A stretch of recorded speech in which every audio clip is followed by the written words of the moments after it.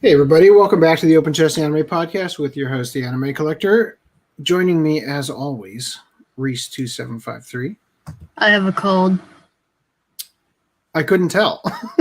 Also, FDDNM. Also going by the name of Foodnum. I don't have a cold, but there's a snowstorm. Would you like to switch places, Rhys? Yeah. It might help that cold of yours. Well, I mean, as long as I switch bodies too, you can have my. Exactly. Oh yeah. I mean, Wait. I'm having a cold in a snowstorm. Rhys, would you rather have your current body or the epitome of anime avatar body that FDDNM has? The epitome of anime body that FDDNM has, that's like 5 years younger. Yes. He's he's probably marginally taller than I am, and has better eyesight and can drive and stuff. I would take that any day of the week. All right. Well, but the real question is, would you rather Brad's beard that doesn't have a very strong mustache today for some reason? It seems like a lighter mustache. I'll tell you so why. You it is a lighter mustache. Beard. So I was trimming my beard, and the thing about trimming your beard is that you can only subtract. And there was an incident with the mustache, a risky trim. Well, fuck it. So this is what's grown back since. Greenline 743 says also the pay pig is here. Oh god. Yeah, so this is what's grown back since Thanksgiving. Anyway, so all right, so we've got stuff to discuss now. I'll just say Augie's dead. I don't. I was forcing that. That was a very emotional reveal. So Augie's not here. Be the time to have like the audience cheering little video or something. Yay! The like YouTube. No, so I don't know if Augie's going to join us or not. Dan is also dead. No, Dan is taking his grandmother to the dentist, which is a very real excuse. So anyway, I am going to enjoy this non-alcoholic beer during this stream, if you're wondering what I'm doing. Also, there's Dr. Pepper in here. I'm drinking Dr. Pepper as well, but mine's out of the bottle. Dr. Pepper Podcast. All right, so I don't know when they're going to show up. Thank you, Greenland743, for being here in the audience with one other viewer who has not made themselves known. Let's jump into it. I kind of need to stall a little bit, but also have work tomorrow. Oh, by the way, I want to tell you something funny story. Here's how we stall. So I worked yesterday because Thanksgiving causes trash can routes, like for pickup, to be delayed by a day, which means that we have to delay our cleaning by a day, right? And there's this funny thing about alarms you set for work when you work Tuesday through Saturday is that they don't go off on Mondays. So I woke up when my wife's alarm went off, and it's so annoying because I wake up before my alarms every day, right? And I always am mad at myself, damn it, just go back to sleep. I just lay in bed until the alarm actually goes off, because I always wake up, 10-15 minutes beforehand. And I woke up before my alarm today or yesterday, right? But then I forced myself to not look at my phone to find out what time it was. And I laid there and tried really hard to go back to sleep. And then eventually my wife's phone started having an alarm go off. And I was like, what the fuck? I checked my phone. 6 o'clock. Holy shit. Yeah. What time was your alarm supposed to go off at? 4:30. Oh, Jesus. Yeah. So normally I get, so it goes off at 4:30, but I don't usually get out of bed until 5. That's great. I don't usually get out of bed until 5. I usually it's like I have the wake up on the phone, right? It has a wake up call. So that's like a more gentle wake up than the alarm. The alarm is okay, now it's time to get up. Because what I used to do is I would get up, I would get out of bed and I would go straight to Del Taco, which is down the street, to get an iced coffee.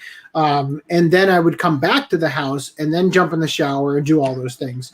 But lately I've been getting up and not going to Del Taco and instead just like, okay, I woke up, gonna rest here for a little bit. And then once Greenline743 says, my mouse is on the wrong screen. Trimming another area is also risky. There are very few areas that you trim hair that aren't risky. I'll just say that. He must be referring to the areola. Yeah. No, but seriously, I can't think of a single place where trimming you're like, oh well, whatever. Unless you normally go without a beard and can pull off the no beard face. That's the only time when trimming a beard is not risky. But if you were to trim your hair or literally like any chest hair or anything, like there's very few places that I can think of. Like maybe if you shaved the hair off your knuckle, but you wouldn't be trimming that anyway, Anyway, so I lost my train of thought. Where was I? So yeah, usually I get up, I go to get coffee, but lately I've been just staying in bed and then I just go on my way out, right? I've not needed the coffee to get up because I'm really good about going to bed on time. But yeah, so anyway, normally I get to work at around like 6:18, and I got to work at 6:45. So literally all I did was I just skipped the shower and stuff, and I was wearing like because for my job I wear like basketball shorts, right? And I'm like, well, these are my pajamas. Are you telling me that you shower to go to a dumpster cleaning job? Yes, usually because the shower is part of the waking up process rather than the being clean process. You feel refreshed after you get out of the shower. It's more about the routine to get you into the work mode so that you're activated and awake and ready to go, right? It's less about being clean. But it's also, like the process of changing your clothes and everything. Just helps you get ready for the day, right? But that day, it was like I got up and I'm like, well, I'm already in bicycle shorts because those are my pajamas tonight. So just throw on the Frog Tug like waterproof pants on top, change shirts, and get out the door. Right. Anyway, all right. So that's enough stalling. So let's go. Let's go to. Why is my mouse acting like there's a damn magnet on my? What the fuck? The calibration is so off. Hold on, let me turn it off and turn it back on.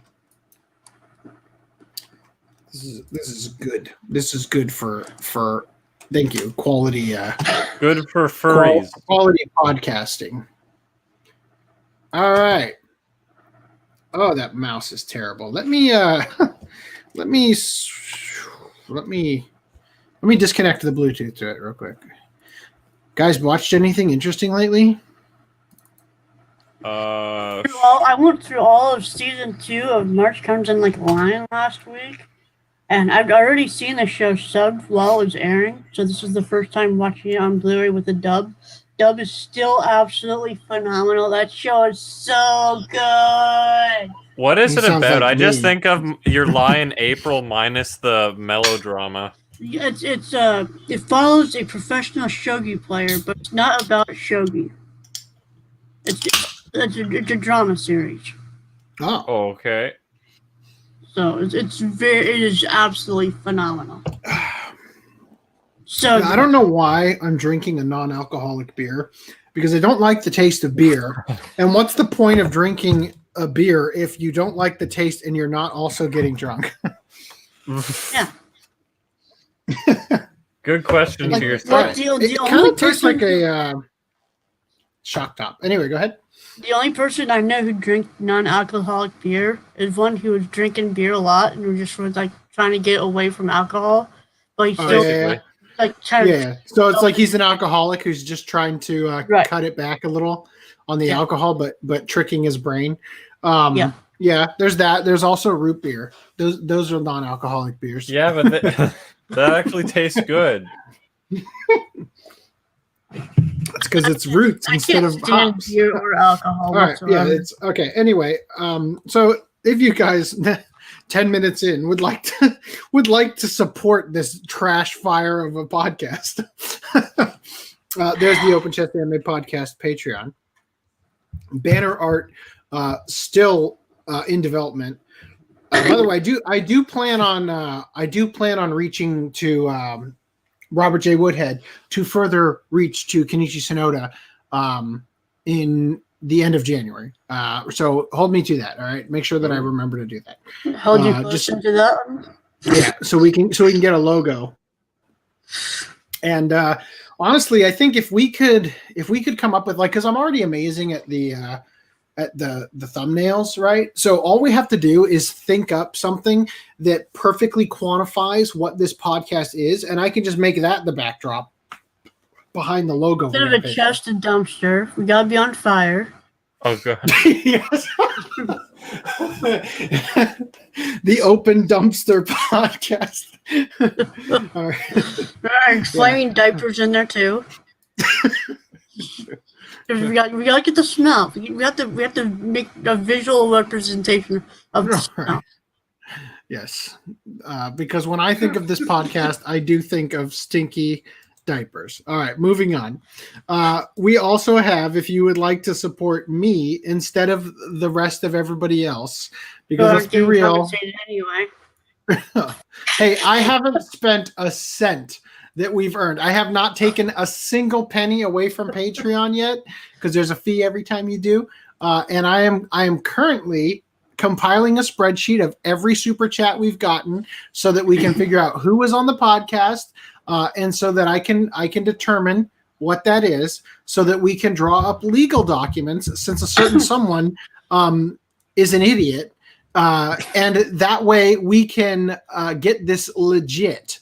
And it will probably involve me taking 0% of the total earnings so far and giving it all to you guys, so that I can draft up our actual going forward agreement to make this not a draining expense on me, and maybe drop some of the dead weight. So let's continue here. If you guys want to support me, you can do so once per video rather than once per month.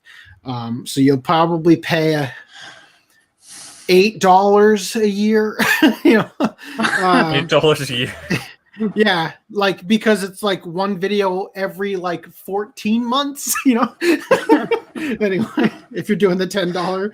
Anyway, there's also Stealth Weeb, which I do have lots of ideas for, but no time, because my only days off are spent putting on the podcast. So I'm at a bit of a catch-22. I literally paid someone. It was more to help them out, a professional video editor who needed some cash to pay some bills.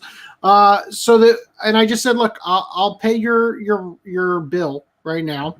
So put this in my account for, you editing for me, and I'll just throw something at you, right? See what you can do with it, and we'll just whatever, right?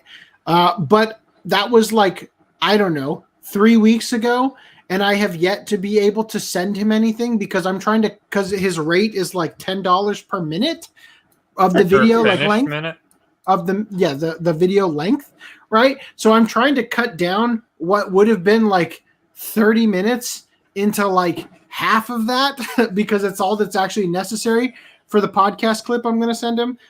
Haven't done that either. I'm only like 90% done with it, but haven't sent it to him, because the podcast takes up all the time and all my days off. So anyway, more complaining from me at 11.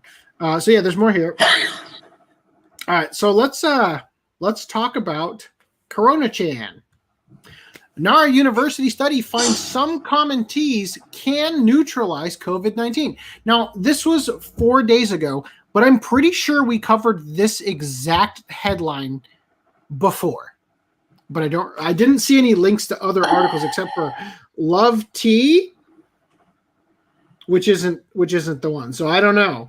But we have had this problem occur with Sore News 24 before with the bird shit stickers, right? Yeah. Anyway, so here's the thing. I don't remember ever seeing this one. I saw this before. I don't know if we covered it or not, but I know I saw something like this when I was compiling big chunks of articles for the COVID stuff. But anyway, a new study from Nara Medical University found a cup of tea a day may help keep the corona away. The reason is that certain teas contain chemicals known as catechin, which have the ability to bind to the surface of the coronavirus. This coats those little spiny things that give the virus its name and makes it harder for the virus to bind to your own cells and thus harder to infect us. The researchers carried out lab tests by introducing 10 different types of green and black teas commonly sold in plastic bottles across Japan to test tubes containing COVID-19. Black tea, which is a heavily oxidized version of green or oolong tea, was the most effective and reduced the number of coronaviruses with the ability to infect by 99% after 1 minute and 99.9% after 10 minutes.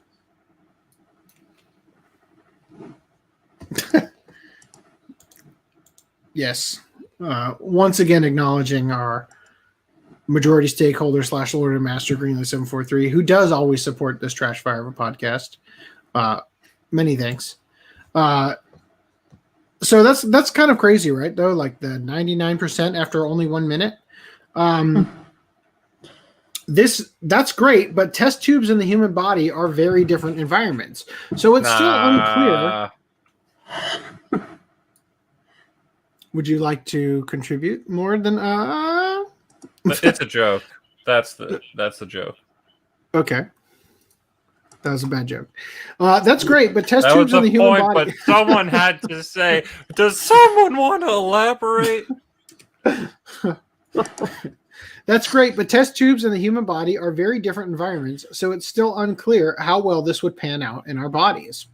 I mean, considering that this virus came from China and they drink tea, I think they drink oolong and black tea, and I mean also green tea, but they drink these teas. So like, I'm gonna press X to doubt.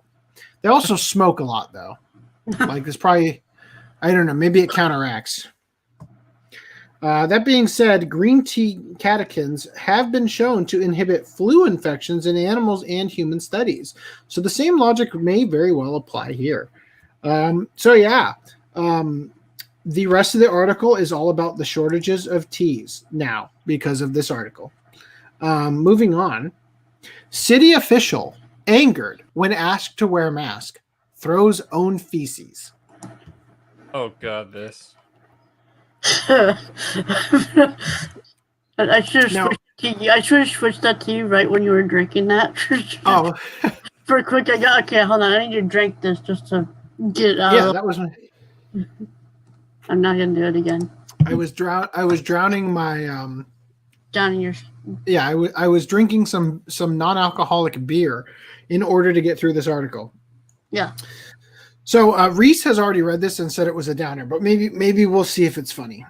So city official angered when asked to wear a mask, throws own feces. Very likely the first political scandal of an official throwing their own poop. Yeah, I don't recall that ever happening again, and they clearly didn't cover it because there's no links to other articles.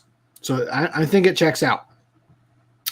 While they certainly do exist, holy shit.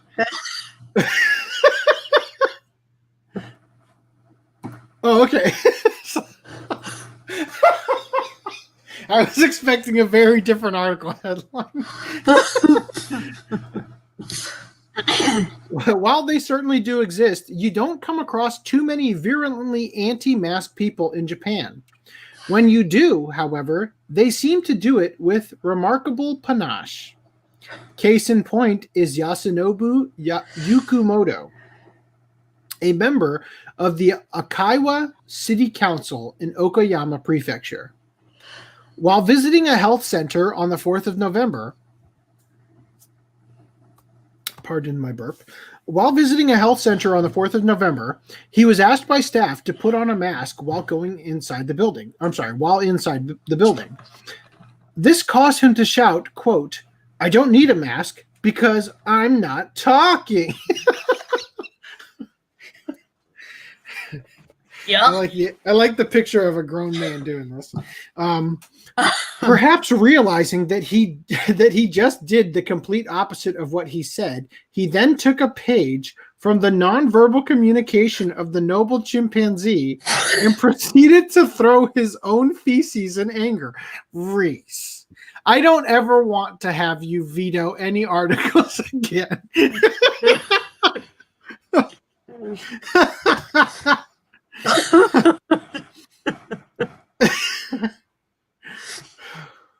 Can you get infected by feces though? Like, then have your reaction.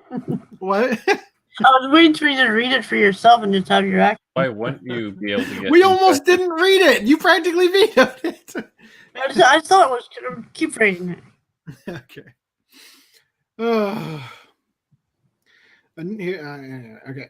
However, before you go thinking he has the ability to produce poop on command so that it could be used as a weapon, he was at the medical center to drop off a stool sample and just happened to have it in his hand at the time.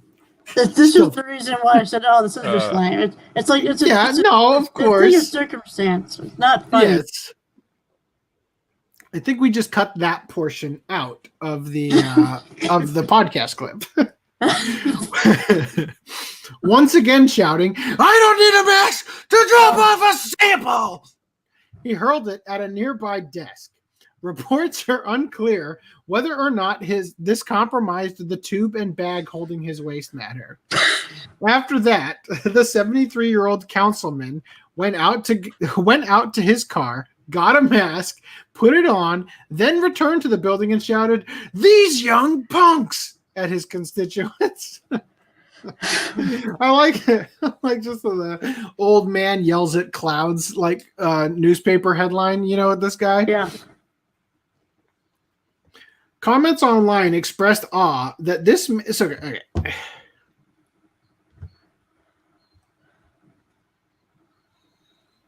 He was asked by staff. Okay.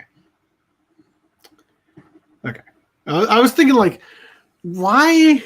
I legitimately was thinking to myself that there was like paparazzi or something around, like he had like his aides with him and everything,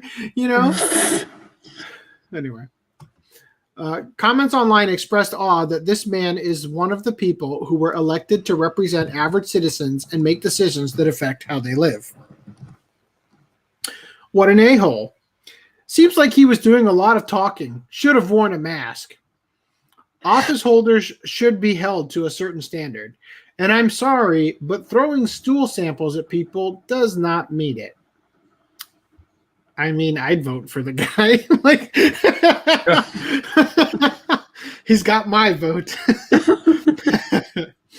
I thought he did it during a council meeting, and I was like, cool. But he did it at a health center, which is just horrible. Not talking isn't even a good excuse not to wear a mask. What if he sneezes suddenly?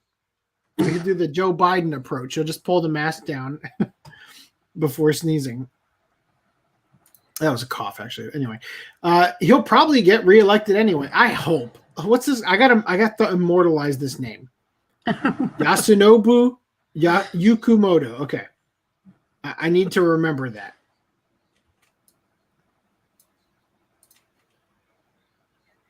Or is it? Okay. We have gorillas working in City Hall.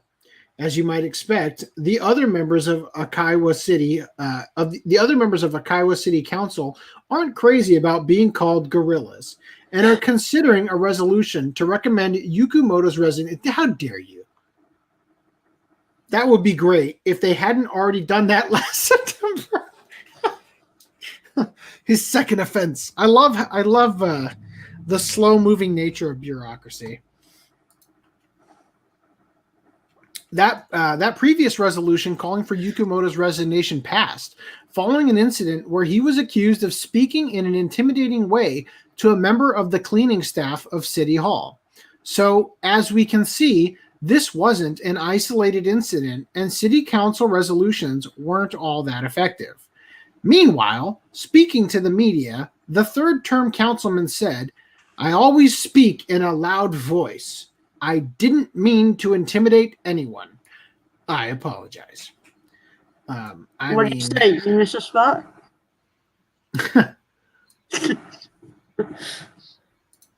Oh, hold on. The cleaning staff. So was it? Meanwhile, speaking to the media. Okay. The glaring omission of poo throwing, however, detract. So this is him.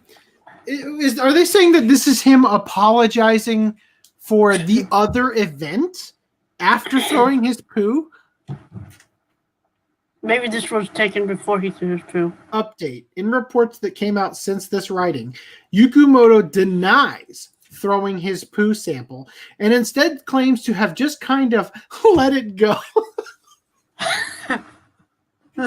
while trying to hand it over, and that the other person failed to grab it. Nevertheless, it looks as if Councilman Yukimoto isn't going anywhere unless the good people of Akiwa vote him out. Dear God, you good people of Akiwa, you do no such thing. Hopefully, you know what? No. Intimidation? Is that public intimidation? Vote him out so he can come to California and run in my district so I can vote for this guy. Hopefully, then they can bring in a true representative of the people, like the honorable councilman Skull Reaper Aji of Oita City. All right. This guy looks really impressive, and then this much bigger guy behind him kind of ruins it. Unlike Yukimoto, Skull Reaper first took office in 2013 with an agenda to give council members the right to wear a mask. A wrestling mask. But a mask nonetheless. Although he failed, that would have made this story a million times better. Sir, you need to wear a mask. He leaves and comes back in wearing a wrestling mask. Don't you know who I am? A wrestling mask, but a mask nonetheless. Although he failed in that regard, he still continues to serve his community tirelessly, setting up athletic facilities for children, disaster relief programs, as well as no-kill animal shelters, all while also doing shows on the side. So in conclusion, don't be like Yasunoubu. No, be like Yasunoubu Yukimoto. And you can also be like, what if they're the same person though? I'm like, this is my theory. I like this. I like this guy. Have you seen that? You haven't seen them in the same room together. Yeah, like the Yukimoto had been in politics for ages, but then no one took him seriously until he put on the mask, and he ran as a completely different person. All right. So I would just like to say my instincts have paid off. Not listening to the it's kind of a lame article. So from now on, full veto powers. All right. So let's stop here for a moment and do pickups. Does anybody have pickups they'd like to share? I have a singular pickup. All right. I'm going to go first in case it's what I have. This arrived today. Violet Evergarden, Good. Eternity, and the Auto It's Memory not what doll. you have. And I had a nasty scare. I pulled open my phone and I saw an email from Amazon that said, "We're sorry, we've had to cancel your order." And I was like, "Holy shit!" And then a bunch of new emails loaded, and I was like, "No, I didn't get to see what it was." It was Act Age Volume 5, which I was fully expecting to get canceled. I don't think Part 4 got canceled yet. That's kind of weird. Anyway, Volume 3 got canceled on your birthday, right?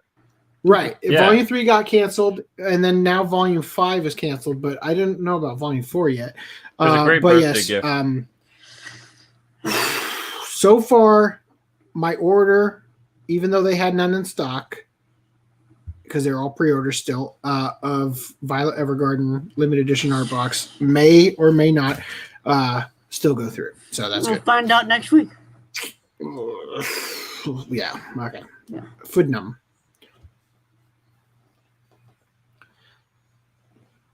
And go.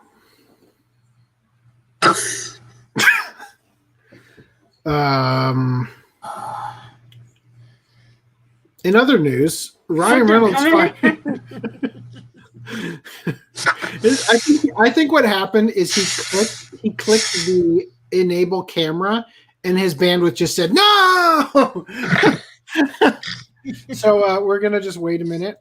I was gonna ask you quick before we to stall briefly. Go back to you. What's under the slipcover?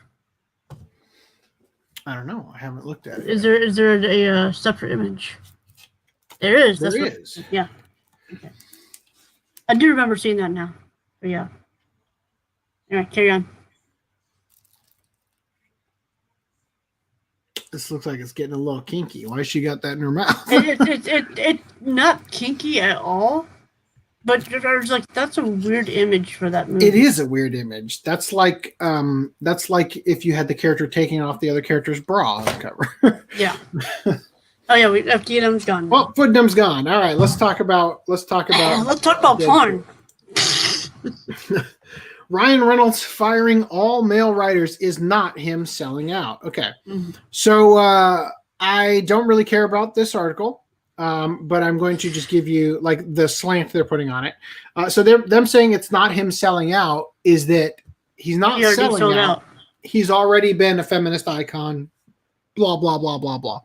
Right. So what the important bit about this is that the writers from Deadpool 1 and Deadpool 2, there's Footnum, hold on a second, have been fired. And the writers, I think 2 twin girls from Bob's Burgers are now going to be writing Deadpool 3. So look forward to it being a major success. Huh. Where's my mouse? What? Okay, so my singular pickup is Azure Lane. Wow. It's 1p. Is it? It almost looks like I've put a mosaic filter on your filthy collection. Yeah. Thumbnail. It's amazing. Fun. It's like I'm seeing JPEG artifacting on a video. It is Japanese porn. That's why it's StreamYard is automatically censoring it. Yep. That's why it's 14A in Canada and 14. It just keeps getting TV14 worse. in the US. The compression around your fingers when your face moves behind it. It just keeps getting. Pretty soon, your internet's just gonna die. I can't believe how bad this is. I'm surprised I can actually hear you guys right now. Hold on. Yeah, your audio is coming in really clear. Shall I continue to hold it? Maybe that's the bottleneck. It's focused so hard on audio that the video's just dead. Into my Carl's Jr. cup. How long would you like me to sustain this pose for you? You can do the whole podcast if you want. Oh, yeah. Naturally. There we go. Okay, so that's it for the live action news regarding Daredevil. Deadpool. Okay. JFF Plus Online Film Festival screens Pigtails, Sumiko Gurashi, Drawer Hobbs, 8 more anime in the US in December. So Gon the Little Fox.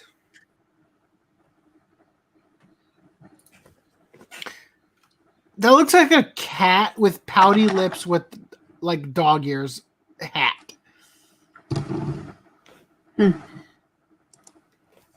Okay, production IG and blah blah blah. Tokyo Marble Chocolate. Okay, is that like Trouble Chocolate, which I have owned for years and never watched? Drawer Hobbs, which is now spelt with 1B. Great job, Anime News Network. And Sumiko Garashi, Good to Be in the Corner. Okay. Lil Spider Girl, which sounds horrifying. Norman the Snowman, The Northern Light, and Kick Heart is going to be playing, apparently, which is pretty good. You should watch it. Norman the Snowman on a Night of Shooting Stars. And Pigtails. Oh, and also The Girl from the Other Side and Moon of Sleepless Night. So a bunch of stuff you'd never heard of except for Kick Heart is going to be at this online Girl film from the festival. Other Side, the manga is pretty good. Okay. Well, hopefully there's releases. Moving on. Jungle Day Eco, up to 720p, is now streaming on Tubi in dub and sub form. Yeah, because it's an upscale, it seems, even though it's made in like 1997 or something. I don't remember anything about it, except for the way like balloony boobs that are like bouncing around all over the place and are really just distracting instead of enticing. Are you saying you get distracted by the plot? I wish the actual literal plot was more distracting because I don't remember the plot at all. Okay, so Yuri on Ice Adolescence movie promising more feminine ice skater boys. Also, really bad CG models. I couldn't tell if that was CG or what. There's a lot going on here. So, the face looks drawn. Fuck! I wish I had endeavored harder to get the Yuri on Ice first impression video out of here a long time ago. Thank you for that background sound. ASMR. So if you actually watch this, I'm telling you right now, this is CGI. Okay, then the upper body has Gankutsuo style pattern, which if it was actually on the 3D model would be fine. It would work. But it's like they know that you know it's a 3D model, so they like fuck up the placement of it constantly on purpose, and it's even more distracting because you're like, is this CG or is it just shit? Yeah.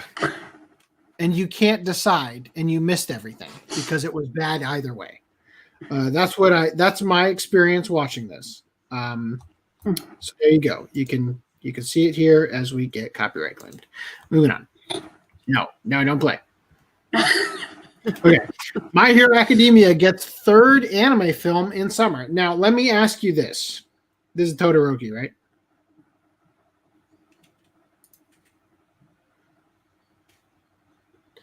Answer me. This is Todoroki, right? Oh, yeah, Todoroki. Okay. He will meet the Three Musketeers. Who's he? The reason I ask is because I don't see Todoroki on this image here. Oh, because this is for the 5th season. Yeah, that's for the season 5. That explains a lot. Okay. All right. So anyway, do you have anything you want to say? You thought that they were only going to do 2 movies?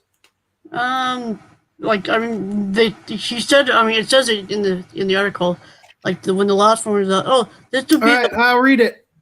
This will be the last one, probably. All right, let me read it. This year's 52nd issue of Shueisha's Weekly Shonen Jump magazine revealed on Monday that the My Hero Academia franchise will get a 3rd anime film that will premiere in summer 2021. Original manga creator Kohei Horikoshi will again serve as chief supervisor and original character designer. Horikoshi had said in an author's comment for the manga on October 17th, "I can't say anything yet, but I'm drawing a lot. I should be able to announce it soon." Horikoshi previously teased in July 2019 that the 2nd film would be the last one for the franchise, as, quote, "there won't be a 3rd film, probably." Yeah. Well, when you read it with the current news, that sounds like, just kidding. Well, I think it was more like I'm with the new news in mind now.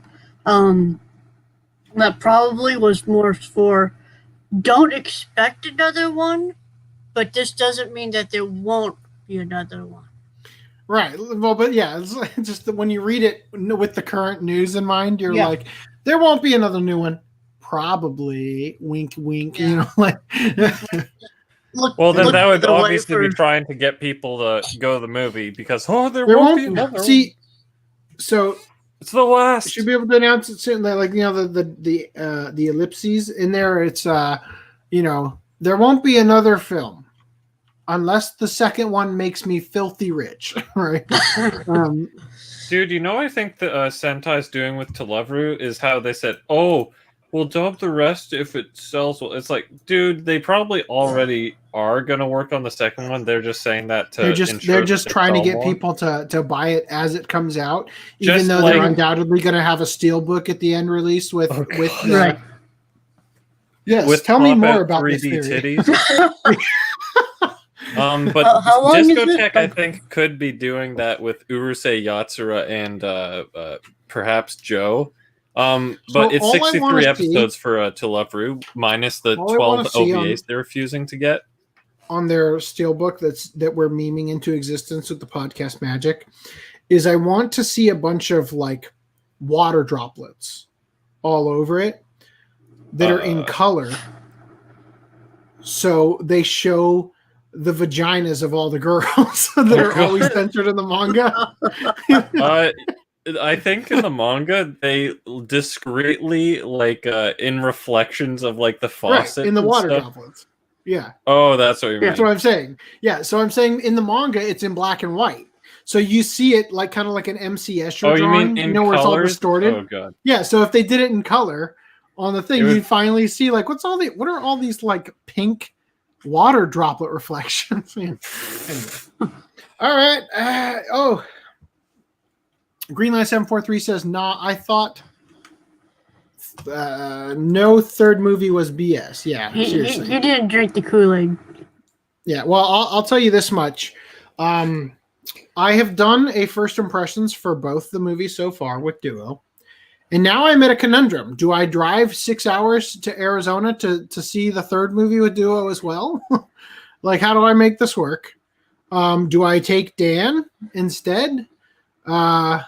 It kind of like it puts me in a weird place, right? Number one. Well, you can have you can say, well, let's have a Zoom call after we post the movie. But the other thing is like, I didn't like either of the first two. I went into the second one with like, I told Duo after the movie we saw before that I had a heart to heart with him about making YouTube videos, and he's like, man, I got to tell you, like, I feel like I'm almost ruining some of the first impressions videos we're doing because I am too stressed out about them, right? Like, because you're thinking too much about remembering what you're going to say and setting up the next portion of the video and everything, to where, like, when you do the first video, let me put it this way.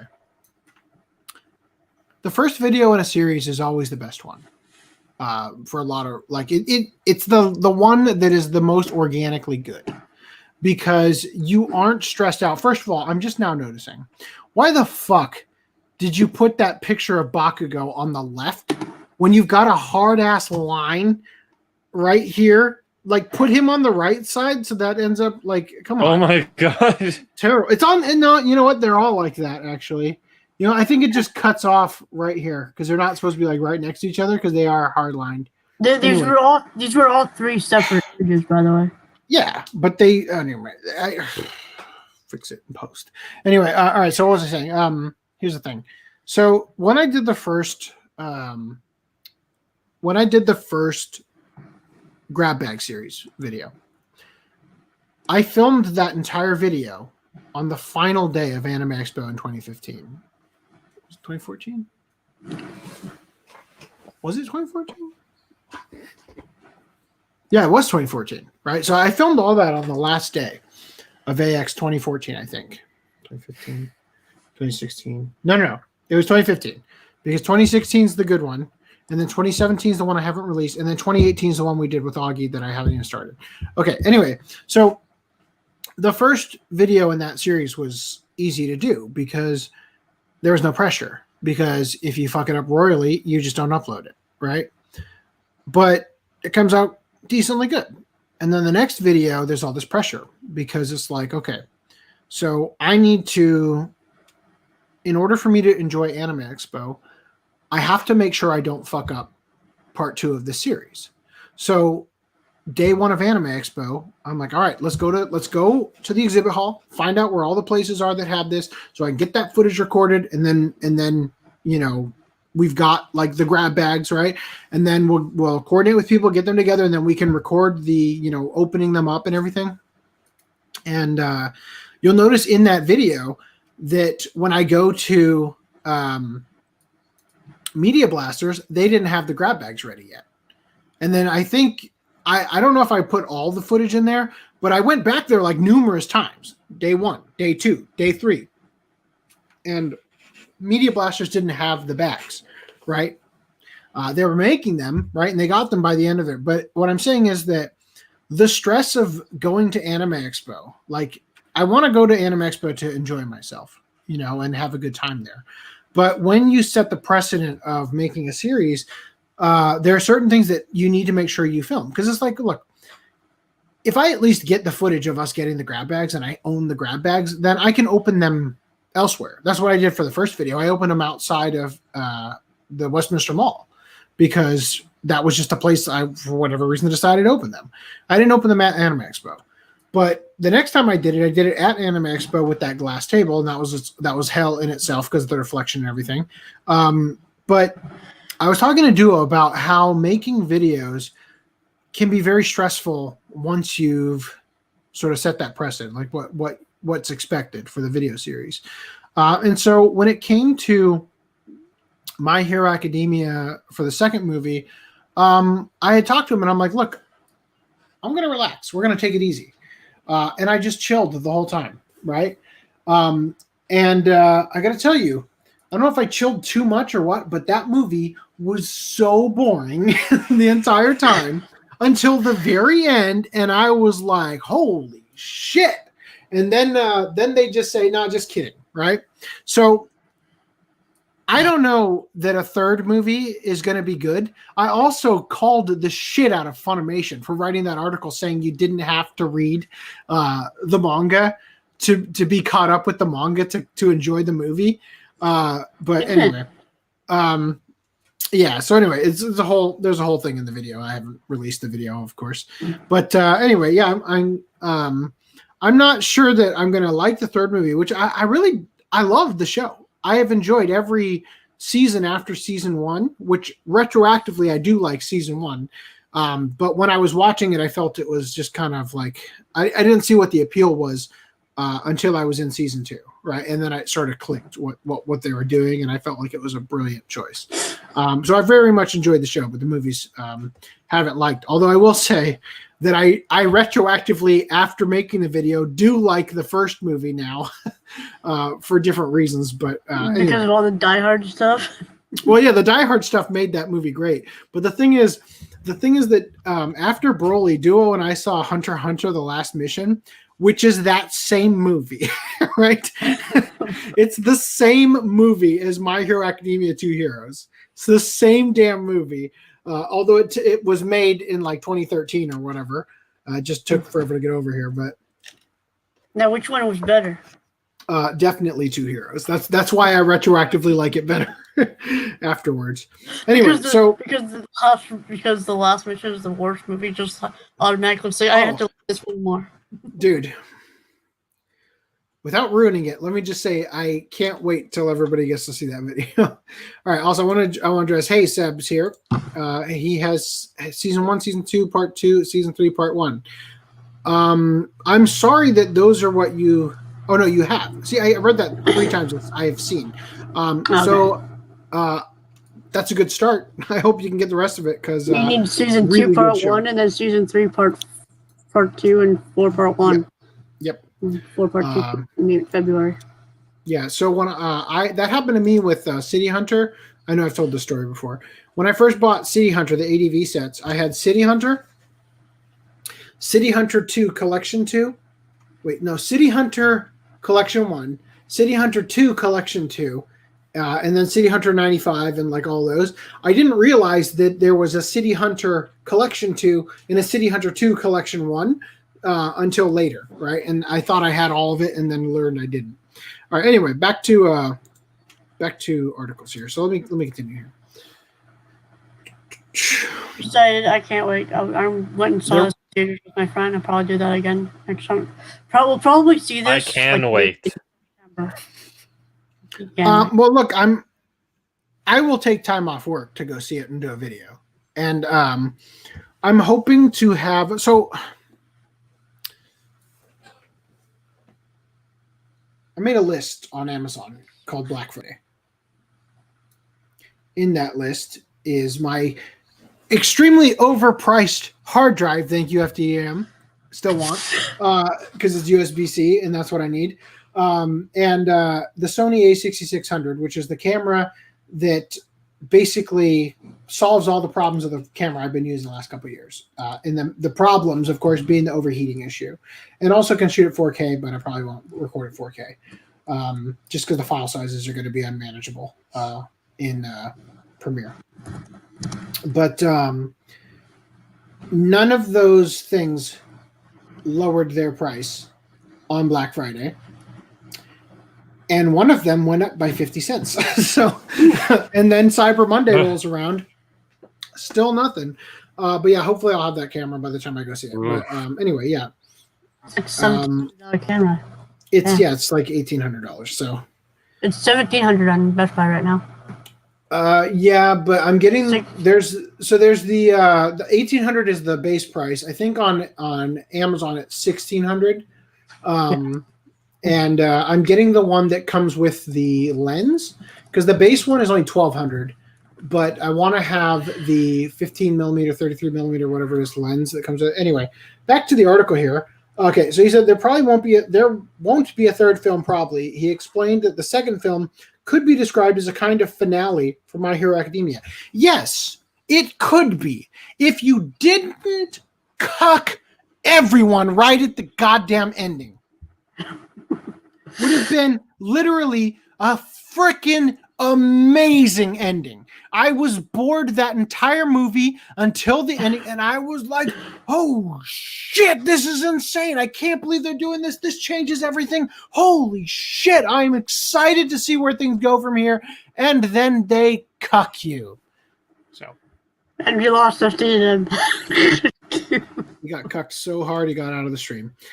That is because its story used one of the concepts he had wanted to use in the manga's final battle. Yes, should have. Would have been great. Enemy was shit, though. Terrible character design. The official Twitter accounts for the My Hero Academia television, anime, movies, and manga made a series of teaser posts on November 23rd, which combined to form the sentence, "He will meet the three musketeers." The image combined formed the above visual. So did they really cut it like right here? He will meet the three must. No, that's dumb. It's yours. That's terrible. I think it was like on like a Facebook, Twitter, and Instagram accounts or whatever. Really? You know, that kind of thing. They posted each of those three images on separate accounts. Yeah.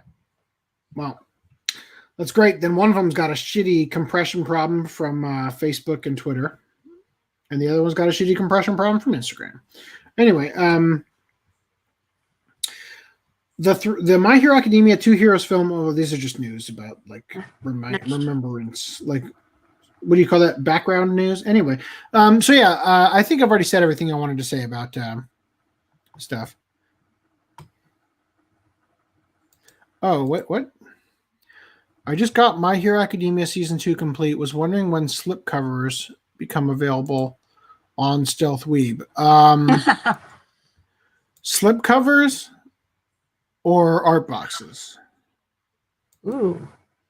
Because The answer to both of those is probably not for a while, due to the current scenario surrounding my life right now. Even though those will probably sell really well, because considering I only have enough time to just do the podcast right now, I don't have time to make them. And if I did pay somebody else to do it, they would cost too much. Then nobody would really want them. Anyway, so continuing here. Unless you guys had anything you wanted to say. Nope. Or unless Rhys had anything you wanted to say. Nope. Demon Slayer, Kimetsu no Yaiba capsizes Titanic to become the number 2 all-time film in Japan. Fuck, I hope this movie comes to America and just becomes the number 1 movie of all time anywhere. Wouldn't that just be the greatest FU? That would be great. But it's not. It won't, but that would be so funny. I just want something. I'm so sick of freaking Avatar being the number 1 or whatever. Okay, so is there anything else in here? Derailed? What? Didn't something derail Avatar? Did it? I'll look it up.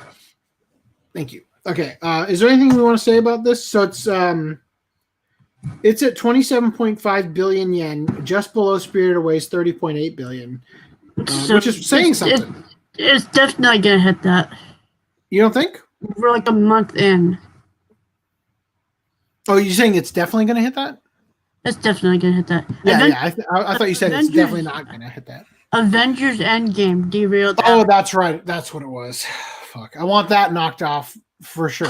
I want Tommy Wiseau's The Room to be the number 1 movie in the world. Okay. Good luck with that. Okay. I shaved my beard, then picked up a high school girl. See, it was all planned. All right. So the TV anime trailer announces April 2021. The only reason I put that in there was just because of the title. That was it. I don't care. We've talked about it before, haven't we? I don't think so. I'm pretty sure we have. Are you serious? I know I've heard of it before. I'm almost certain we've talked I've heard of it before. once, but I don't think on the podcast. Okay. I'm almost certain we've talked about it before. I don't get it though. Why is that? Yeah, previously released visual. We've shown this. Yeah, so it can be creepy, right? Well, no, it's just that happens presumably at the very beginning, and then that's it. Well, why does it take the title? That would be like, I wake up and eat breakfast, the anime. Well, because I wake up and eat breakfast is something you do every day. But how often does a creepy 20-something-year-old guy shave his beard and then pick up a high school girl? Obviously, the title is because that's sort of risque and taboo, right? So why shave his beard? So when are you going to shave your beard? Seb says, I shave every day. Where are the girls at? Oh, God. Where are the white women at? Last time I shaved my beard, you guys couldn't handle it, and I had to face paint the beard back on. Oh, that. So does that mean we have to do this for Watch Club, and we'll have an on-stream shaving? I would rather shave my head. No. He's got to put his shaving his face video on his OnlyFans, and then he makes a something out of the shavings. Perhaps sprinkles it on his anime. That's gonna be you know when they take an animal's fur and they what is that called? Where you use the pins and you make it into like a little mini sculpture of the animal. I think what FDDNM just described has to be the premiere Pornhub video for the OCA Podcast. The No Pants Podcast. just you shaving your head. That's it. My head? Yeah. I'm at the point now where, because my hair is getting super long again, and it looks like ass. And California just locked down again. So, you're not supposed to get your hair cut unless your name's Nancy Pelosi. So there's that, right? So I'm at the point where I just need to know what the shape of my head looks like underneath all this, so I can know if I can rock this or not. Because I'm just gonna go like fucking Max Payne 3, right? Beard and no hair. See how that goes for a while. The time to do it is now, so you can wear a stocking cap all winter and while it goes back. A stocking? You mean like a stocking, elf hat? Shave your head and just look like wear a Santa hat all summer or all winter. So it's not weird that you're wearing a hat all the time. You're outside. I mean, I guess. I was gonna ask you, what's the temperature outside where you're at? Like 80 degrees today. Okay, yeah, fuck that. It's like 20 here. I was like, that's what I was thinking. I don't know if you guys can tell because the lighting in here is so bad, but I am slightly sunburned. There's a pink hue to my face. All right, so I thought that was just your natural color. No, I do have a red. I am red tinted. Like, can you guys? By the way, I don't know if can you tell that I wear gloves at work? Yeah. I can see there's that. There's a pretty hard line right there. There's another one up here, right? Like I don't know if you can see it well. It's probably more obvious. Yeah, it's more obvious. It's hard to explain. I've got the farmer's tan of all farmer's tan. Let me put it's hard to see at one frame a second. I saw it. Is Garasaki? I think they corrected it here. Gasaraki. Yes. Is Gasaraki worth picking up? Let me answer your question thusly. I own 2 complete collections of it. I have not watched either. Anybody else? Have you seen Gasaraki? No, I have not. Okay, well, this is... And should I pick up the champagne box set or the standard box set? Porque no los dos? That's what I have. I have both. So, so I couldn't... I'm not a good teacher on which one is better because I have both of them. So the Paul Champagne one will it's metal, right? So like they hold up pretty good. It'll probably last longer shelfware wise than the standard box set. And the only reason that I would even argue that the show is worth watching at all is that it got a Paul Champagne art box, and I can't think of any of the series that I have that got one of those that weren't good. Let's see, Kenshin has one, Cardcaptor Sakura has one, Cowboy Bebop has one, Bubblegum Crisis has an official one, Ava has one. I think I have Gundam Wing and Gundam 008. 08 MS team, not 008. So those are all like fantastic series, right? So and Trigun has one. Yeah, so Gasaraki is probably good. If you have other champagne art boxes, be worth getting, just to increase your collection of them. Otherwise, just get the cheaper one, How come you never watched Gasaraki? Because I think I have seen 30 to 40% of my entire collection. And I buy stuff faster than I have time to watch. Also, Seb says, I picked up Garden of Sinners. Thanks for the tip, FDDNM. PS, the spine sucks. LOL. Well, FDM's not here, so I'll have to remember that comment and bring it back up. Yeah, so it's not that I don't want to watch it. It's just that it's too much anime, too little time. Too much anime, too little time, and the obligations of doing the podcast sort of dictate what I get to watch. So if we do it for a watch club sometime, sure, I'll watch it. But until then, it seems like everything I do is dictated by everything I watch is dictated by what we do for the show. So anyway, how long is Gasaraki? I think it's 26 episodes. It's 6 discs, I believe. So I would assume 26 episodes. Anyway. So Inspector has a second season. 25.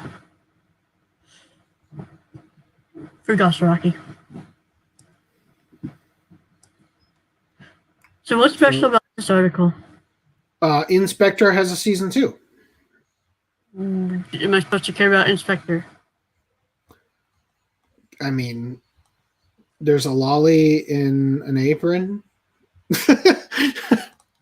Which, by the way, I don't know if you've looked at my Lolicon is a thought crime video, but YouTube removed that thumbnail. So yes. So I made that video, what do you call it? Adult only or whatever, right? So you have to be logged into YouTube to be able to watch it. It doesn't show up in search otherwise, and all that stuff. But yeah, YouTube still got rid of it. And here's the thing. I have like 5 versions of that thumbnail, and I kept going like, okay, here's the thumbnail. All right, here's a little bit more of the ass crack showing. Here's a little bit more of the ass crack showing, right? So the thing is, I want to just put the next version down, right? A little bit less ass crack showing for the thumbnail. Ass crack for your thumbnail. Yeah, but the thing is that if I put that up there, YouTube might look at it and think, he just put the same thumbnail. Give him a community guideline strike, you know? So I kind of feel like I have to get a different lolly thing. You could contest it in court. Like, no, see? You're here. You get out the ruler. See how much ass. Yeah, but the thing is that see, the thing is that, yes, I could contest it in court on the grounds that my assumption that the community guideline strike was because they said no to that thumbnail and I used the same one. I've seen a thumbnail that has Fujiko's nipples in it. Yes, I've seen plenty of stuff like that. See, the thing though is that they're under this ridiculous assumption that Lolicon is actual children, which of course is absurd. But yeah. So anyway, continuing. So yes, Inspector is continuing. I don't know anything about it. It feels like it's connected to Fate, even though I don't think it is. There's a really big-breasted character, and then there's Rika grown up, right, from Higurashi. Okay. I don't know. She does that through her head, not her neck. Anyway, all right. So continuing. Naomi Osaka becomes a shoujo manga star for new series set in outer space. Now, I can't tell you how quickly people simping over something makes me go from indifferent to it to kind of hating it. Right? Yeah. So, also, can we just acknowledge how much fucking longer this arm is than this one? Yes. Oh, God. Yeah, really bad. Also, the positioning of this hand indicates that the thing should go the other way. Anyway, yeah, so really bad, dumb, and stupid. Those are the words I have to describe this. Also, Naomi Osaka's actual real life sister is overseeing the project for some reason, just because. Seems like a cheap cash in on her fame as a tennis player. It's going to be a long running series. Don't understand why. Artist team from Precure obviously can't draw arms the same length. Sad to say. All right, Mila Jovovich, or however you pronounce this girl's name, diving into. Oh, good. Footnum is here just in time. Mila Jovovich diving into Monster Hunter World Iceborne. So that's what it was. Yes. That makes complete sense, but well, let me ask you guys. Can you spot the difference? The top of her head looks It's like they're just a perfect replication, right? It's like looking in a mirror. Oh, absolutely. Yeah. I think it's the cheekbones. I don't know what it is about it that just looks terrible. In the 3D model, her cheekbones are pretty defined. So I will say this: in the movie shape. trailer, she eventually dons this outfit and looks slightly more like it, but God, the skin shader they're using is not doing. Dude, the thing is, Monster Hunter, you can run it on the best PC and it will run terribly. Like the top level textures won't load in properly and anything. Dude, so the thing about this, look at the chainmail that's just chainmail that's on. like Well, the chainmail, it looks like it has some sort of cloth dynamic being applied to a texture of chainmail. So it kind of like dips down off the armor and then onto like the outer shell of the shoulder. It just looks bad. But just look at it from a design standpoint. It's just like stapled on there just because. Yeah, not even that. Like, it's just like everything about this looks bad. The movie looks terrible. And I don't know. It's like, I don't know what to say. Now, as much as it makes sense for this collab, I think that I'm sad that the game now has a connection to the movie further than, the name. Yeah, I saw the GIF. Is it in here? Is there an actual GIF? Right, this thing. I saw the thing is you can Levi. play as Geralt in Monster Hunter, and I think they had a collab with Mega Man and Devil May Cry. Yeah, well, are you seeing the Levi attack from Attack on Titan? No. Yeah, all I want to see is Mila Jovovich actually movie do can this do with in the the dual movie. blades. It's built into the game. Yeah, so this is that's gonna have to happen in the actual movie, right? I get to watch this terrible. This is gonna look as good as all the stuff she does in Resident Evil in the later movies. I still don't understand why people like Mila Jovovich. I am definitely delayed here. Okay, yes. no. Let me explain to you. It's not that people like Mila Jovovich. It's that her husband, Paul W.S. Anderson, keeps making movies and putting her in them. He wrote and directed or whatever all the Resident Evil movies and this movie. Dude, he's they're literally going to have to use movies the to put 3D his model wife from in. the game in the movie. That's like Tim Burton and what's her name? Helena Bonham Carter. Yes. Yeah. It is like that. Okay. So the question is, It's is the director. Is she hot? No. Or is she a good actor? What's the appeal? And the answer Aren't is they married? they're She's sleeping movies with the based on director. Capcom games that people were going to see no matter who was in them and hate them anyway. Moving on. A Digimon card game tutorial app is now available. There you go, Foodnum. That was my amazing lead in to you getting to talk about this. And he's gone. Learn the Digimon card game rules with this app and master the rules with 3 different starter decks. Amazing. Yes. Okay. So now you can actually. I must be completely delayed, but yes, this is the new card game. Like, there's a physical cardboard card game that you can get now. Oh, god damn it! Yes. Card game. Yes. Cardboard. Anyway, the app is here. It's in the dock. If you guys want to go to the App Store, the Google Play, so you can learn. Stuff. Anyway, am I not here? We're here. You're here. You could leave and come back. This is the real card game, and you can learn to play it on your phone.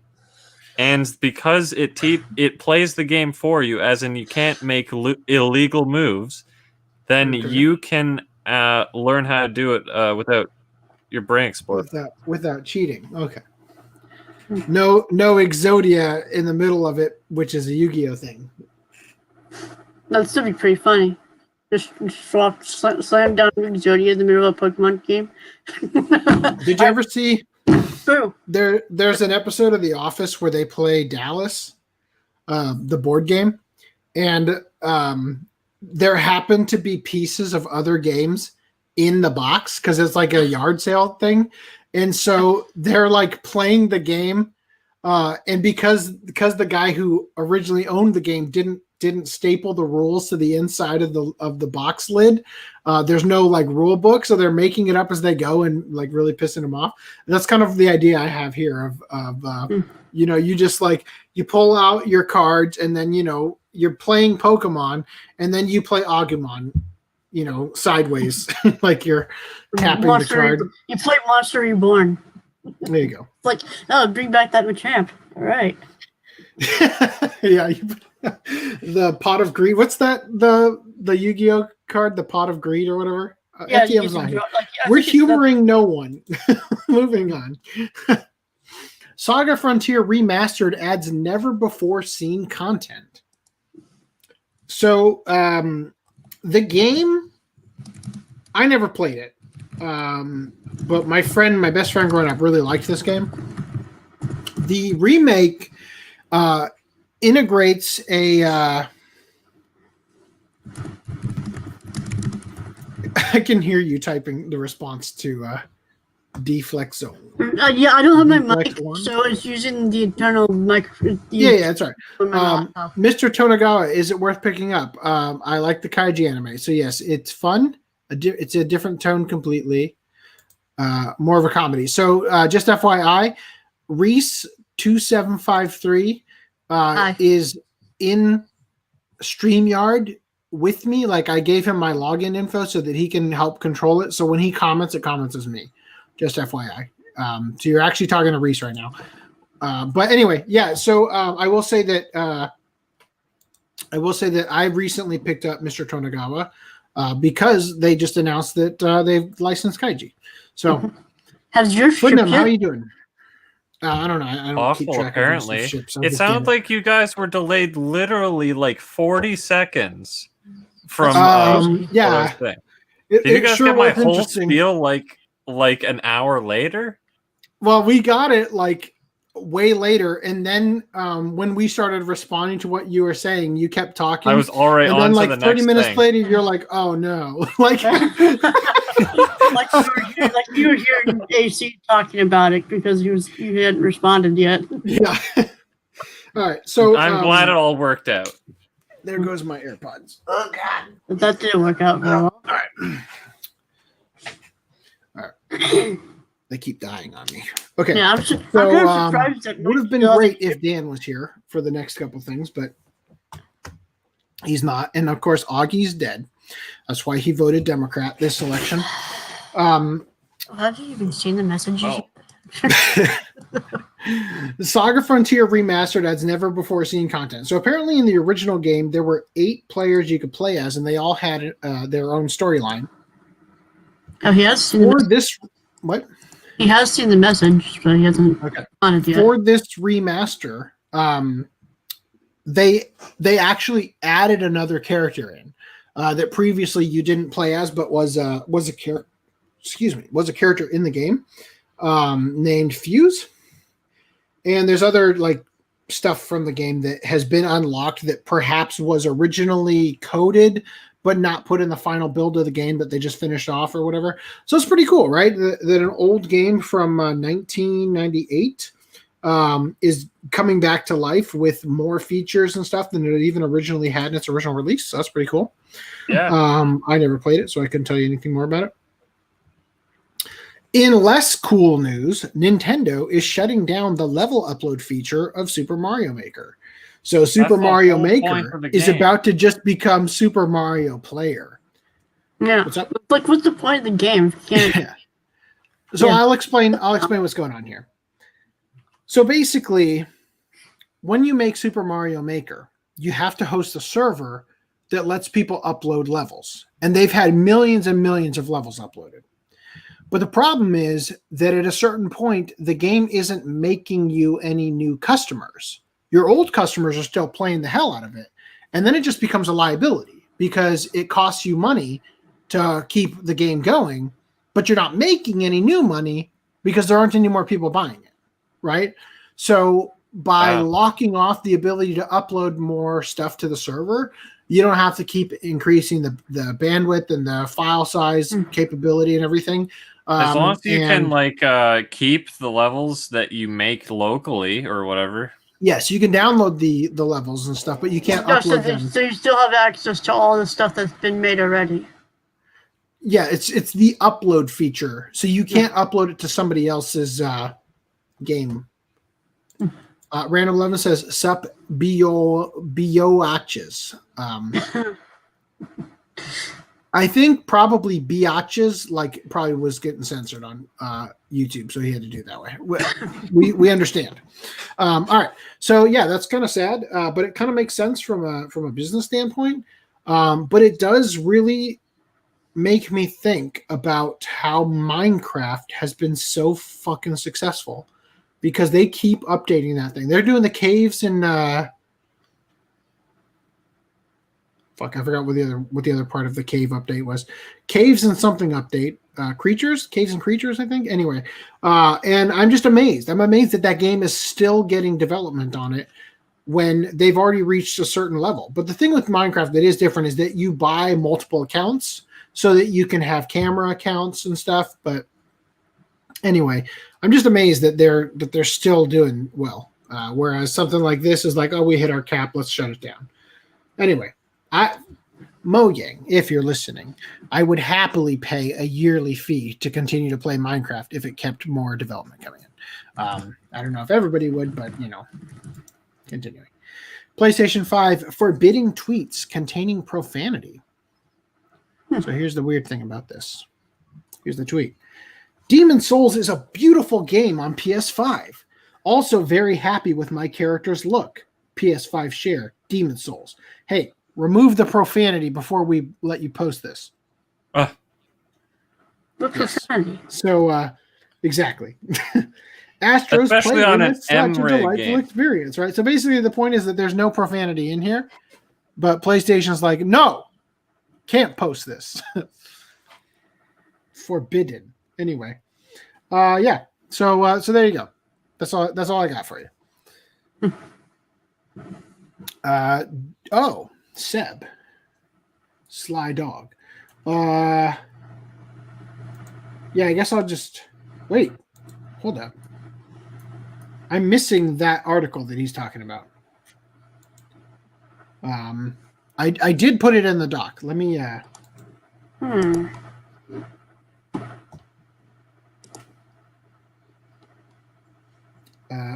I lost it. Hold up.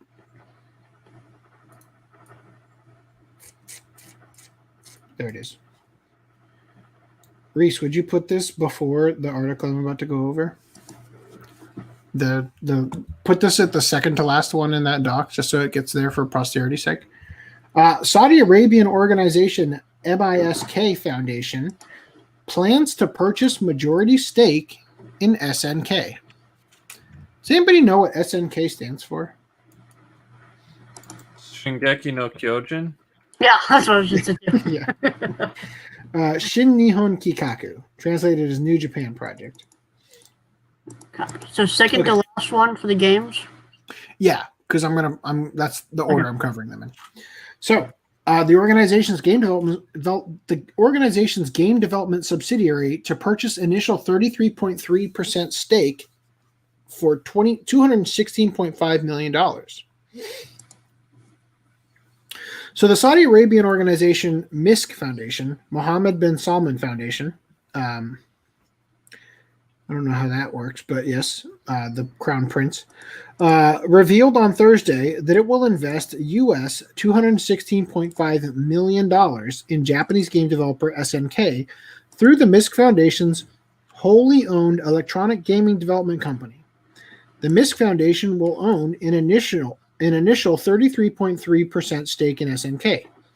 The electronic gaming development company will follow up by purchasing a 17.7% stake in the future, raising its ownership to 51% of SNK. The organization stated that the investment is still, quote, subject to the fulfillment of the relevant regulatory conditions. Which, whatever that means.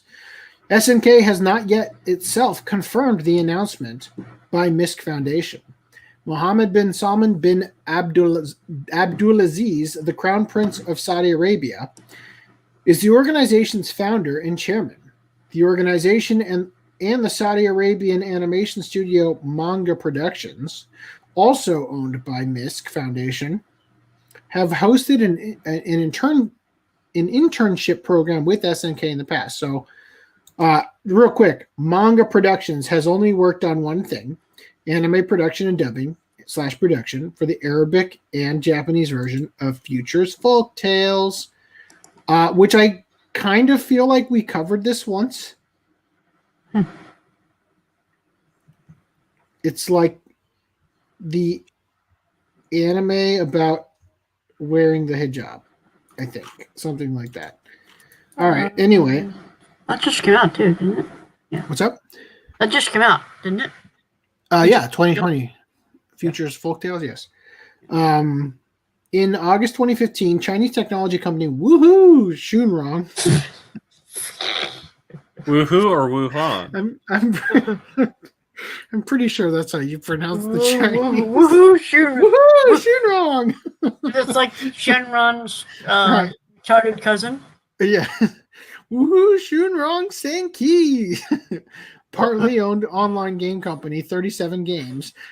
Why would you limit yourself to only 37 games? Purchased an 81.25% stake in SNK Playmore. 37 games, but see, they can't own the whole thing because then it would be 38 games. But as long as it's 37.8125. Okay, that was a terrible joke. I'll be back. They bought the stake. Okay, hold up. So in 2015, the Chinese technology company, for 81% stake, 81.25% stake, they bought it for US $63.5 million. Now, in 2020, $216.5 million for only 33.3% stake. What did China do in the last 5 years to SNK that made it worth more money? Other than hold on. I should have had this ready. Other than the obvious. Hey, come on. All right. Okay. 37 games bought the stake for $63.5 million US dollars. SNK Corporation was founded in 1978, but the family filed for bankruptcy in 2001. SNK Playmore was founded in August 2001, and the company also developed pachinko slot machines and smartphone games aside from console games, but withdrew from the pachinko parlor slot machine game business in 2015. SNK Playmore then changed its name back to SNK Corporation in December 2016. SNK is known for its franchises such as King of Fighters, Metal Slug, Fatal Fury, which has the same characters as King of Fighters for some reason, and Samurai Showdown, spelled wrong, also known as Samurai Spirits, and the Neo Geo console. So there you go. There you go, Seb. Yes, we covered it. It's weird. SNK has yet to say that anything about it. Seems like Mohammed bin Salman is getting ripped off because I don't see anything that China did in the last 5 years to make it worth exponentially more money. That's it. That's all I got to say. All right. So this was something I threw in here specifically for Dan to cover, but Dan is not here. Studio FOW issues full retraction over Arch announcement.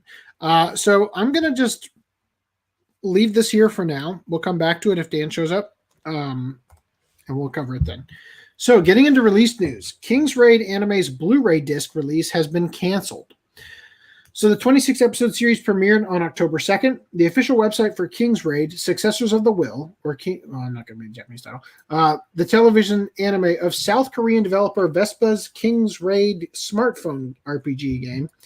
Is King's Raid the game that that they're always talking about on the YouTube? No, it's not Raid Shadow Legends. Raid Shadow Legends, thank you. I was going to say, that doesn't sound right.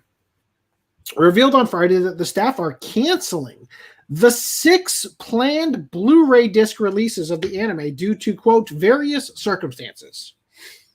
The anime premiered on October 2nd and will have 26 episodes. Funimation is streaming the series as it airs, and it describes the anime story. So just to be clear. And will also refuse to release the anime, probably. Well, we'll see. Yeah, I feel like maybe we'll just get the Funimation will release it versus Koreatown. That would be funny if Korea just didn't release it at all, and I guess we're getting something exclusive. And then all the people in Korea have to buy the Region A Blu-ray. Yeah. Well, wouldn't they be? No, I guess they're not Region A because Japan's like the exception over there, right? Yes, I think. I don't know. Well, so the thing is that the Blu-rays have only 3 regions. So the world is divided into smaller amounts, which means that greater areas are sharing regions, right? Anyway, I don't know. But the thing is do Blu-rays have an NTSC versus PAL regioning? I mean, I'm pretty sure all of it plays NTSC because in Australia, despite being Region 4, it uses NTSC still. Okay. All right, cool.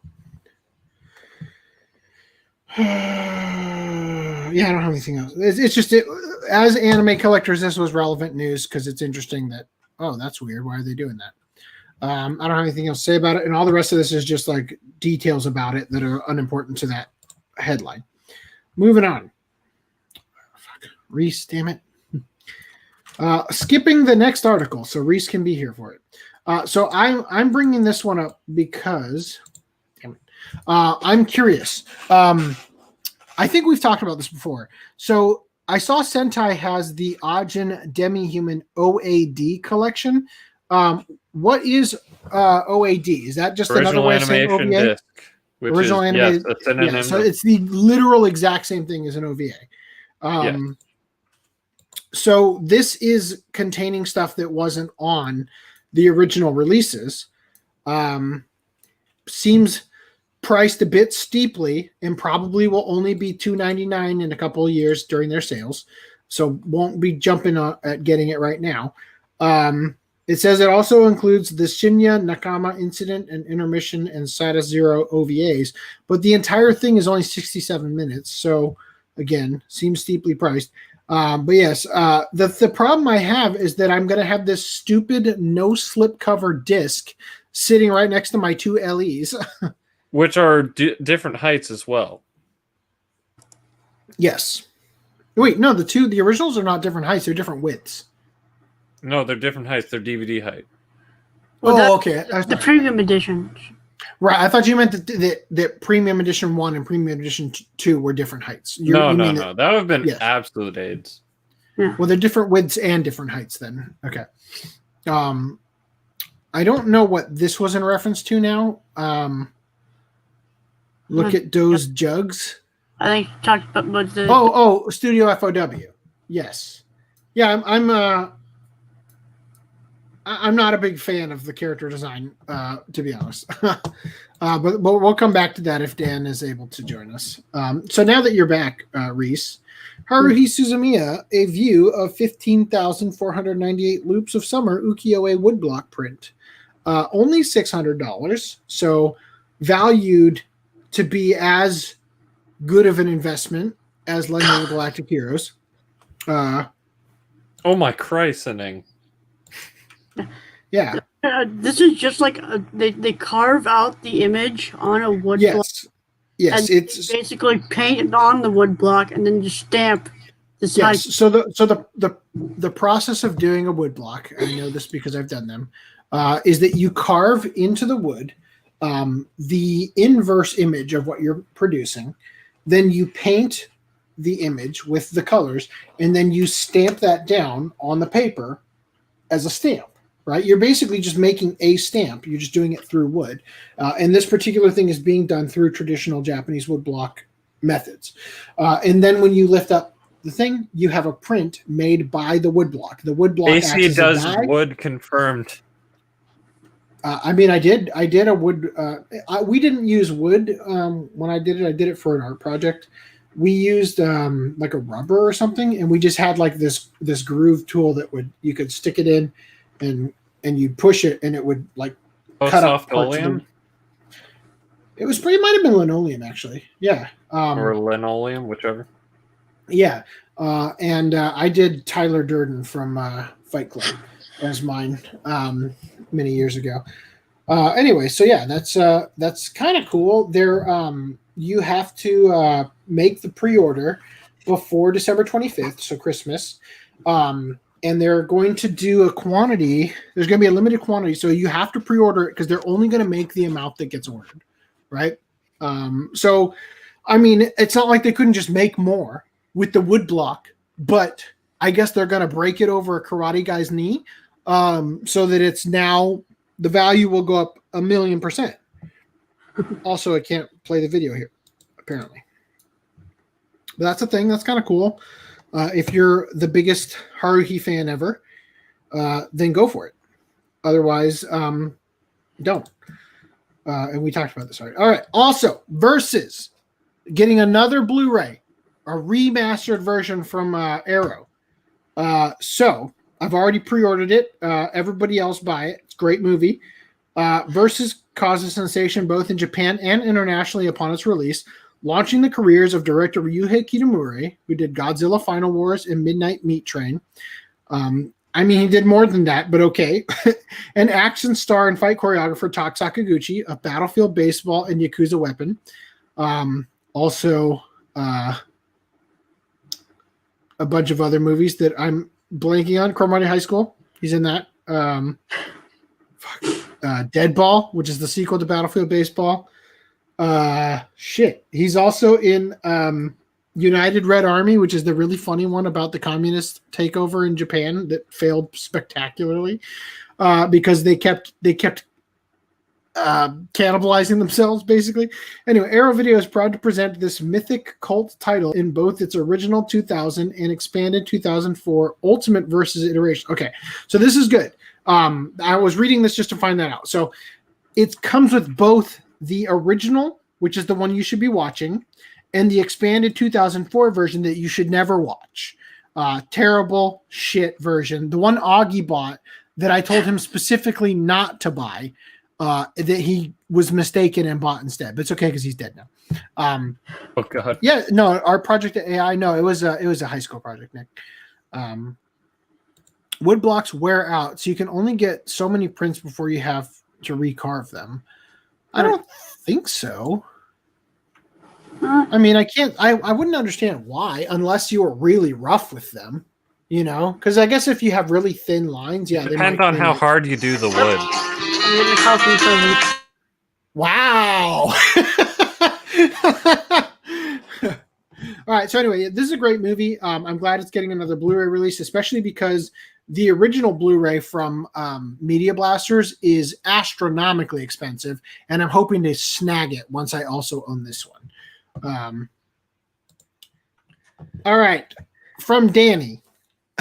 In following up last podcast, botched art restoration in Spain renders smiling statue unrecognizable.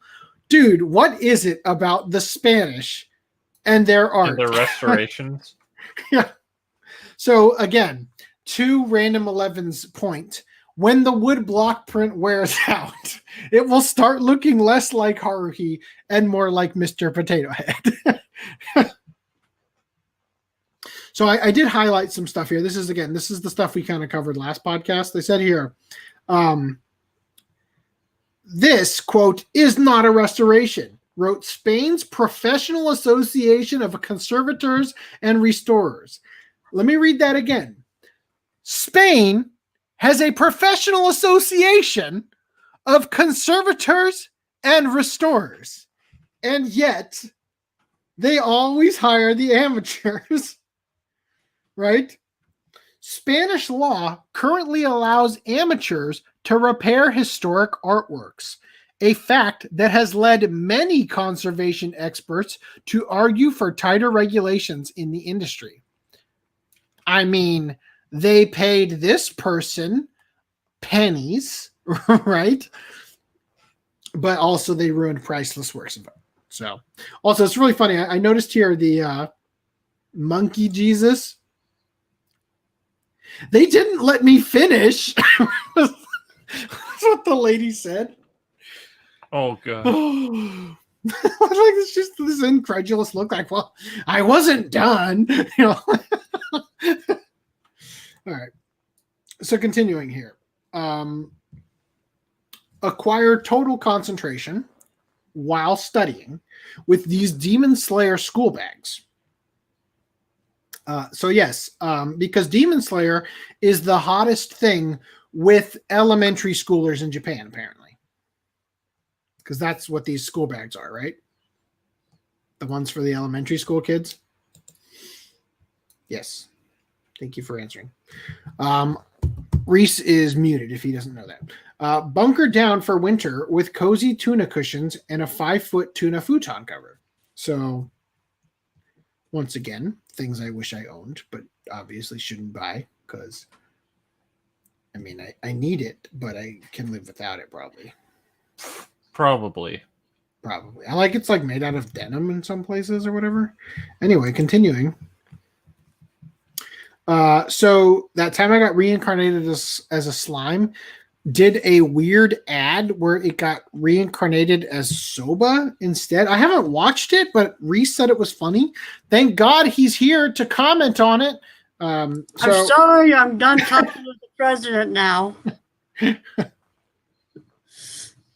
So yes, I guess this is a scene where he like cuts through a giant anaconda. Yeah. And yet now he's so. It's funny because I mean, like she's holding the freaking ramen thing. Yeah. So what happens in this scene in the actual show? What are they holding? I don't think she was holding anything. Maybe her phone. Why on earth? It didn't make any sense to me. I'm watching it. Like the guy gets like stabbed or whatever while the girl is holding the ramen and this guy's holding an egg. So like he gets reincarnated as the egg in the ramen. Yeah. Right.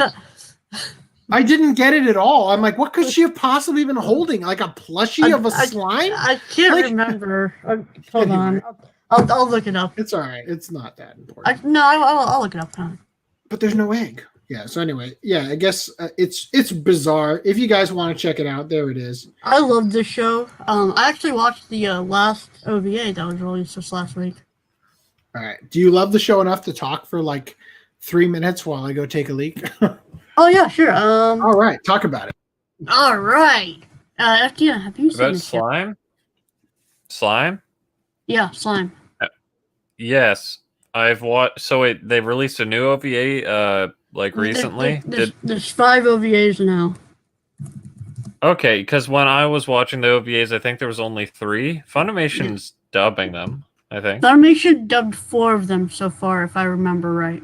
The 5th one just got released. I'll be dub waiting for the general release. Yeah. Think of the show. I thought it was pretty entertaining. I just thought I think my biggest thing with it was how I think it could have been a voice actor thing, but once he became a slime, he acted way different than the guy he was, I guess you could say. Hold on a second. I gotta. Where's it? There it is. Okay. All right, continue, Etienne. I just went on to Crunchyroll and to check. It was really, I did turn it down. They have what is it? The main character, he's completely different. He uses all this like "hello, fellow kids" speak once he becomes a slime, and he acted nothing like that. And the thing is, I think it's Brittany Karbowski's voice acting that she has this enthusiasm that's like, I don't know how to put it. It's like it was not that character he was in the first episode. I think it was Jason Liebrecht who voiced him when he was human. He did, which is a shame because, I mean, he's great, but for like part of an episode. In the Japanese, it changed to a female voice actor for the slime as well. Oh yeah, that makes sense. I'm just saying that it's like such a contrast. And I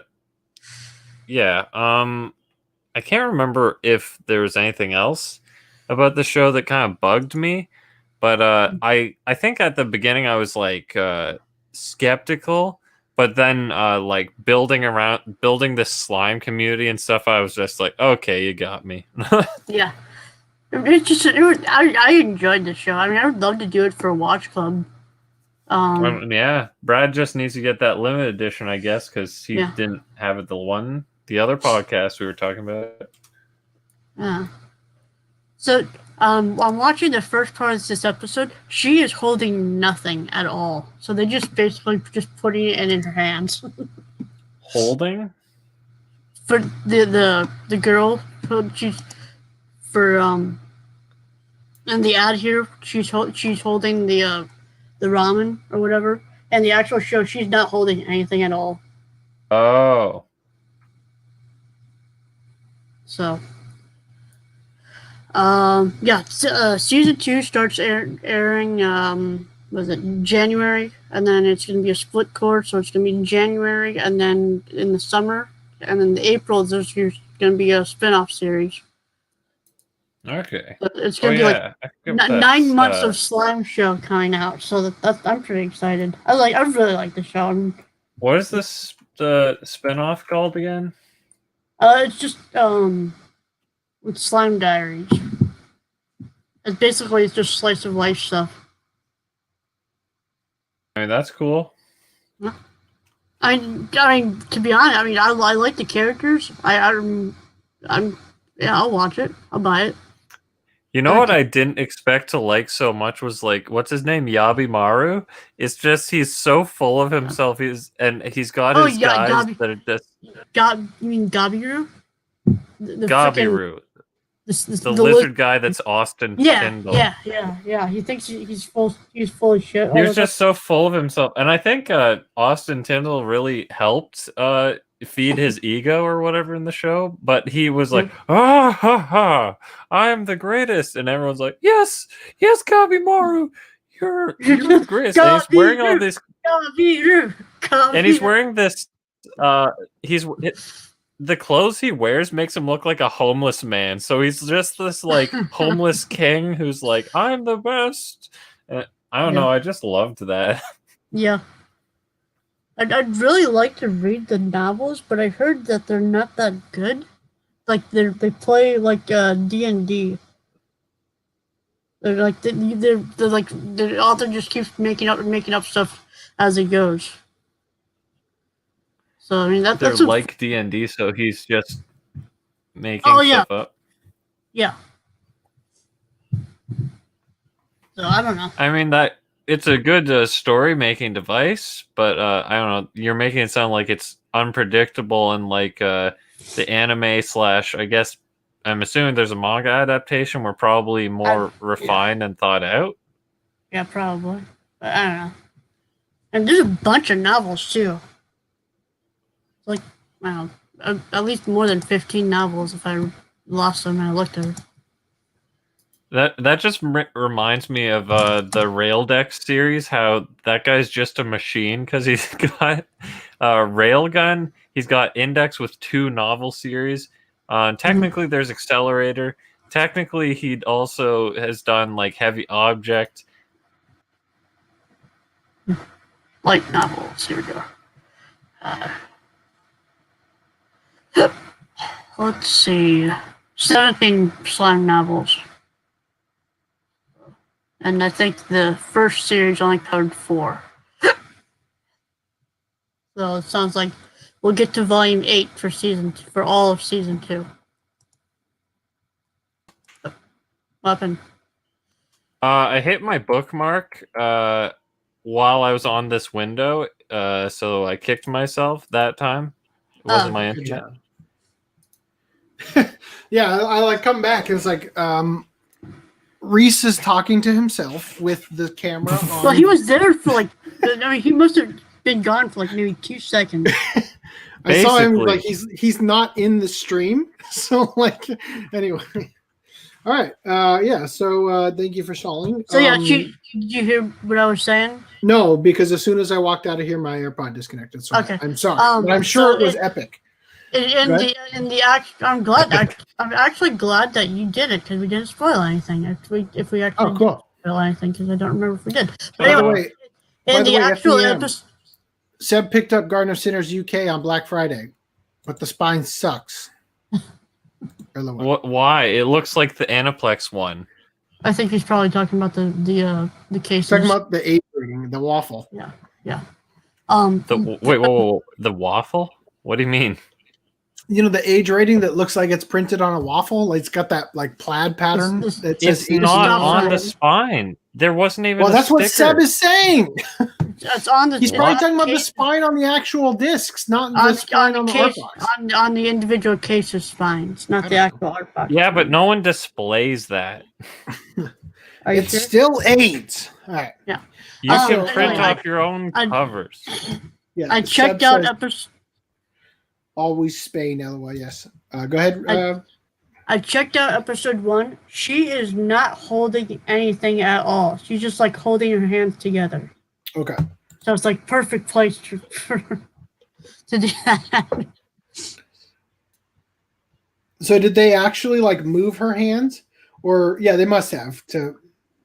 No. Yeah. Okay. Well, it's a funny gag, a funny bit. I'm glad that they did it. Let me close the door. It's slightly ajar. Hey Nick, did you notice the shirt I don't I'm wearing? hear any people actually using the word ajar. I just see that on like I don't know, like in a car. Nick, did you notice the shirt I'm ajar. wearing? Nick made this shirt for the client we were working for back then. Anyway, so yes, back to it here. Legendary anime JP fan says, "Hey, Food Wars anime, good one." It's actually not Food Wars, but yes. How many Blu-ray discs do you collect? Probably not going to do for Watch Club. Say what? That's probably another one. Food Wars? Yeah, one we'll just never get to because they keep making more. Well, so here's the problem thing. is I can't even watch that on my own. It's ended now, but okay. So Seb says it's dark as shit. Dark blue text on black for the spine.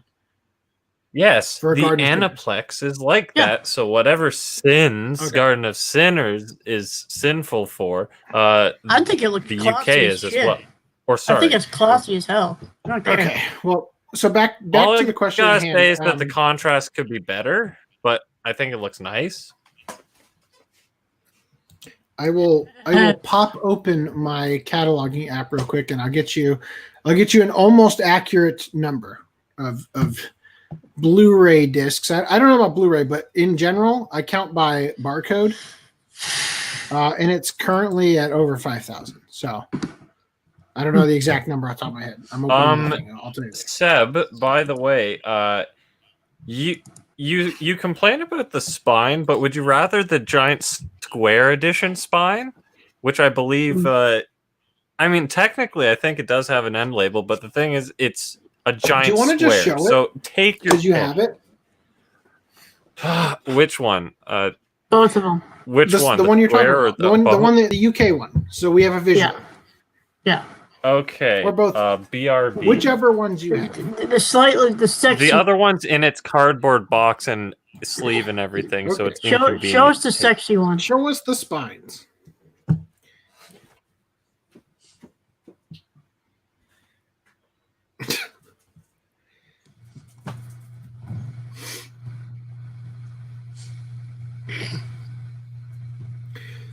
This is some good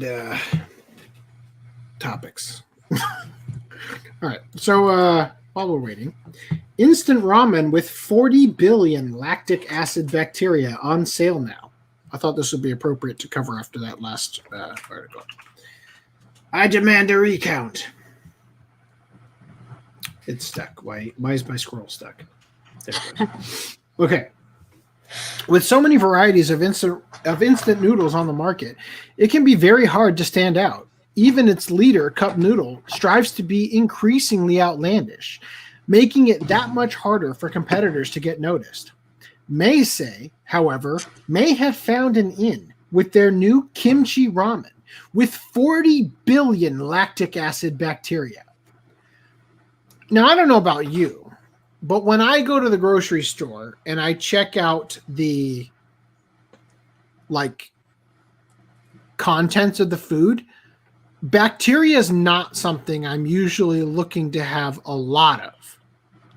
Yeah. Right? So this is an interesting play, to say the least. But By it's the way, lactic acid bacteria, so does that mean it helps with digestion? So Sup Bioges, also Lance is here. Sup bitches. Oh. All right. Also, Dan just texted me. He says he doesn't know when he'll get back. Let me reply to him real quick before my phone dies. Well, I'm gonna text you guys with my voice saying I got the thing. Okay, cool. So you're on. This is what he readable. means. That's as readable I as mean, your on AK my racing shelf chair. on my shelf with a shadow over it, it makes it a lot harder. The only problem, like, I can kind of agree, is that the contrast is pretty low, so it's like you usually just see a giant blank black box. But like I said, your other option is the giant square edition, which is AIDS. So yeah. Does that have a holofoil effect? No. Does the Aniplex one have that? Yes. Well, that's the thing you don't get, I guess.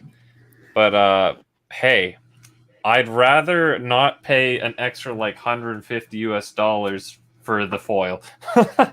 I did the $150 for the foil and no stupid stop signs on the spines. Thank you very much. I'd spend that $150 on $150 worth of printer paper to print off some non-stop signs, which you don't even see when they're in your collection anyway. Is your booklet held together with staples? Yeah, why is yours held together with not staples? Mine doesn't have staples. Oh my god. You're like, it has foil text, it has some non-red ink. UV spot printing and saddle stitch? It has no staples. Totally $150 worth of material right there. Clearly. Oh, yeah. You know what, Rhys? You can... I don't regret buying it. I'm not saying you should. I'm just saying that this is a good value for what it is. And you're what's on the bottom side of the art box? Bottom. Oh, yep, that looks like ass. Mine's all. It doesn't have the Aniplex one doesn't have anything. It has a waffle. Wait, yours doesn't have your what? It doesn't have anything on it. No UPC code on it or anything. Yeah, but this makes it feel official. If it's just blank, it's like, what did I get? The Aniplex one has the OB wraps with all that stuff on it. So, yeah, but those things are annoying because it's like, well, I can't get rid of them. No, that's why you toss them. Yeah. Wait. Hold on. Seb says, yours looked brighter. What the fuck? Really? I can barely read mine. Seb needs Did you get a bootleg, Seb? Seb needs to submit a user photo to our Discord. Seb needs to just buy the Aniplex one for consistency. Yeah. So Lance, he really should. All yogurt is, dude, referring to the bacteria. Yes, I know. That's the one thing that you get with bacteria in it, right? Anyway, but it doesn't say now with more bacteria, right? Look, Rhys, I don't know about you, but I don't spend all day staring at every angle of my box set. So the spine, you make it sound like you do, but this spine is plenty. That is all I need. Keep me going. So, Legendary Anime JP fan says, guess what Legendary Anime JP fan means? Well, if it was FDDNM's username, I would guess it means Legendary Anime JPEG fan. Burn. He said he got it from Amazon. Mine from Amazon as well. So I'm going to guess Legendary Anime Japan fan, JP. Yeah, that's what I guess. I'm guessing. I'm going to guess that. I'm going to say JP, you say Japan. I'm going to say JP means Japanese penis. Okay. He's a fan of those Japanese penis. All right. So we got some contrast there, all right? Yeah, just in case one of us is wrong. The other one's got us covered. Yes. With the only two scenarios with which or Japanese pixels. So, all right. Released on the 23rd of November, this spicy soup is hoping to cash in on the wild popularity of other lactic acid bacteria-rich Japanese products in the past. They are also, isn't lactic acid the thing that makes your muscles sore after you work out? Maybe. Like, who says, I want more of this? You know.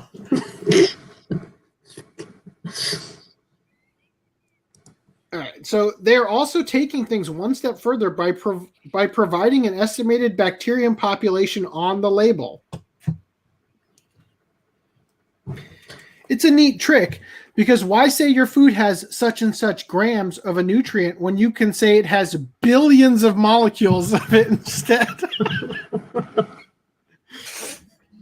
However, people in other countries might not be familiar with the appeal of lactic acid bacteria that seems to drive Japanese consumers wild, right? Okay.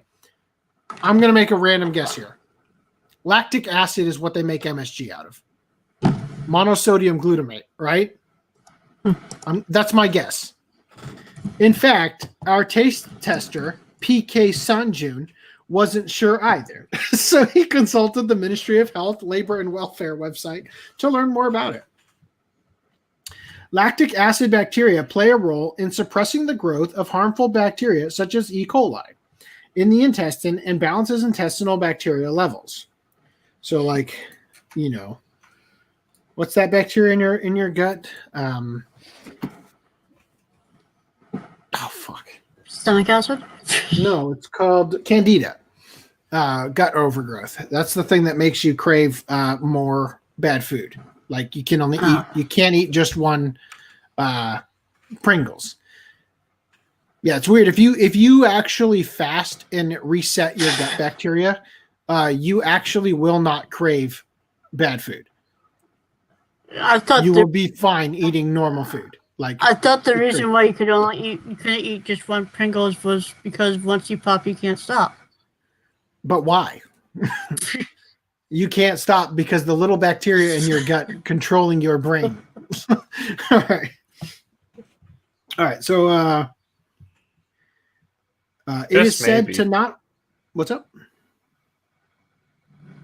Okay. It is said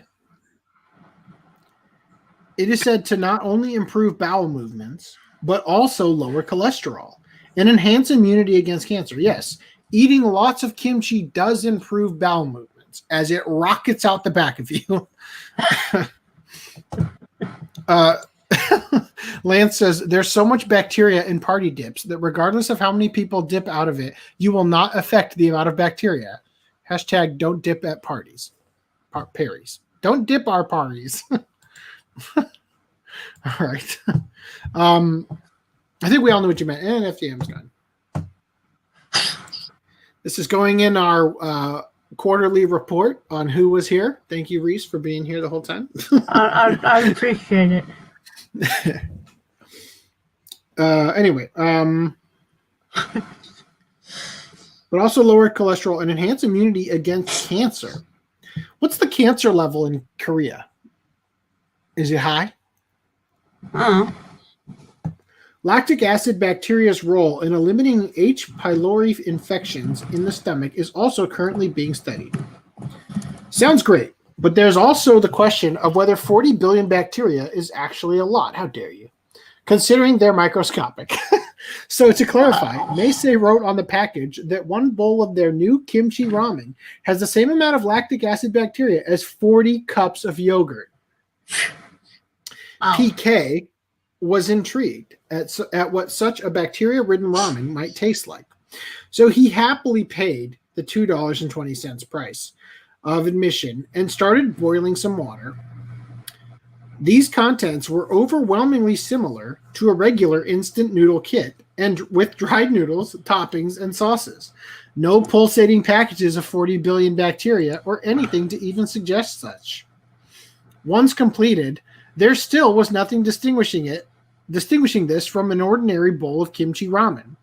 Even though bacteria are invisible to the naked eye, so many in such a small place, in such a small space, would make their presence known somehow, wouldn't they? I mean, it's kind of a sobering idea, right? That you're probably consuming bacteria all the time. Yeah. The cancer numbers in Korea is 1 in 28. What? You're going to have to give me that versus some other countries. Lance says, you know that if you actually look at the serving size, it is literally one Lay's chip. Man, they are bad for you. Wow. Health facts with the anime clip. Yes. I don't know if you can see the link. What's the link? I don't see a link at all. Did the link get posted? Huh? I can see a title in the picture. I ate at McDonald's. Trust me, billions of bacteria. Try all the bacteria. But I have trouble seeing it in person. LOL. Okay. He says, I can see the title in the picture. I think he means the... For the United States is 153 per 100,000. So sounds like it's a lot. Wow. Wow. It's almost like kimchi doesn't do shit for your cancer. It's a lot higher than the US, at least. We should just send Lance the link so he can join us. All right, yeah. If he wants to talk about all of these things. So even while eating, there was nothing else. Lance, prepare your inbox. I'm coming in. There was nothing outstandingly different about this ramen. It was tasty, but well in the neighborhood of other instant ramens. PK had thought that for sure the lactic acid bacteria would have given it a milkier taste or texture, but nothing out of the ordinary could be detected. Still, as he ate, PK knew what he was getting a heap of healthy bacteria, and that motivated him to keep eating. He even drank the last drop of broth. The several drops still in there, just in case those little things were hiding in there. I like the idea of there being a tie-in episode of Cells at Work to this article, where he's like drinking. He's like the main character that you never see. Eats all the ramen and the bacteria just overtake the whole body. All in all, it was. I think they mean it wasn't anything special, but that's par for the course with instant ramen. And while you might say that this product isn't about the taste, but the health benefits, PK couldn't help but think that you could get the same amount of lactic acid bacteria in a simple little bottle of the drink Yakult 400. Yeah, there's like a commercial here for Yakult with a lot of bacteria in it, apparently. 40 billion, 400 bajillion. Anyway, all right. So, however, if you want your 40 billion bacteria and to eat kimchi ramen too, this product has all your bases covered. Considering the bacteria help promote smooth bowel movements, they ought to conveniently counteract the kimchi in that regard. Look, any food that you buy from a convenience store is going to help your bowel movements. PK was far too modest to tell us if that was the case or not, though.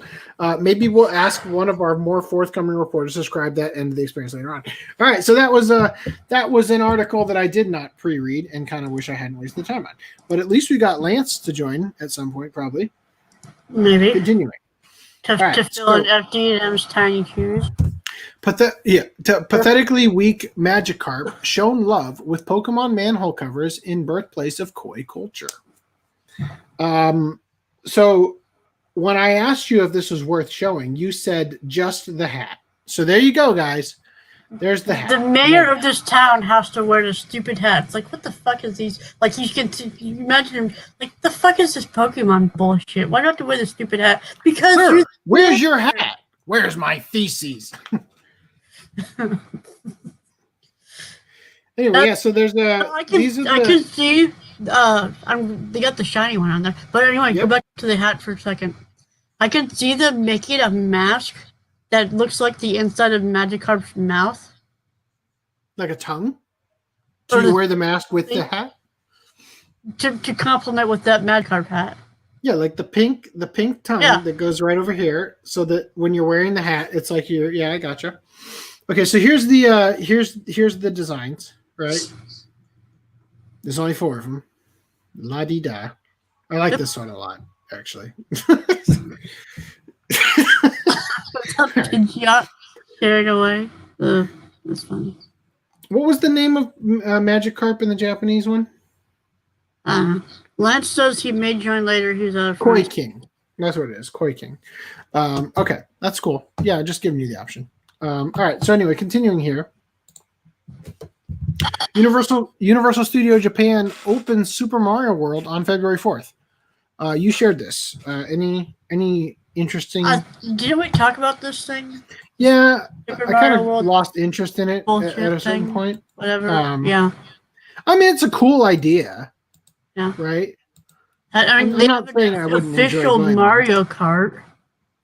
Right. Nice to have you back, Wyndham. So these are like the safety goggles, or something. Yeah. Is this like a VR experience? Anyway. All right. So cool. All right. Moving on. FDDNM, are you here? Can you hear us?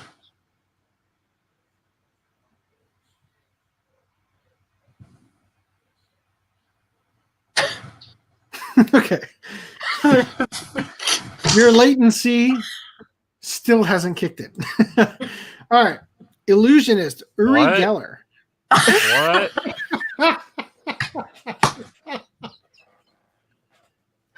I guess the answer is no. Okay. FDDNM, can you hear us? The answer is no. Illusionist Uri Geller retracts ban on Pokemon the card game Kadabra cards. So, famous British-Israeli illusionist Uri Geller, who once banned the use of the Kadabra cards from the Pokemon trading card game, has now changed his mind about the whole issue. Okay, hold up. First of all, and we're going to read into this, this guy sued Pokemon. He sued the Nintendo company and banned them from producing cards with Kadabra on them. Why? Well, we'll get into that. But only for the card game. The Pokemon is still okay in the show, I guess. I don't know. So the controversy revolved around the Japanese is said to be read similarly to Uri Geller, right? Goda, right? Like the L's and the R's thing. So it's close. Unless I'm pronouncing Uri Geller wrong. It's actually Ungerer. I don't know. And the Pokemon's staple act of bending spoons is a trick that the aforementioned illusionist is known for. So again, the Pokemon has a name somewhat similar to his. Like, Hitmonchan, Hitmonlee, right? And this guy banned them from printing the cards. So due to his resemblance, Geller sued Nintendo back in 2000 and demanded that they not print Kadabra on any more cards. The Pokemon Company has been honoring his demands for the last 20 years. Jesus. The illusionist has since changed his mind and wrote in an email to publication The Gamer that he wants Nintendo to relaunch the cards.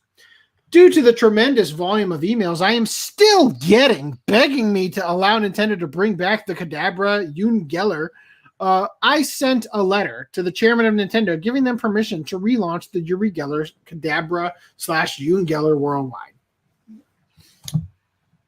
Uri Geller has also made an official statement on Twitter regarding the 20-year-long issue. I am truly sorry for what I did 20 years ago. Kids and grown-ups, I am releasing the ban. It's now all up to Nintendo to bring my Kadabra Pokemon card back. Okay, you own it, I guess. It will probably be one of the rarest cards now. Much energy and love to all. Yes, the rarest cards. Now that you're allowing them to print it. Who's this idiot? I had no idea that this was even a thing. So, they didn't make any Kadabra cards at all?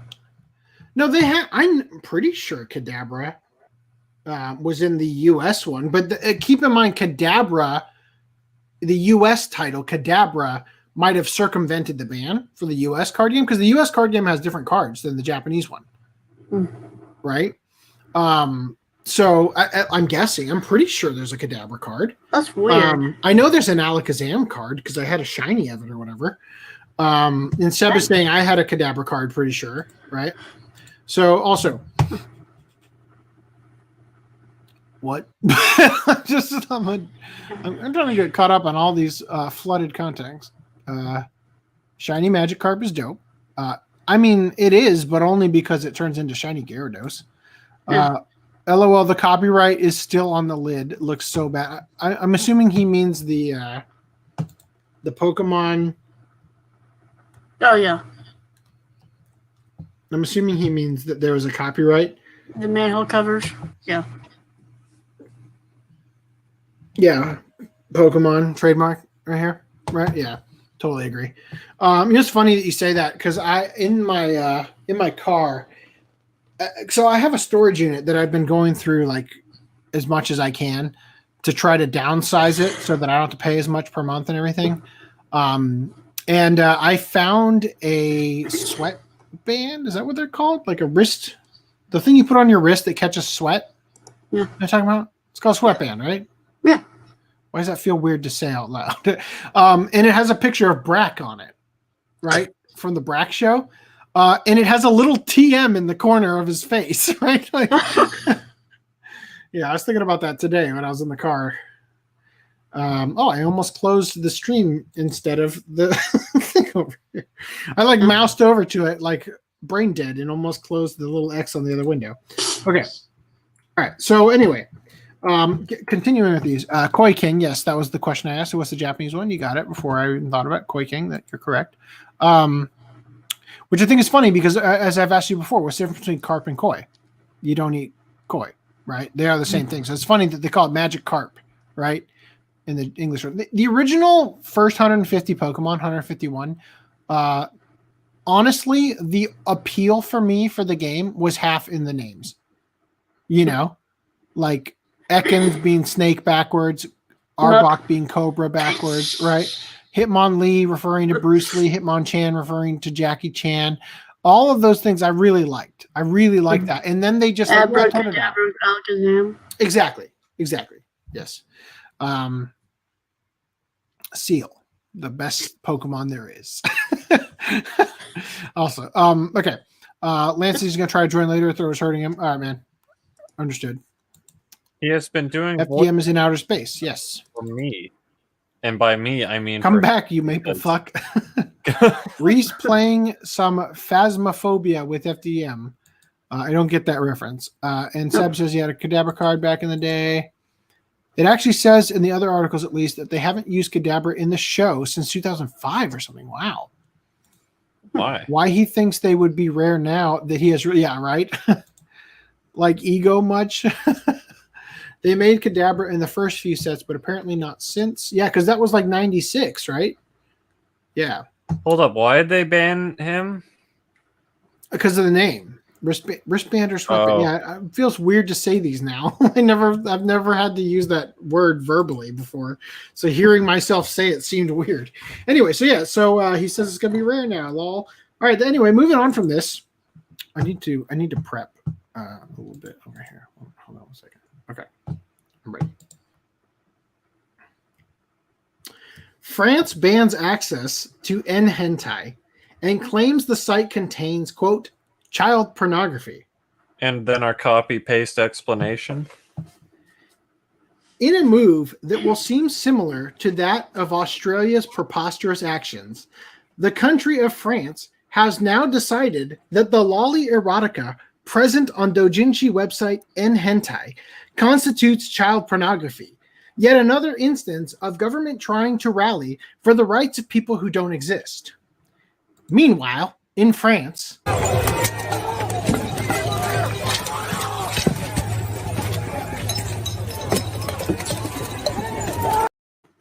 Okay, that's actual footage of France right now, by the way. Controversy, they're just fighting over different things. All right, so N-hentai has sadly joined Sankaku Complex in being added to a list of sites blocked to those residing in France, specifically due to the government citing that the domain contains child pornography, even though it doesn't and only contains erotic doujinshi. Those on social media were quick to notice that the website was now blocked for those who live in France, redirecting to a government page explaining to them that the site contains child pornography. According to the warning, users were being, quote, redirected to this page by the Ministry of the Interior because you have attempted to connect to a site containing images of child pornography. An act which was being done in order to, quote, protect the dignity of the victims of abuse seen in the images. Damn. I just picture them in court and the what is it? They just play my video. The criminal says, may the victim step forth and tell Yeah. their Yeah, story. I have the right to face my accuser. Right. Can we hear the victim's testimony? Yes. Yeah, I think I just played the clip from my video. You are mistaken, sir. This is not a child. This is a drawing. Right? All right. Continuing. Where was I? And, quote, protect the internet users, and especially the very young, who did not want to find these shocking images. Right. I don't think people are going to Because stumble the upon children that wanted to site. find big black dick. Oh god. That is a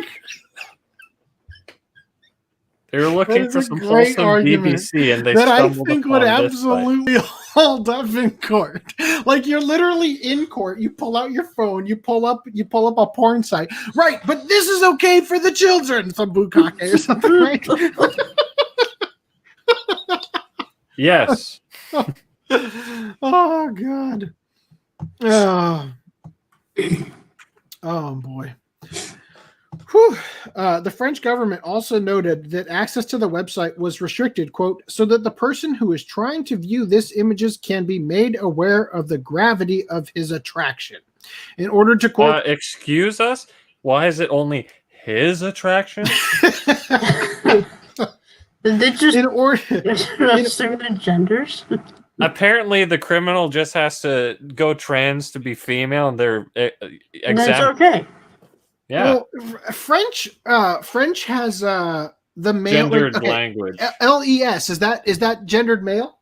LES. Les Yes? is just plural. It's Okay. the. Lay. So they should have translated it as they, Lay. right? Or what? Wait, lay is La, the. les.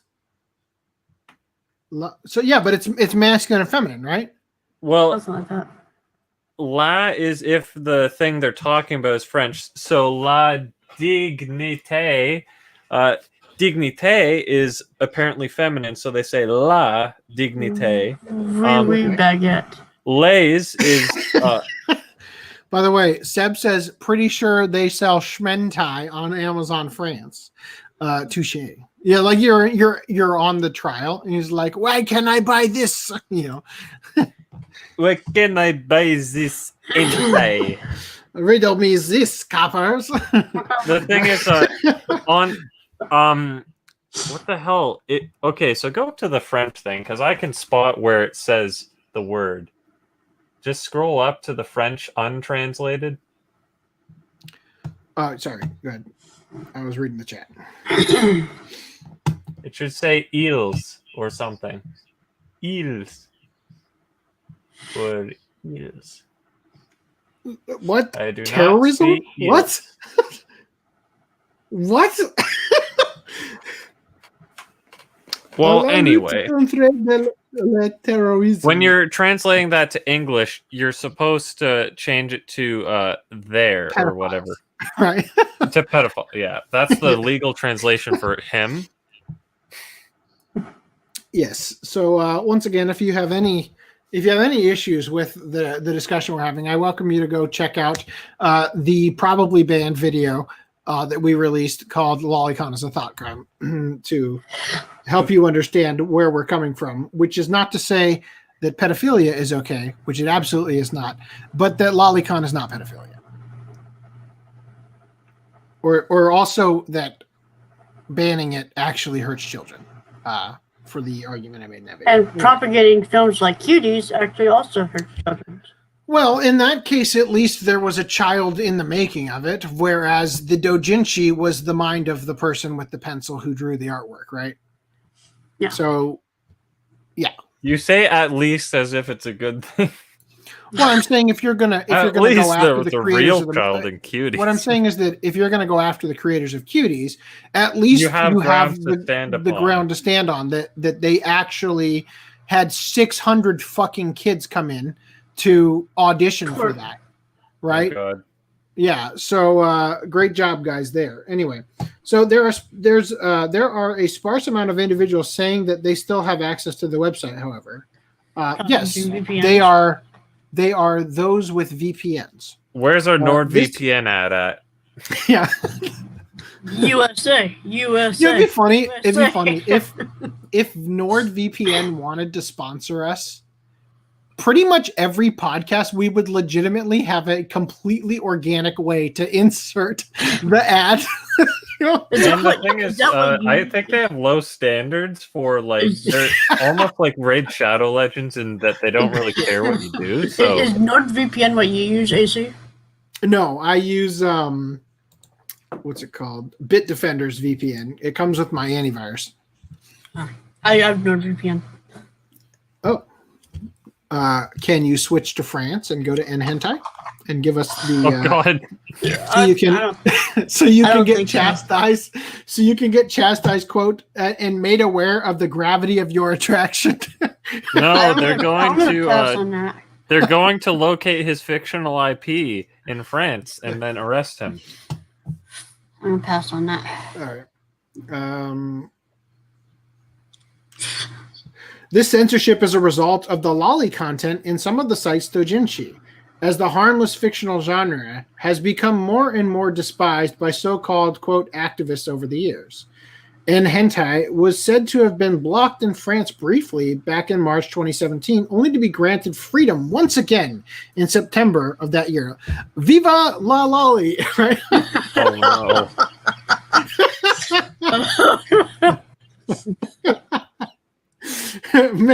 Many can't help but point out the hypocrisy. No. Viva la revolution.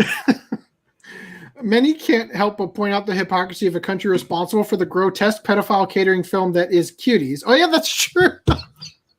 Oh my God, French. Really? Oh my God. They also wrote isn't lolly from the French word Lolita? Yeah. Right? So come on, France. Own up. No. Do not come, France. Oh God. Over to the brand button. So I'm coming day and night. I mean, it's terrific, right? So, I'm in heaven. That's fucking laugh, just creepy. That last bit? No, there's I'm coming out every day and night. Yeah. I think it's more like I have said too much. You can see it in his face. Oh shit, what have I just said? Right? I just made myself a meme. Fuck. Yeah. How many years later is it? Okay. Yeah, so they make Cuties, which has been praised as, quote, stunning and brave, banning lolly erotica that harms no actual child. Yeah, there we go. Comes full circle. Bad choice of words. That's a weird circle jerk, but okay. I just realized that's a Genshin Impact character on the front. Oh, is it? Yes. She's got the 4chan on her chan. Okay. Oh God. Elementary school teacher arrested for planting camera in girls' restroom. I heard that was breast room because I think you were So once again, actual victims here. Let's throw the book at this guy. A teacher abusing their position to try and stealthily secure unsavory images of underage students has been rightfully arrested, an act he admits to and will surely have some wondering how he thought he would get away with it. Okay, so I just got to say, we always talk about the confessions of all of these Japanese. There's no people. mistake.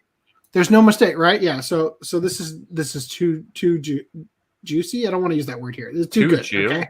Too good. I was going to say juicy, but I don't. Given the context of what he said, I don't want to have used that word. So the 33-year-old male teacher entered into the female's restroom at the elementary school, which was located in Saitama's Tokorozawa City, and placed a hidden camera in hopes of capturing indecent footage of the girls. The foul individual admitted to his crime, explaining, quote, "I wanted to photograph the lower bodies of schoolgirls." Well then. I'm sure that's the terminology. I wanted to get their vaginas, right? There's no mistake. I wanted to photograph the lower bodies of school. What you got to phrase it like that? The camera was spotted by a hawk-eyed girl who was cleaning the restroom. A school representative dished out an apology to try and reassure both students and parents, saying, quote, "We are very sorry for causing the children to feel anxiety." Well, all right, that'll take care of that, right? Yeah. That won't erase all the hours of footage the guys already uploaded to Pornhub. The dark web. I don't know. Yeah, So the dark I web will argue. Pornhub. I will continue to argue here that the censorship of Japanese porn is the reason why they're so fucked up. Because if They have all no the outlet. genitalia, They're going to have to go out. of course, it's it's the outlet argument. But the thing is that if you are the type of guy who like 30-year-old virgin, let's say, right? The only exposure you've had to the female form is through, Pornography. Japanese adult videos that are all pixelated, right? Hold on. Are you suggesting they get NordVPN /code OCA Podcast to get outside of the censorship zone? But here's the weird thing about Japan. I'm pretty sure that they have access to Pornhub and like Western fully uncensored stuff. They have access to it. That can't it's not be illegal right, to view it. because don't they have that It's law? not illegal to view it. It is illegal to produce it. Isn't that bizarre? So weird. Because think about this though. Think about this. So if this is true, and I'm pretty sure this is true, that they have access to Western pornography in Japan, and Rhys, it's get kind of on weird. it. Go to put your VPN to Japan. I'm not. I'm not going to be on the case for this one. I will follow up on this later, just to see, because I think it'll be really funny to actually do that. Just I don't want to do it live on the podcast. So now you're gonna have a Brazzers tab open, a Pornhub tab open, all in Japan, and your wife walks in and you're like, "This is for my podcast." I swear. Yeah. What I'm saying though is that I'm pretty sure I read somewhere that probably on Sankaku Complex. I actually have several articles that I want to share because they're really interesting, but they were graphic and I couldn't. Uncensored JAV. Why is there so little of it? Foreigners in JAV. How can I get in on this? These are two articles I have saved from Sankaku Complex that I want to figure out a way to share them because I think they're a fun read for the podcast, but can't share them.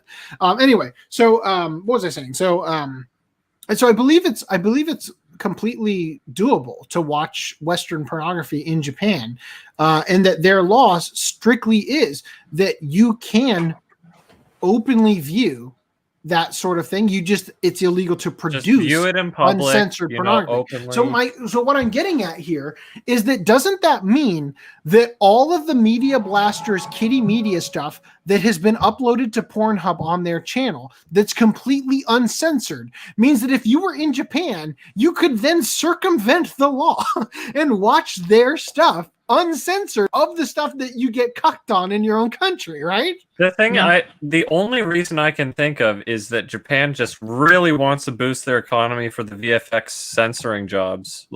That's all I can really think of. I mean, it is an art form that they don't take and hold in as high esteem as I do for the grab bag videos. Anyway, so I want to address here. Vegas the Raider says France, the first country to always surrender when confronted in war. See World War II. Also, I'd like to acknowledge that I saw Vegas the Raider in the chat before Rhys made the "it's okay for kids to see big black dicks" comment. So thank you for joining our stream. I hope we have offended you thoroughly. I mean, not offended you. But also, I love this. Yes, his attraction. Well, and VPN for the win. Pretty sure they sell Shementai. We covered that. Lolly can't handle baguettes. Yes. All right, so yeah. Anyway, enough with this. Let's talk about more toilets. Fukuoka woman drives through front of convenience store because she really needed to pee. Sometimes peeing your pants is better. It's happened to what? Cost effective. Yeah, certainly. So yeah, Seb says they're going to get rid of the mosaics and sell it again. That's actually a really interesting concept. Didn't we they were like legislation to get rid of the censor? Well, so it hasn't gone anywhere though. Like it hasn't actually made it through.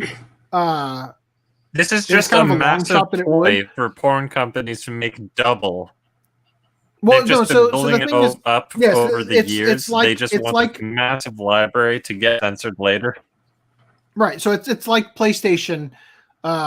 When PlayStation 3 came out and it was backwards compatible, then it wasn't backwards compatible. And then it's like, well, we're not going to do backwards compatible with PS5 like we said we would, as well as we said we would, because then we can sell you the same game again, but this time for PS5 with like a very minor improvement, you know?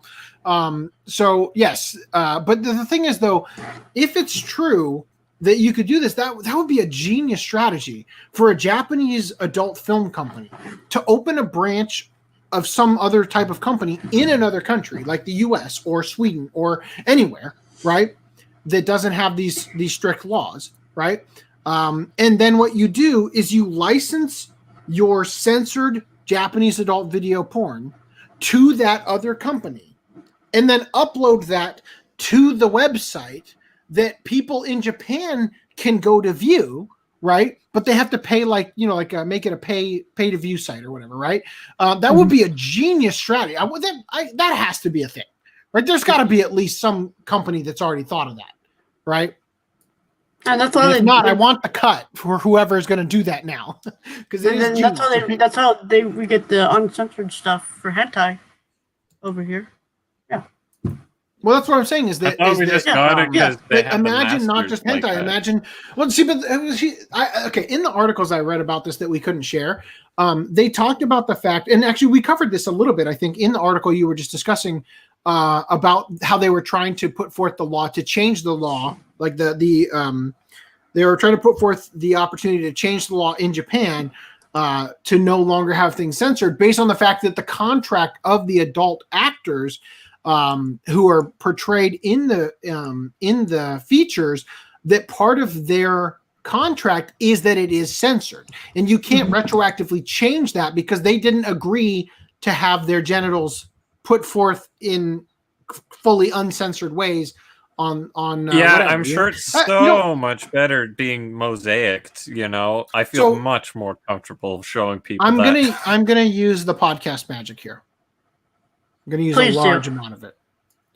Use it all. I would like to find somebody who is friends with, family to, or knows a Japanese lawyer who speaks English, who can read for me the statute regarding mosaicing. Because the thing is, if you get close enough to the genitalia, the mosaicing ceases to be as effective, right? So I'm curious what the actual statute is on how big, because when I did the mosaicing for the 2016 grab bag video, as the stuff in my hands goes to the person on my left and goes around the table, the pixels get smaller. The squares that make up the mosaic get smaller as it gets farther away from camera. That is not something that most people put the time to do. But aesthetically, I thought it looked better. Just like me going in and cutting out the fingers of the people holding it. Because yes, it's very easy to just track a little keyed shape that goes around and blurs it. But it's way funnier when it's literally exactly masking just the thing that you can't show, right? And it, anyway. So there is a category called risky mosaic. Is there really? What do you mean? What the hell? Explain this to me. Risky mosaic, so pretty much exactly what you're describing. It's risky mosaic. It's mosaic, but it's like right on that line of showing. Yeah, so it's like watching the 480p version of the video kind of thing, Right. scaling it up. So so it seems interesting to me. I don't know. It's an interesting concept. I'd like to know what the statute actually says. Random Lone says, I would assume the law just says you can't have it on screen, and the people just mosaic it as a workaround that the Japanese government never complained about. Yeah, I suspect it's probably something similar to that too. But I'm just curious. By the way, I'm feeling a little bit antsy that Vegas the Raider hasn't come back. I legitimately hope I didn't offend you. That was a joke earlier. But anyway, we're just going to have to move on. Vegas the Raider, I hope you've enjoyed your moment to shine in the podcast. And we hope it was as good for you as it was good for us. There you go. Some doujinshi do a simple thin black line, which is barely covering anything. That's true. So yes. Okay. Again, I've read a bunch of articles on this that I haven't shared because they couldn't be shared. Right. But I read something about the statute specifically says that the portion of genitalia, and I think it is actually different for live action versus drawn, but the actual portion that they consider the naughty bit you can't show is like the frenulum of the man parts and the clitoris of the woman parts. Like that's the literal part that is the no. And then the other thing you can't show is what they call PINV or PNV, penis in vagina. Right. So any actual insertion, the actual insertion needs to be censored as well. Right. So that's why they do the black lines that are very shittily like drawn, like jagged, a bunch of boxes that they're changing the angle on so that it covers up. Wait, just so it's that uncensored part. until it goes in? What? Yeah. No. So the thing is that you can't show like the mushroom tip. God, we're so going to get knocked off YouTube for this. You can't. This is for educational purposes. No, yes. If you're getting a boner, leave. That's part of the community guidelines. Okay, as long as this is educational and not at all meant to be erotic in any way, we're okay. So the statute, I believe, says that you can't show like the circumcised differences, let's put it that way. What? And you can't show the border between shaft and mushroom head. Sure, there you go. You can't show that, and you can't show the lady part, and then the actual insertion is also something that is to be censored, right? So what they do is they Oh, this is so much work. Can it just be uncensored? Seb is making a great point here. Figures don't have mosaics. Maybe that's why they sell expensive figures, which would explain why so many people can't control themselves and jizz all over their figures. Which explains the stains I found on that figure now. Yeah, how's your my cheeky figure? Did you get that black light yet? That was a joke, by the way. I'd mind anything on it. Oh God, no. What? It's like I jizzed on it first, just so I'm that really I could lie to myself. That's my no. You had to test it out first. Yeah. Okay. All right. Okay. back to this woman who crashed into a convenience store. It's happened to all of us at one time or another. When nature calls, a pleasant trip in a car quickly transforms into a race against time, with your pride and hygiene on the line. Random 11 says that's not jizz, that's just hot glue. On your figures, maybe. I don't know, actually. That's a good question. All right. Anyway, so hot glue is a lot more clear, if I remember right. That's a funny way to call it, but I guess it's happened to all of us at one time or another. When nature calls, a pleasant trip in a car quickly transforms into a race against time, with your pride and hygiene on the line. But for one unidentified woman in Kasuya District, Fukuoka Prefecture, the pressure was just too much to bear, and she drove right into the front window of a convenience store to get relief. However, that was to be merely the tip of her iceberg of problems. I like the idea of the. tip. I like the idea of the what do you call it? The convenience store security footage, just showing like, you see these all the time. The car crashing in, and then the woman just gets out and runs away to the bathroom. Like, he doesn't even skip a beat. Like, I'll be right back. My insurance, I'll get it to you. I can't pay. But the worst thing would be that she doesn't make it, and she's like halfway there. You just see her stop. I love the. Remember we talked about the cactus, slumped over phallic cactus. Yeah. And I told you guys a story about Boner Bunny, which, by the way, I have to find that image still. It's on my other computer, which is in the storage unit now, so it's a little bit harder. I should have looked for it earlier, but anyway, I talked about there's a market for very intricate, suggestive drawing, like not drawings, like clip art or whatever you call it, like stock photos, right? I love the image they chose here to illustrate the headline. Yeah. Anyway, so. However, that was to be merely the tip of her iceberg of problems. At about 1:35 a.m. on the 8th of November, a clerk was working the counter of an empty convenience store when a car suddenly smashed into the front window. The 44-year-old driver then ran out of the car and straight into the store's restroom. That's exactly what she did. Oh my god. Oh,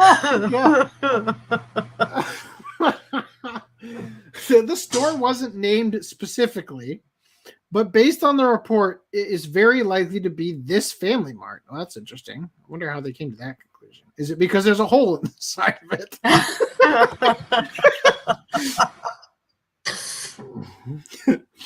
When she finally emerged, she apologized to the clerk, saying, "I really had to use the toilet."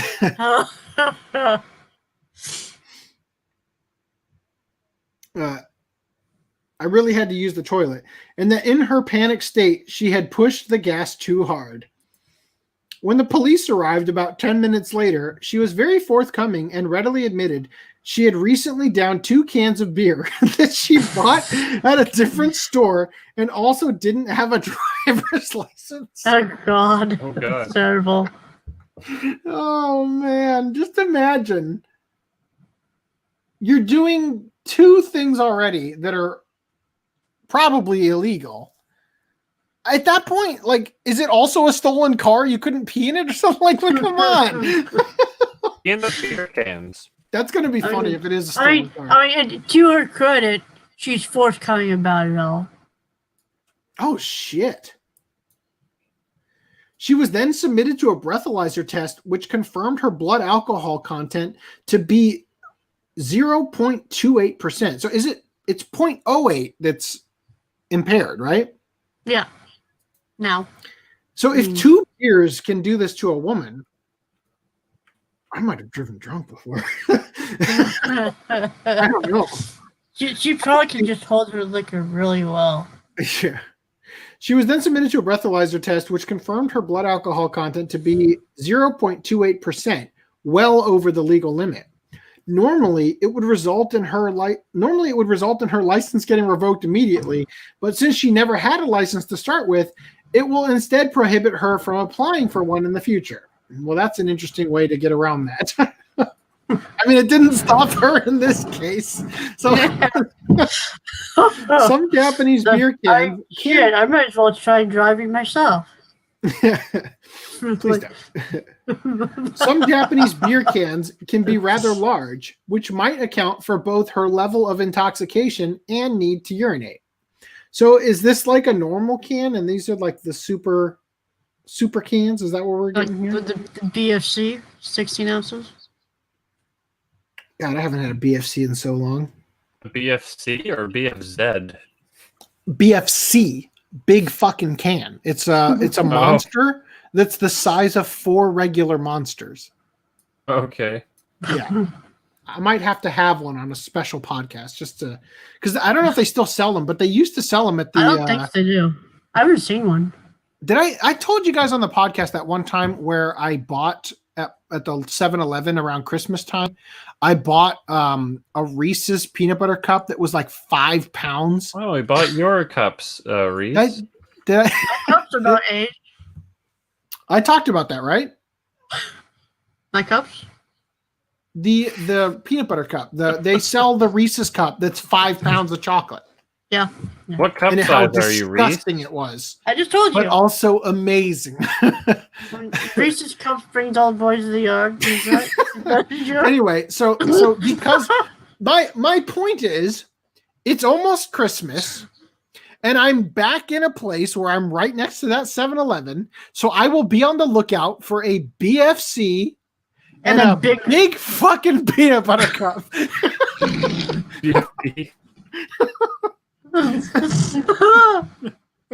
All right.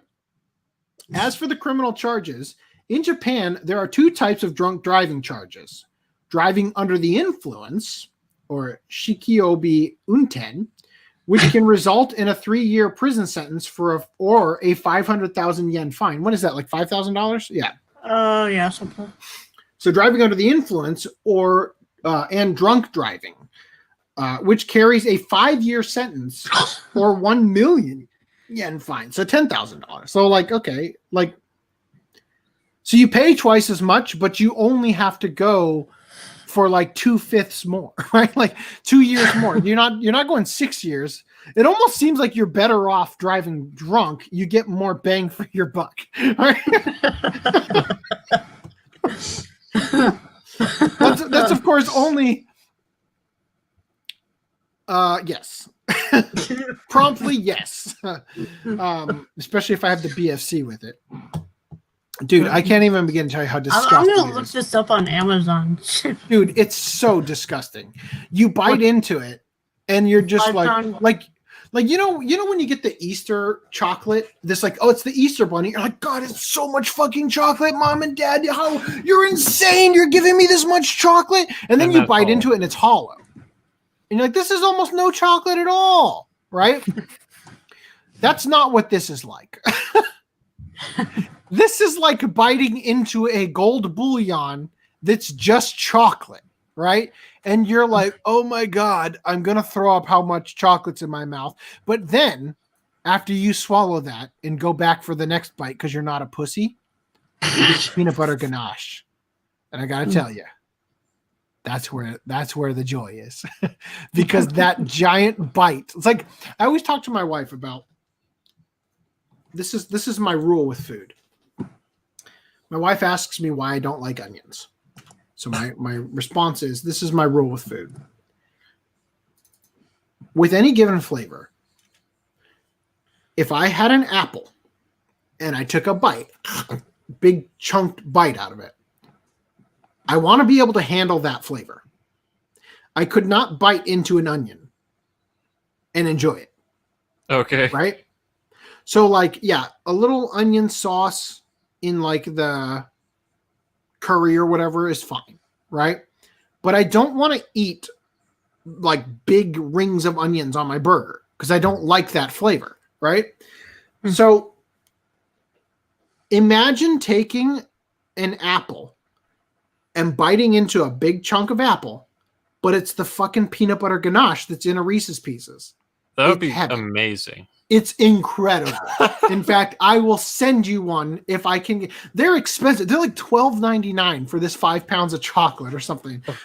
But I will send one. That's a pretty goddamn good deal, if you ask me. Yeah, I'll send one to each person on the podcast. We'll eat them together. Maybe I'll send you a BFC too if your heart can handle it. Oh, sweet. All right. Maybe I'll just find these on Amazon because I'm sure I can get them there. I can't find one. Dude, it was like, I can't even believe it was a thing. I think it was around the time when Bitcoin hit 20,000, which, by the way, it's about to hit 20,000 again. All the stars are aligning right now for me to get this chocolate again because it's a repeat, right? Anyway, so maybe it was, God, it was so fucking heavy. It might have been 10 pounds of chocolate. Like, look up different numbers. I'm using 5 pounds as it's probably 5 pounds. It might have been 1 pound. It might have been more than 5 pounds though. Anyway. So driving under the influence is simply determined by the blood alcohol content. But drunk driving is based on the suspect's level of noticeable impairment, such as slurred speech or inability to touch their own nose. So the question is, driving through the convenience store window and jumping out and saying, "Sorry, I gotta pee," is that impaired? Or would you be more impaired if you just pissed your own pants? I found a 1 pound with two giant cups for $12.99. Was it 2? That might be it. $12.99 for 1 pound? That's probably it. It's got 2 cups in it. Fuck, it was so big, dude. I don't remember. It might have actually been 2 cups. I can't remember. I'll tell you, though, that first bite is awful because it's all chocolate. Anyway, I'm gonna send it in the okay, well, I guess I can open it. Anyway, so but think about it. Like, so imagine that this woman is going to court, right? And her lawyer's defense is that were she actually drunk, she clearly would have pissed her pants. Ooh. Like, imagine that that's your argument to lower your 5-year prison sentence to 3 years, right? Based on the fact that she was not drunk enough that she actually pissed her pants. Like, she actually got out of the car after crashing through the convenience store window. Said, "Excuse me, I have to pee." on the security camera, does she run in a straight line? No, well, she didn't, but only because she was running around the chip display. This is how I see. She did it. If she was drunk, she would have barged right through it. She's like, Your Honor, she's clearly walking in circles, or like she's not able to walk in a straight line. It's like, no, she's walking around the broken glass and chip display. The Hershey's website says world's largest Reese's peanut butter cup. Okay, it's got to be it. All right. I'll pull it up. 2-pack, 8-ounce cups. All right, I'll pull it up. Hold on. I'm going to put it up next to it. It'll be the next thing we cover. God, they're expensive. The limited time offer. Okay, here we go. I'm no lawyer, but driving through the front of a convenience store would probably make this woman a prime candidate for drunk driving and all the penalties that entail. This can be added on to the other potential charges that include destruction of property, obstruction of business, reckless driving, driving without a license, and if they really want to stick it to her, trespassing, since she never asked to use the toilet first. I'm sorry, didn't she say...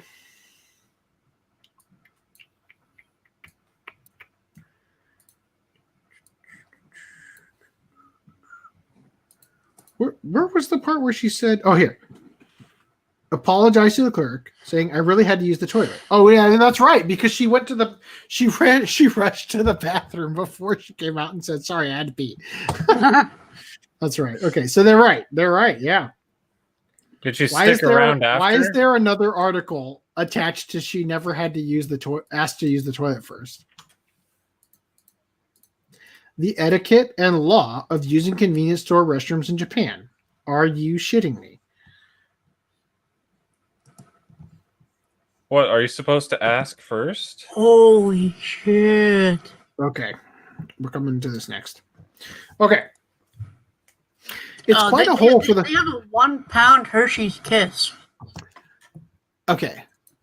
So what I just described about the disgusting first bite before you get to the peanut butter ganache is exactly what you're going to get out of that.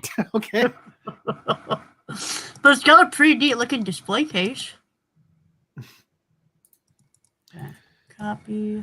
Oh, God. Okay, let me just Private say chat. this. For a second, in my mind, I thought, well, I have to buy 5 of them. No, I will not. I will die.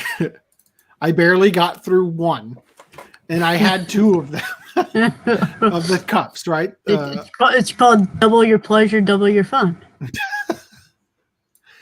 Okay, so the Reese's, how much? Hold on. World's large.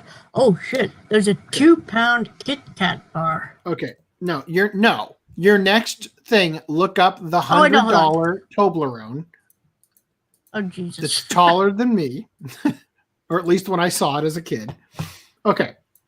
Okay, no, it's not a 2-pound Kit Kat. It's a bunch of snack size and lame. I think the Toblerone is actually a bunch of the little Toblerones in the box too. Anyway, it's quite a hole. Like that giant fucking Pringle can. Okay. It's quite a hole for the suspect to dig herself out of, and readers online were left reeling with all the details of this criminal activity. Quote, now that's how you make an entrance.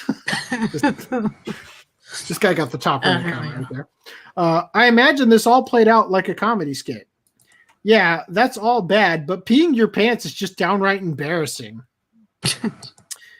She should have just peed all over the inside of the car. It still would have been an easier mess to clean up. There's a lot to unpack here. Yes. I thought they didn't let people use the toilets because of Corona. Can you imagine? No, literally, this is the drunk thought process of this woman. She gets to the parking lot and she's like, "Oh crap, Corona! They're not going to let me in. I have to force my way in." That's it. Shouldn't have put up the policies. Like, it'd be really funny if the obstruction of business is like, well, you see, Your Honor, not only did she drive through our front window and not ask to use the bathroom, she didn't abide by our mask policy either. As you can see on camera, right? She contaminated the whole place. We had to shut down. Entire store inventory lost, all gone. Yeah, all contaminated. You ever seen that? Heard that story about the guy who he was like a watermelon farmer, and somebody kept stealing his watermelons, right, in the middle of the night. So he put out a sign that said, and this guy makes his money off of his watermelon sales. So he put up a sign that said, "Warning, one of these watermelons is poisoned." And he's like, that'll get him. But then when he came back to find two signs, his sign that said, "One of these watermelons is poisoned," and another sign that said, "Correction, two of these watermelons are poisoned."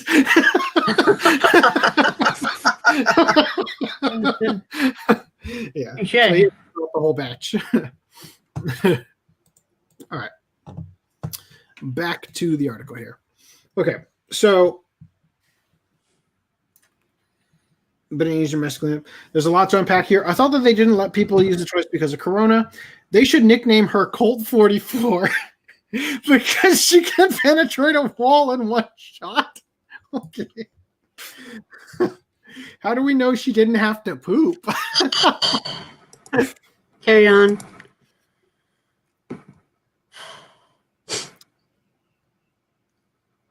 I'm trying to think if it would actually be a more valid excuse. Like the judge is like, "You drove through this wall all because you had to pee. Your Honor, it was the double juice." That last comment makes a very valid point. Up until now, there has only been speculation that the suspect had to pee really badly. I mean, that's what she said, right? Oh no, she just said I had to use the toilet. The last comment makes a really valid point. Up until now, there has only been speculation that the suspect had to pee really badly, mostly because she was drunk as a skunk. However, the possibility does exist that an especially urgent number 2 was the catalyst for all the wanton destruction.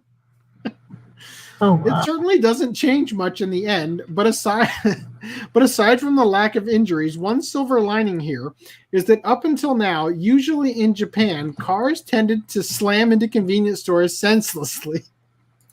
It's as if the storefronts are simply magnets for bad drivers. This person at least had a purpose for crashing into one. So maybe this is a sign of improvement. I just want to know what these headlines are. Car crashes into Hiroshima 7-Eleven. Owner gets guardrails. Car crashes into the gap between the rails.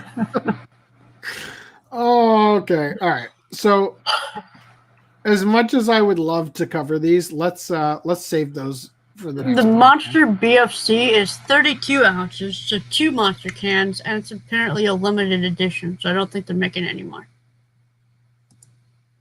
Only 2? Mm-hmm. No, the 8-ounce can is the normal. No, it's not. 16 ounces of normal. Is it really? Mm-hmm. Damn, I thought it was 4. I could have sworn. Let me see the link for the BFC. What's an ounce? And Car You don't accident have to answer reminds that. us of the obvious dangers of driving while eating instant ramen. Well, it's a shame. Video has now granted me access to this. Why is it that whenever a video goes viral in Japan, the owner's like, oh shit, private it?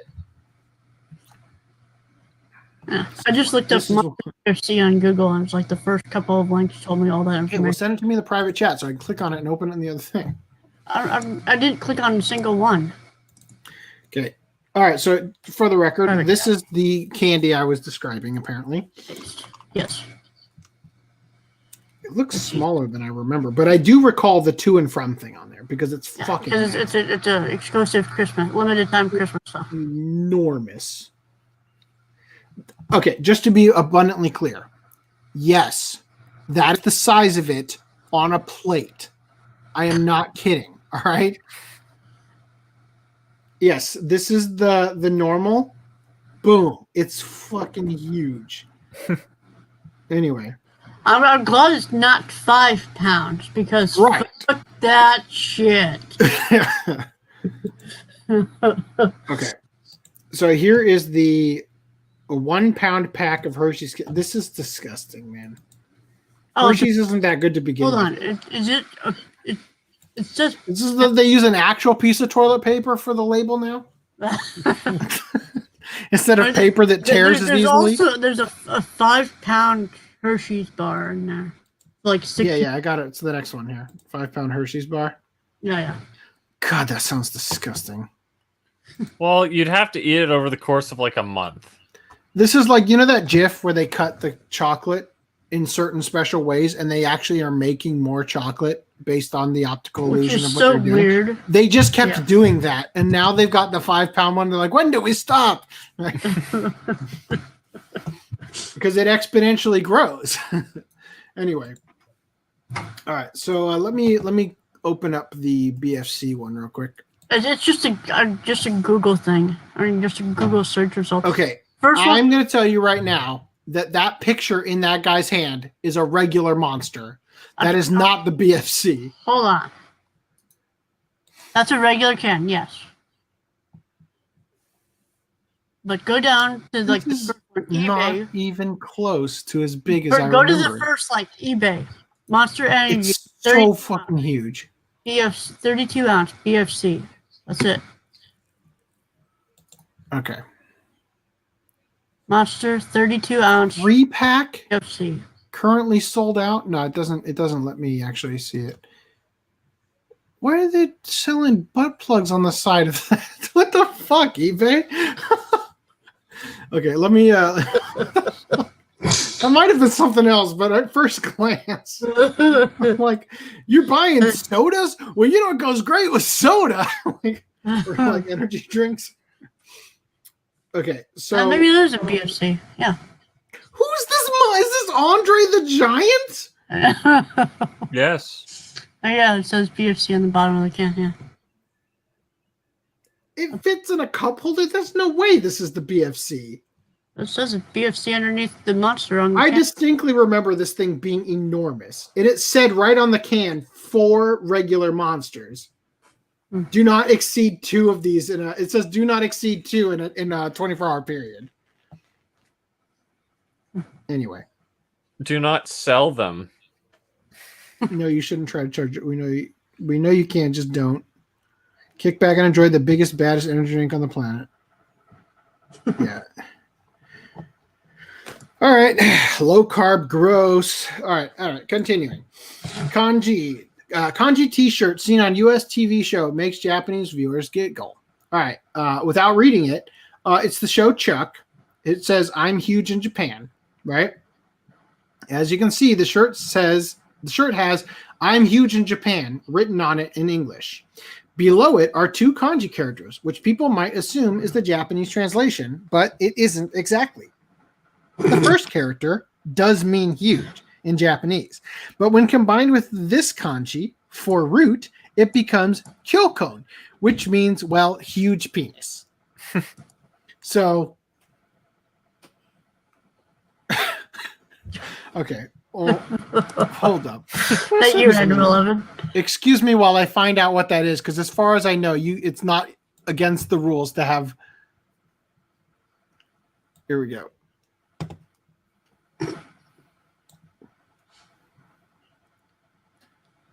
It's aftermarket stuff. It popped up on the side here as I went up to like close it. It like something popped out of the side. What are you suggesting, that it is a targeted ad towards your browsing history? I don't know. I don't know what it was. I just assumed it was a butt plug based on the weird shape of it as I went to click away. And now it's not coming up. So thanks a lot, eBay. Well, now that you've said it, Google's listening and will likely give you ads for it sooner. Well, here's actually a good indicator of how big the BFC was, but based on the Sharpie next to it. Look at the angle they're giving you, though. It's meant to look large. Wait, what's $200? All right. So the thing is that 1 pound is not that heavy. Okay. 1 pound of chocolate is nuts. Oh yeah, but a pound of chocolate weighs as much as a pound of anything else. Mm. Yes, a pound of chocolate is large, but what I'm saying is that the actual weight isn't that heavy. I mean, even 5 pounds dinner is a pound. Yeah, even 5 pounds isn't that much, But like in my memory of the chocolate, I remember like picking it up and going, "Holy shit!" Like this thing is actually, it weighs something. Especially when you pick up a freaking regular Reese's and it barely weighs anything, Yeah. So anyway, now I don't know how to redeem my honor. Thank you for that, Random 11, because apparently I don't know how to get the ads on the side to come. I don't even know what the fuck this is. What's this? Oh, that was helpful. Thank you, help bar. Thanks, Random 11. I write a note to myself. You saved this podcast, Random 11. Tell us how we can make this page better. Less butt plugs. Okay. All right. We should put that on a shirt. I got really pissed that when I lived in Arizona, I went to a men's group that was put on by a guy who used to he owned a gym. It was actually a gym that was like a mile away from us that we saw all the time. It was right next to the bagel shop we went into instead of the gym. And he made good money doing it, but he had a thing where all of a sudden it turned out, oh, my wife is cheating on me with another guy, and his whole family fell apart, and he went through a moment of losing everything, right? So that's what the men's group was kind of orchestrated by him, because he was like building back up, and he was like a trainer, right? So like his whole thing is like, I have something to give, right? Regardless of whether that was true. Not saying it wasn't, just saying like that was the mentality you got from him, right? And I forgot where I was going with this now, damn it. What were we talking about? Oh yeah, the pound of, okay. And he was talking to me when I got that job, because I started going to the group right before I changed careers, and I was like, looking for work and stuff. And I started working at the warehouse. And he made a comment about I looked slimmer or something. And I said, I haven't lost any weight. But then again, muscle does weigh more than fat. And he said, no, actually, a pound of muscle weighs exactly the same as a pound of fat. And I said, no fucking duh. We're talking about the density. Anyway. I'm back. Damn, $200 for a monster? So dumb. Yes, it is dumb. And I'm not buying it nor the butt plug that popped up on the side. Good thing you clarified. Otherwise, you would have assumed. Seb says I was in a band called Urgent Number 2. Can you please send me some music from that band? I'm glad you're not buying a monster or a butt plug But I'm That cost especially $200. glad that you're not buying a monster butt plug. The ones they have in the sex shop next to the soda can that's just a gimmick that says on it, do not try to insert in your butt. For gag gift only. All right. First new Japanese cockroach species in 35 years discovered by scientists. Finally, new roaches! Eureka! All right. It's safe to say that 2020 has been a challenging, even trying time for a lot of people. But hey, every dark cloud has a silver lining. Like the recent discovery made by a team of Japanese scientists. Well, depending on... So I wonder, when you discover a new species of something, how do you determine that it's a new species and not a current species evolving? I mean, that's Right? kind of what it is. Checkmate, atheists. Well, depending on how you feel about certain parts of the animal kingdom, maybe it's not so much a silver lining as yet another ring of inky despair. Okay. As what they found is not just one, but two new species of cockroaches. I will say this. I always thought cockroaches looked weird in Animal Crossing, but apparently we just have disgusting looking ones in the US compared to Japan. Sorry, I must know. Jesus Christ. Oh, That's a big... This is the island Jesus. of giant insects right here. So that Kickstarter's not even a fictional story. yeah. I'm Look up, not here for that one. Jesus. By the way, I Beetle. got an update saying it was going to be delayed. Yes. And they were like, it was not Sound Cadence's fault. It was Japan. Yeah, they went to great lengths. Overrun by They the giant cockroaches. Augie levels of explaining how he wasn't going to church, that it wasn't Japan's fault. Or that it wasn't Sound Cadence's fault. Which tells us that it was their fault. Why does it look so much smaller in this photo than this photo? Why are they touching it is the real question. Yeah, what the fuck? If it's a new species, are you sure the thing doesn't have stingers in the fucking... Well, this Sure one's thing not is the new the species. AIDS? I clicked on another thing on the side. Here's the cockroach one. Anyway, but yeah, I'll also say that once I moved to Arizona, I noticed that crickets in California aren't grasshopper sized. Anyway,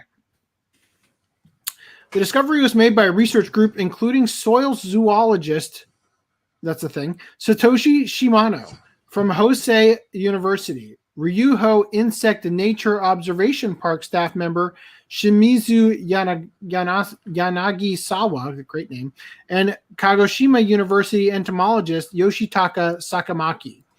Both of the newly identified roaches belong to the Euchoridia genus. Is that why they said Eureka? Okay.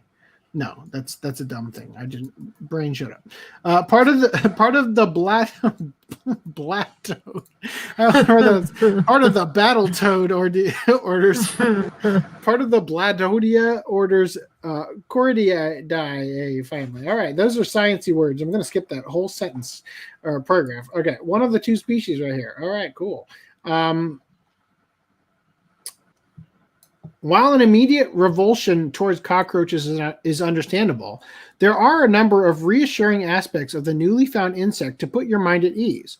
First off, you're not likely to find them crawling around your kitchen, as their habitat is the forest of the Nansei Island chain, which stretches from Kagoshima Prefecture down to Okinawa, before curving off towards Taiwan. They subsist off of decaying organic matter, filling a beneficial role for the ecosystem as decomposers. Okay, yes. So they eat dead people. Got it. They won't eat you unless you're dead. The researchers also point out that while many people's first mental image of a cockroaches is of dark and dirty things, The two new species have an incredibly beautiful blue metallic luster with vibrant orange markings that create a band across their abdomen. I will say this. You know those Japanese beetles, the green giant like beetles that are blind and fly into you constantly? Where's the cricket soundboard button? Anyway, I run into way too many of those on my job. Cicadas? Oh, my AirPod died. That's why I can't hear you. Oh, let me switch. Not cicadas. The Japanese beetles. Ah. The Higarashis? No. No. Japanese beetles. Yes, the Beatles, not the Beatles, the band. Here, I'm pulling up a picture. The Japanese Beatles band. Cover band. The Golden Cups. The Golden Cucks. These shiny things that like fly around. I don't know. We don't have those here. Oh, well, they have them in California. And they don't ever want to stop flying into you when you drive a truck to clean trash cans. All right. Anyway, moving back. Okay.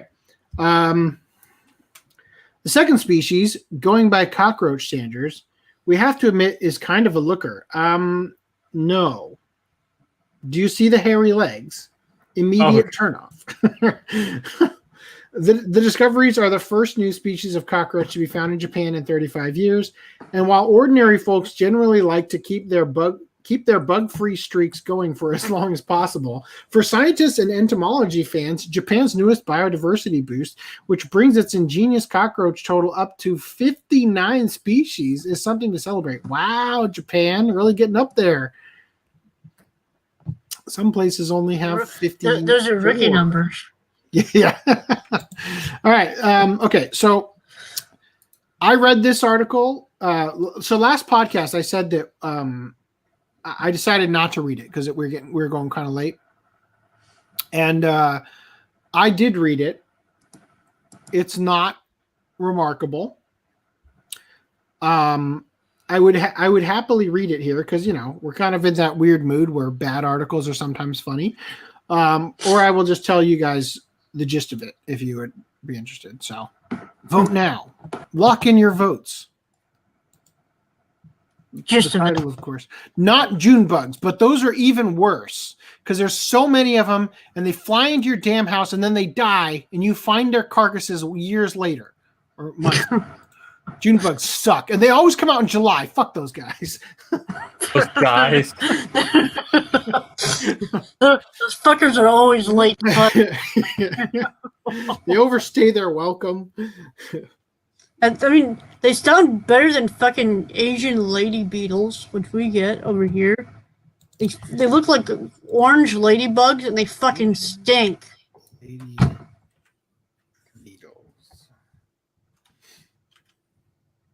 Those are the orange ladybugs? We get those over here too. Are they stinky though? They fucking stink. I thought that was just regular ladybugs that stink. No.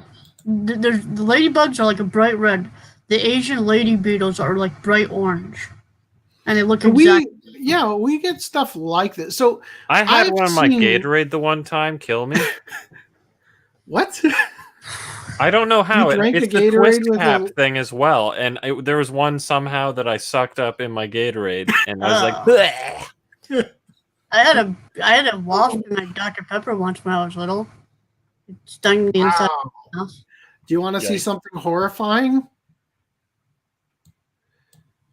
Rhys, do you have a dog? Say again? Do you have a dog? No, I don't. Yeah, those are the Asian. This dog. Put that away. He found your Gatorade. Okay. Oh, is it because they lay these disgusting eggs? No, because the larvae turn into like little caterpillar-like things. Ugh. These things smell awful. Yeah.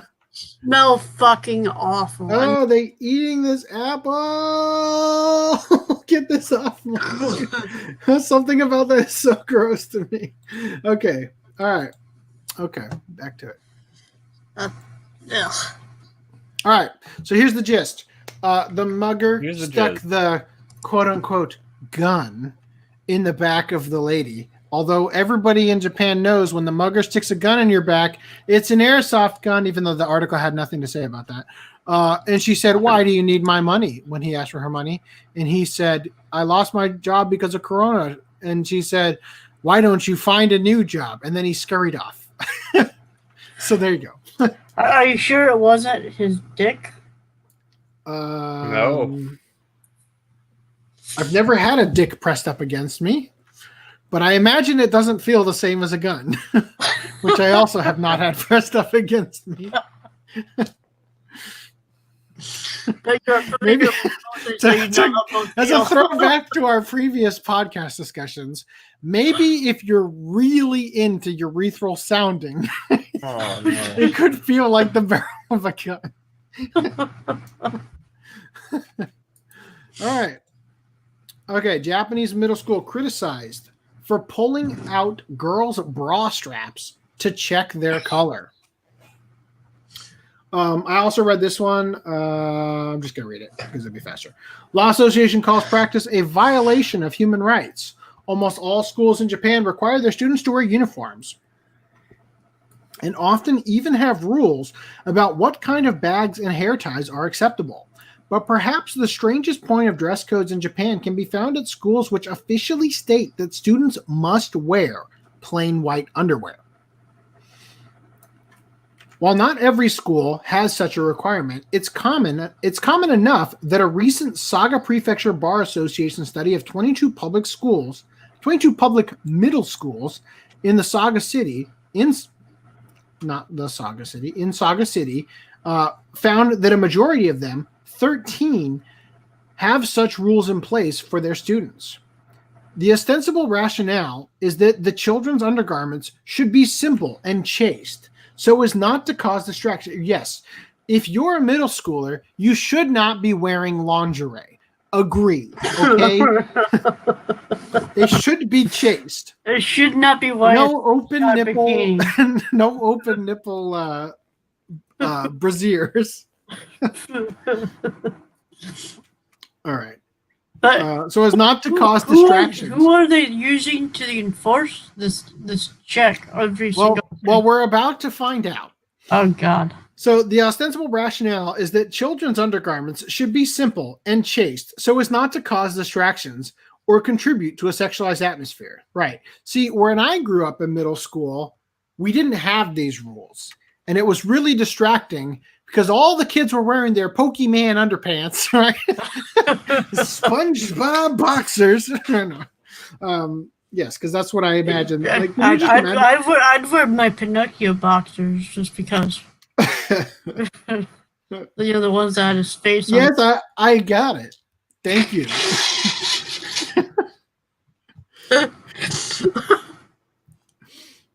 Thank you for the mental image. Okay, where was I? So the ostensible rationale is that children's undergarments should be simple and chaste so as not to cause distractions or contribute to a sexualized atmosphere. And white underwear, particularly white bras, are the least likely color to show a visible outline from under the students' uniforms. So, as you remember from Devadasi, for some reason, especially when it's hot out, you can clearly see through Japanese schoolgirl tops.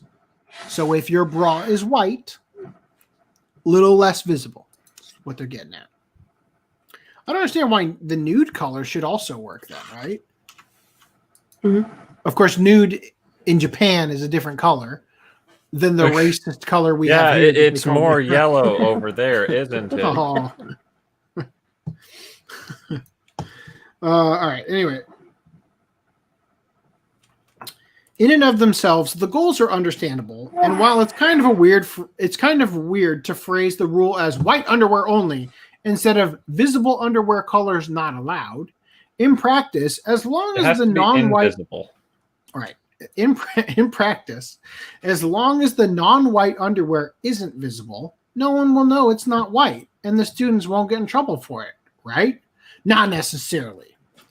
The Bar Association study found that at least one school with the rule, if not more, periodically checks what color of bra female students are wearing that day. The students, who would be between the ages of 12 and 15, aren't required to take off their tops for the inspections, but instead a teacher pulls one of the girl's bra straps up through the collar of her blouse to check its color. The check is performed, at least, by a female teacher, but the Bar Association still finds the practice reprehensible, saying, quote, commanding someone to That show shouldn't their be any underwear. teacher, or at all. What? Said it shouldn't be any teacher or Yes. at all. I thought you said it could be any teacher. It could be. Commanding someone. Is the female teacher gay? Well, I think it's like FDM Safe said. to I don't say think yes. I think it's wrong that it's any teacher at all. Right. Right. All right. Seb is going to fall Yeah. asleep while listening to the podcast. All right. Thank you, Seb, for sticking around till 3 a.m. I may drag out the podcast for a few more hours to get that sweet, sweet watch time from you. Yeah, Put on so the playlist, you can Seb. stay on, but you can go to bed. Yeah. All right. So, commanding someone to show their underwear is a violation of a person's human rights. It is not acceptable simply because it's a child who is being given the command. Yeah, being a child makes Let it me more chew on that for a acceptable. second. That'd be a weird performance art thing. I just imagine somebody like going to Japan. Hey, teacher, show me your tit. I mean your bra, right? Like, who messaging me? Otaku's messaging me. They're saying that show them your underwear is a violation of human right. Human rights, yes. Dictating the color of your underwear is also, I would think. Sure. I'm just going to read this thing Otakuzo sent me real quick.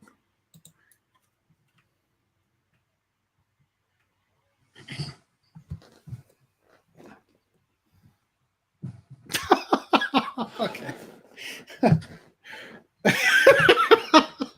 Okay, Otakuzo, you've made it. You've made it on the show. White people have no equivalent to the N-word. It gets us lynched. I disagree. Nazi.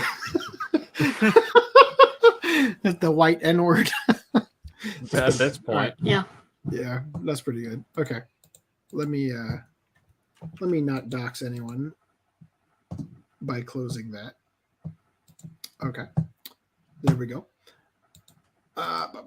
Where was I? Japanese middle school. There we go. That's that one. Okay. I'll be back.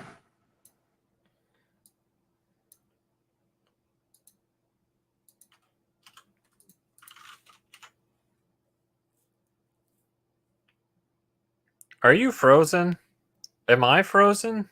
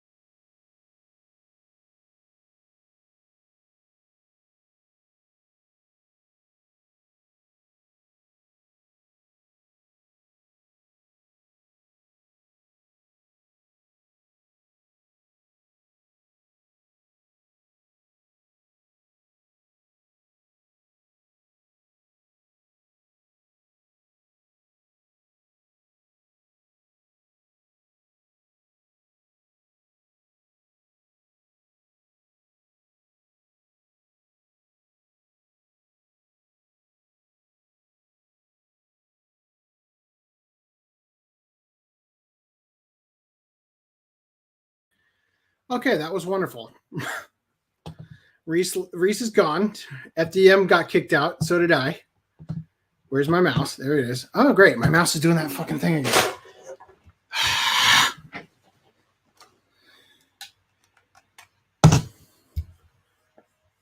Give me a second while I reconnect my mouse.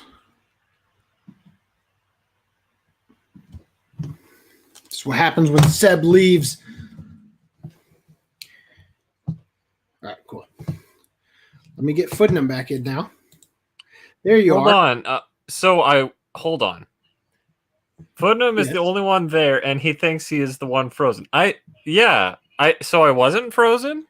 Dude, you must have gotten booted from the call because when I came I back left in, you voluntarily because I'm like, oh, Brad's frozen, so okay. my connection must be bad. Yeah, so I left. so my connection when I tried to re-engage the screen share into the like making that the primary thing being shown on screen wouldn't connect, and then all of a sudden I'm like, oh no, why? I think my brother-in-law might have reset the internet, but then I unplugged the Ethernet and plugged it back in, and then I got booted from the call. And then when I came back in, you weren't like added, and Rhys was muted. So that was a great couple of seconds or minutes that everybody got to enjoy. Probably the highlight of the stream, I'm sure, for a lot of people. Dead air. Yeah, sorry. So I tried. Here's the thing. I was going to be back on really quickly because I was going to jump in through the phone and just say, hey, sorry about the technical problems. But my phone's at 1% battery. So what I did is I ran upstairs and grabbed my charger, here it is, right? So, but I can't plug it in anywhere. That's the problem. I guess I could unplug this stupid light. And I've got I can unplug the computer for a little while. It's at 100%. And I happen to have my dongle here with my keyboard to log in with. So I'll just do this for a little while, just in case that happens again. And then I'll be able to join the call and say, wait a second. Well, I can't. I can't, because if Rhys isn't here, he wouldn't be able to add me to the call because I'd be joining as a guest instead of wonderful. All right, so back to it. No, don't import my stuff. I plugged in my phone. Yeah, you want to update my phone and make it awful. No, denied. All right, back to this. Rhys leaves and everything goes to shit. Okay, so commanding someone to show their underwear is a violation of a person's human rights. It is not acceptable simply because it is a child who has been given the command. The statement was part of a report submitted by the Bar Association to the SaGa Prefectural Board of Education and local PTA organizations calling for a reform of school rules. Other questionable regulations discussed in the report include bans on, quote, soft mohawk hairstyles, which I'm guessing is just like a mohawk but with hair on the side, right? Like that guy on it's like the Nazi style hair, right? Where it's like, what? No, wait, okay, here we go. Like I'm guessing this is like the soft mohawk, yeah. Show me this mohawk. Why do you have to type it out like it's a typewriter? Come on. That always doesn't work in Japanese because they type like 10 words at a time, right? It's all there's no. Okay, terrible. The feng shui of the podcast has been awful. So I don't even know if my brother-in-law reset the router because I went upstairs to see if his door was open so I could ask him to reset the router and it was closed. So I don't even know if he's here or awake. Anyway, so the soft mohawk, bans on soft mohawk, not allowing students to wear mufflers when in uniform, and different dress code / hairstyle rules depending on the student's gender. Also discussed is the potential confusion from schools having both rules restricting social media use. Schools having both rules restricting social media use in the interest of protecting students' privacy, yet requiring visible name tags on their uniforms, thus revealing their names to passerbys on their way to / from campus. The Bar Association urges schools to reconsider whether their rules actually have a positive effect on the quality of the student's education, particularly in the modern era, and to take student input into consideration when making revisions in order to help cultivate a feeling of mutual understanding. So I am just going to private chat a joke that I can't say. All right, there we go. I just came in. I don't know what this is a reference to. So you know. All right. Ikeda City Mayor pledges to pay about $6 in restitution for installing sauna in his office. It's not about the principle. It's about the money. Ikeda is a pleasant city on the outskirts of Osaka Prefecture and home to one of Japan's 2 cup noodle museums, honoring its inventor, Momofuku Ando. But for the past few months, a scandal has put its mayor, Hiroki Tomita, in hot water, like so many dried noodles in a styrofoam cup. It all started, damn it, hold on, I gotta refresh so the stupid fucking images load, god damn it. There we go. It all started in September of this year when Mayor Hiroki Tomita brought a home sauna to his office and installed it in a small room next to the waiting room. During his lunch break, Tomita would slip into something more comfortable and take a steam for about 20 minutes. It's a guilty pleasure we know all too well. However, around mid-October, Tomita's wife advised him to rethink the practice because a mayor having a sauna that he installed in his office probably wouldn't go over well with the general population. He agreed and pulled it back out. Only he was not fast enough, it would seem, because on October 22nd, a news website broke the story of Tomita's workplace schwitzing. Sorry. As I said that, I spit all over my monitor. So, on October 22nd, a news website broke the story of Tomita's workplace schwitzing, and the people were steaming mad. The following day, Mayor Tomita held a press conference to apologize for his sauna and, quote, mixing public and private matters, unquote. He also promised to reflect on what he did and reimburse the electric costs. Normally, that would be the end of it. But suddenly, on the 17th of November, Mayor Tomita once again called the press to declare that he had successfully worked out the electric costs of his sauna. He claimed to have used the sauna 30 times in the office for periods of 50 minutes, including the time it took to heat up, rounding up at a rate of 23 yen, or 22 cents per kilowatt hour. That worked out to 690 yen, or $6.65 US, all of which he dutifully returned to the city's coffers. Online readers of the news, most of whom lived outside of Ikeda, were confused, both by the tiny refund and over what the big deal was in the first place. Quote, that's kind of funny. Were they really angry about this? The labor cost of calculating the bill was probably higher than the bill itself. It's not a matter of money. It's about morals. He's a little different from your normal mayors, isn't he? What about the cost of installing the sauna? It's fine. I bring stuff from home to work to make myself more comfortable too.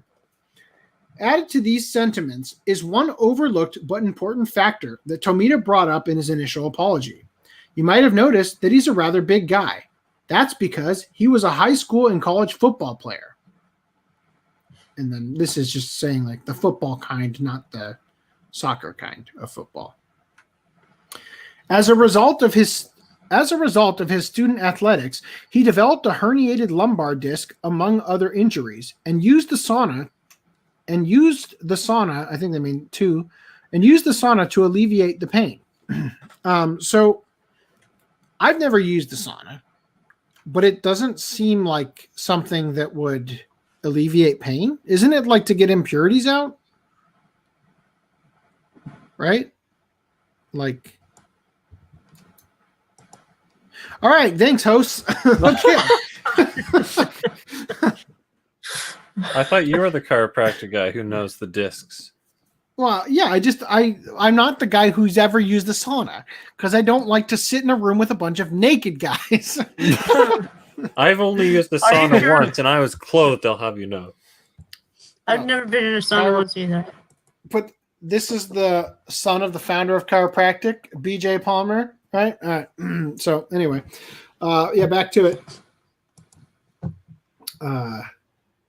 DD Palmer being the founder. This is BJ. Anyway, I'm inclined to believe that too, because who needs a sauna in Osaka for pleasure? It's the middle of November, and I'm still sweating my butt off. Regardless, the old politician installs sauna in office story was sure to create an image of entitled opulence and put Tomita unfairly in the spotlight. That's why I'm almost certain this 690 yen press conference was his own way of sticking it back to the media and saying, "There, are you happy now?" If that is the case, then I can't help but really like the guy. Passive-aggressive contempt is a quality I can relate to and appreciate in politicians. I guess you could say he's the kind of guy I'd like to have a beer with, and then pop the bottle cap off on the edge of his expensive table because he had the gall not to offer me an opener right away. Anyway, thoughts? I don't understand how this is an issue. That's like saying you can't charge your phone at work, right? Yeah. No, you're using the city's electricity. How dare you? Oh my god. Or plugging your personal laptop in. Right. I mean, if you're viewing pornographic movies, then I get it. Yeah. Right? Because you're like A connoisseur. viewing pornographic movies. I couldn't come up with anything. Okay, so Random 11 says, So are you advocating for pornographic movies at work being okay? I mean, if you work at an adult film studio, if you're a pornographic movie editor, a hernia can cause inflammation. Heat can ease the inflammation. All right, so I never really thought about it before. But I guess it makes sense why all the saunas are always a bunch of old guys airing out their balls. So that would make sense. All right. So here we go, guys.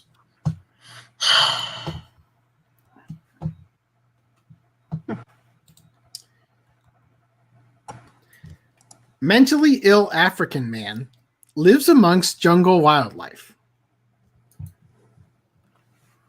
I'm kind of glad that our friend is gone. Why does it look like the top of his head is really small? It is. So his actual head is very small, is the thing. So like he looks. How can I say this? I do not have any ill will towards this poor fellow. But he looks like when the pygmies like shrink heads. Like, you know what I mean? Yeah. Like the shrunken head kind of thing. He was born with a rare.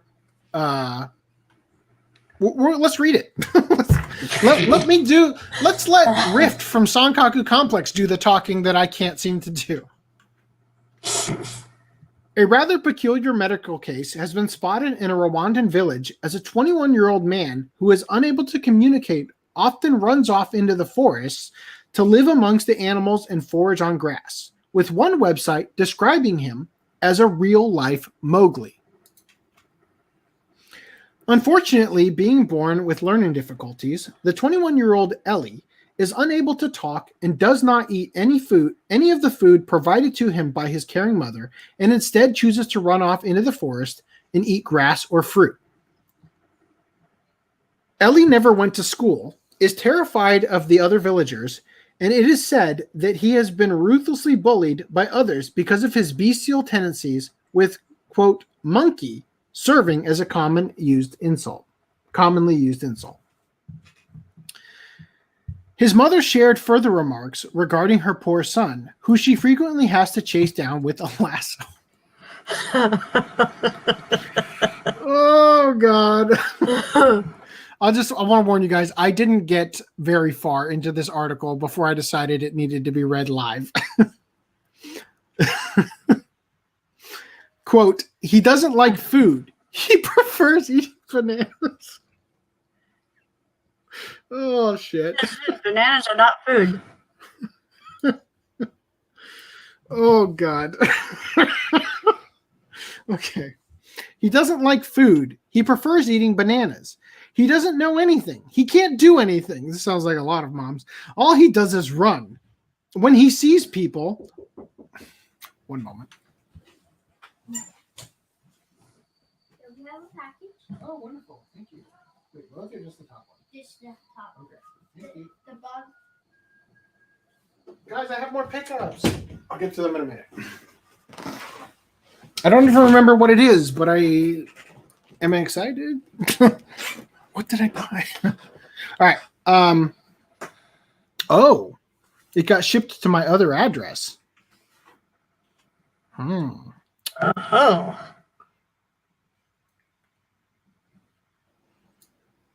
Did I have to pay $3? Oh, is that why I have to pay like $150? So like the postage fee is being eaten up by like stuff that has to be shipped to the other address. Okay, that makes sense, I guess. All right, back to the article here because it's pressing matters. All he does is run. When he sees people, all he does is run from them. Wherever he runs, I have to run after him. In a whole week, we can cover 230 kilometers. Footnum, is that an awful lot? 230 kilometers? Yeah, in a week. Hell if I know. It's less than Not a mile. really. Is it less than a mile, really? No. No. Kilometers. 1 kilometer is less than a mile. So Oh, okay. 230 So it's not miles like- is less than 230. So let's say 200 miles. I'd say. That's pretty. Yeah, I guess that's pretty. If I do not follow him, he might not come back home. Well, I mean, that's a mother's duty. Yikes. I mean, just let the boy run. He'll be the next Usain Bolt.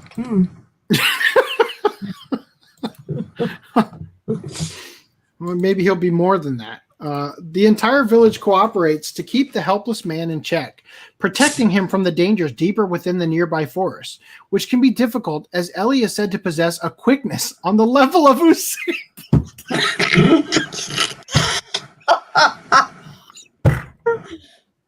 Oh my god!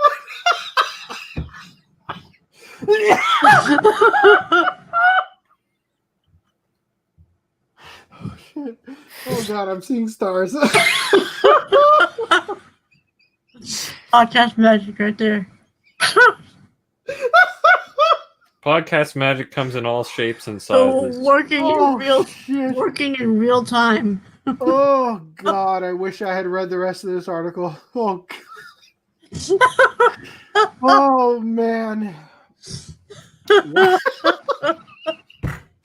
I feel like this whole podcast has been that, like the talking about our running to the bathroom. Oh man. Whew, okay.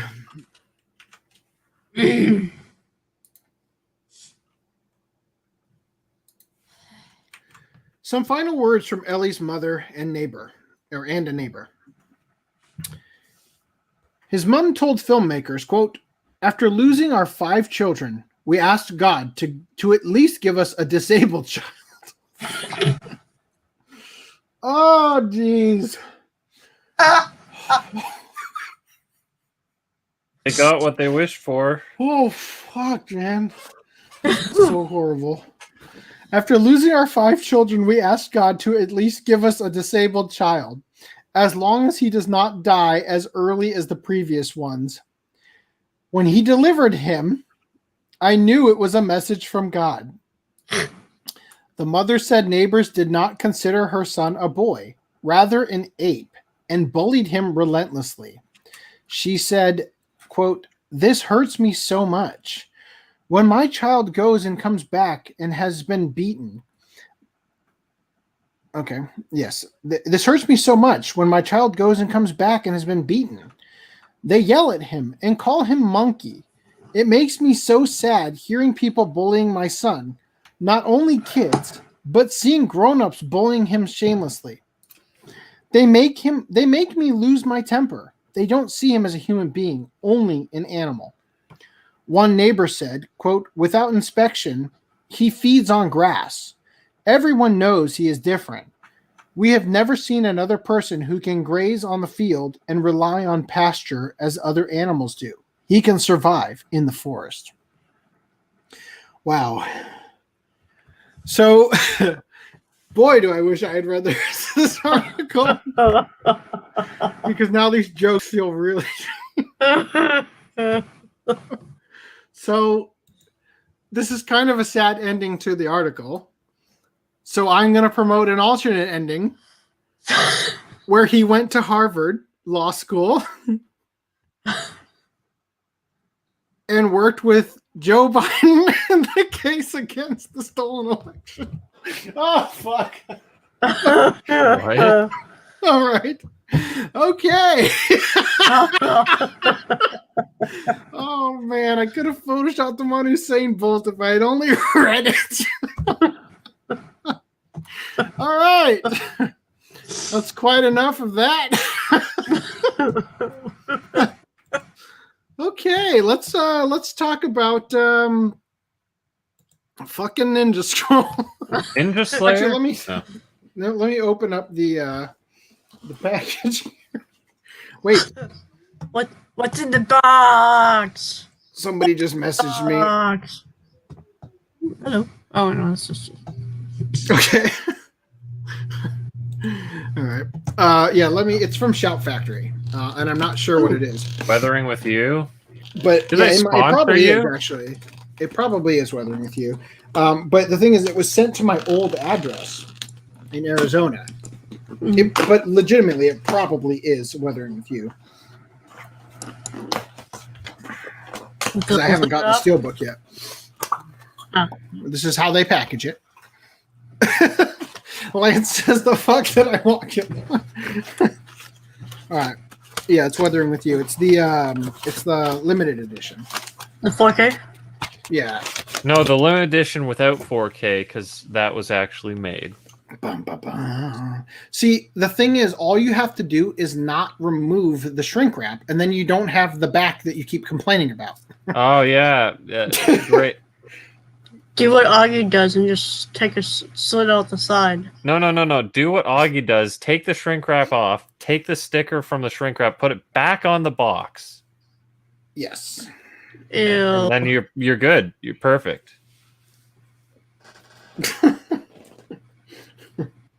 My friend from New Zealand is telling me he's going to go eat grass now.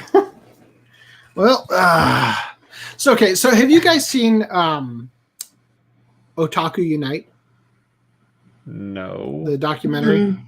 Nope. So there's a video on YouTube called 2001 An Anime Odyssey that is a super cut of that. And it has that guy, Jonathan Cook, Johnny Otaku, who, you know, the story about the Vic locks at Funimation? Well, the reason that they call them Vic locks is because Johnny Otaku, quote, was destined to become the next Vic McGonagall, right? That's what he couldn't even pronounce Vic's name. So he, I think it was Christina V. I can't remember who it was. Maybe Lucy Christian. Who's the other one? That's in a lot of stuff. Anyway, he pinned her up against a wall at a convention and said he wouldn't let her leave until she got him a job as a voice actor. And then eventually security escorted him off the premises, and he's now banned from every convention in Texas. And then he went to Funimation and said he wouldn't leave until they made him a voice actor. And the cops showed up. And he's never been allowed back in. And they installed what they called the Vic locks, which were not about Vic. They were about Johnny Otaku. So in this supercut, they do this really funny thing where they do the documentary, right? Because they're just recutting the old documentary. And then they have this, like, Where Are They Now segment. And they have this really funny, it uses a song by the band Yes. I think it's called Our Song or whatever. It's like, da-da-da-da, right? And it has, like, the pictures of him at conventions photoshopped, like with Vic having his hand over, you know, and stuff. And I was going to do that with the story we just did. And it would have been so funny because I didn't have enough time. Oh, there goes at the end. I didn't have enough time, but I was going to do that with, if I had read the article, the Usain Bolt and everything, that would have been so funny. Oh, I feel terrible now. All right. So anyway, yeah, that's what you walked in on, Lance. Feel free to join us for our discussion on Ninja Scroll. Yeah.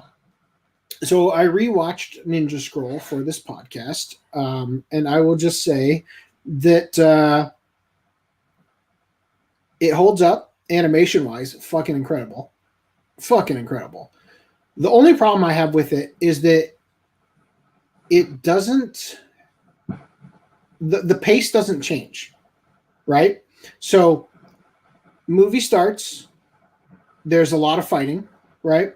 And then it never stops, right? So like, okay, we take out this guy, and then immediately after that guy's dead, the next guy's there, and then the next girl, and then the next guy, right?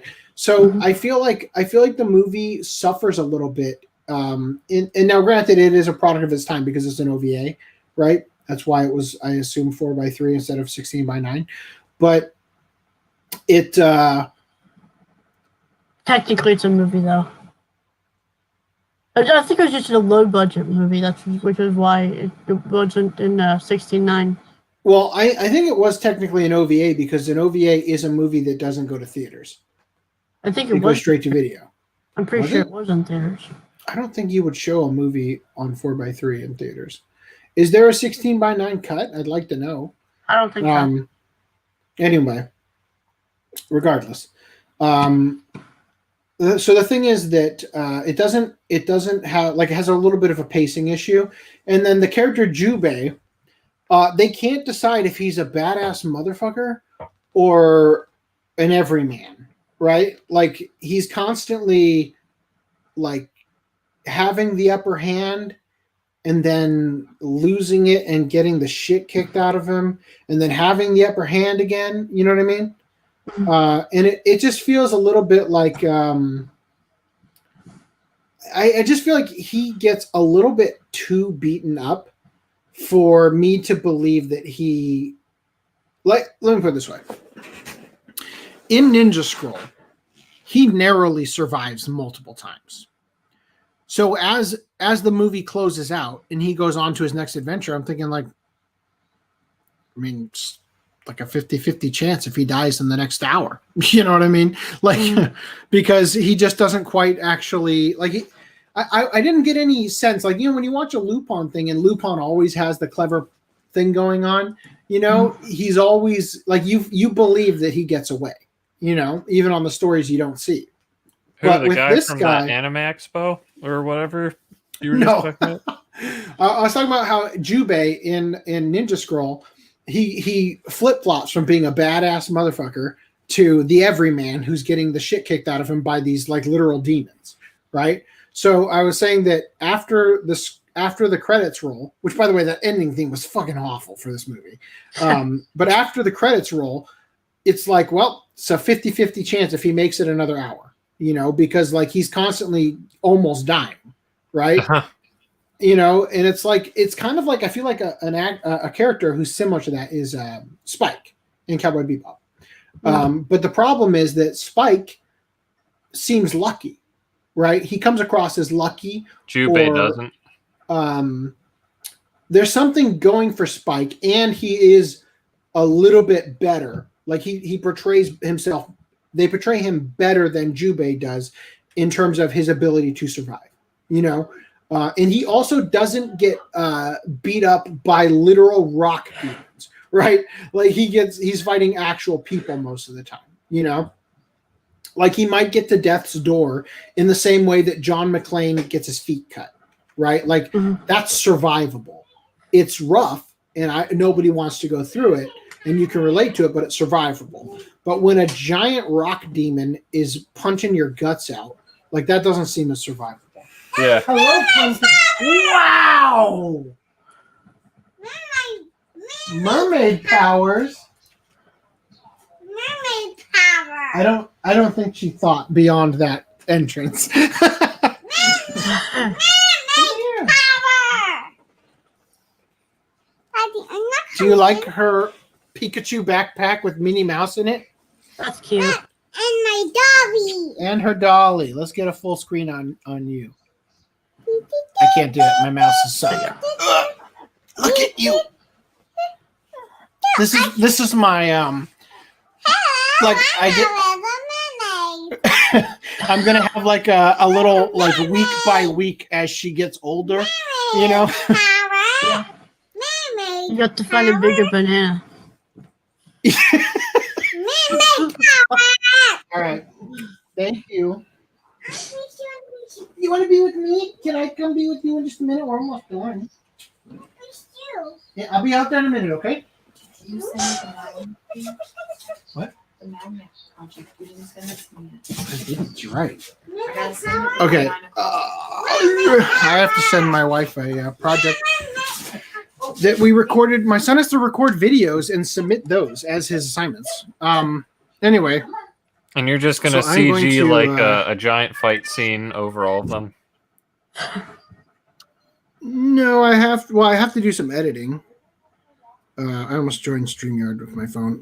I have to airdrop it. You know what? You should train your my son son, to edit so he can edit all of your videos for you for allowance. I taught him how to edit for the last project that he had to do. Yeah. I don't want him to edit my videos, but I at least want him to know how to do it. He should do the hentai grab bag censoring. Yeah, because one hell of a learning experience. yeah, because the thing is that my son had to do an assignment, and it's like, okay, long story short, we had to cut numbers out and put them in a bowl, and he had to do something to demonstrate some math knowledge, and he had to get 3 out of 4 of the ones he had to do right. But we got 4, we got all of them right, and he wanted to keep going, right?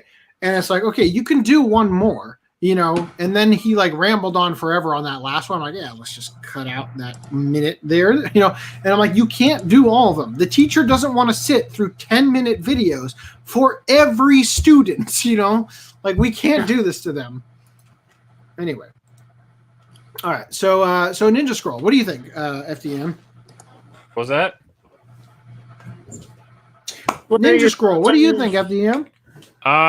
Let's see. So when I first heard of Ninja Scroll, saw the cover and everything, so I got this weird vibe that it was going to, bad things were going to happen, I guess you could say. And in some ways they did, but I guess not to the degree that I was expecting, which is technically good. I don't need a stapler and a bunch of Allen wrenches. Yes, you do. What? Now this is for you. Surprise tool that will help us later. This is for you. Yeah, if it's in Act 2, it'll Get out of here. appear in Get out of here Act right 4 or whatever. Get out of here right now. Come on. Stop. Yes, I see. Come on. No, I got it. Thank you, baby. Got it, baby. Thank You're gonna come you. with me. Let's go see him. Thank you. I'll get her in the car. Thank you. All right, thank you. I will. So my daughter preemptively just start picked up 2 of damn it. these. You'll notice that one of them is empty because all the fucking staples just fell out all over the floor.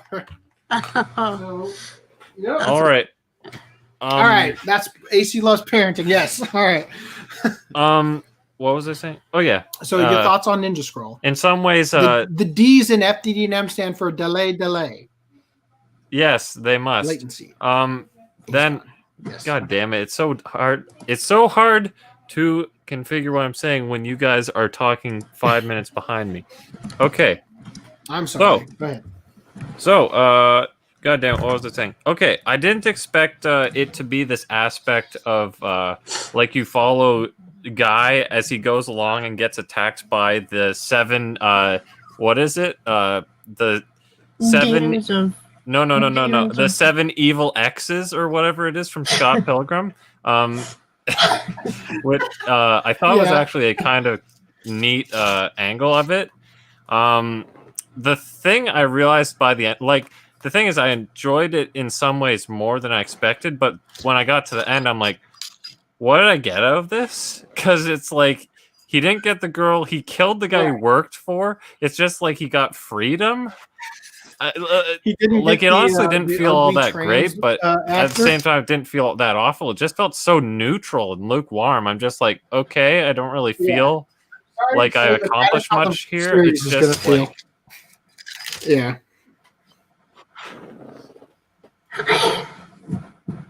I saw this pretty early on in my I think you're talking about the Yeah. large chin design of all the characters.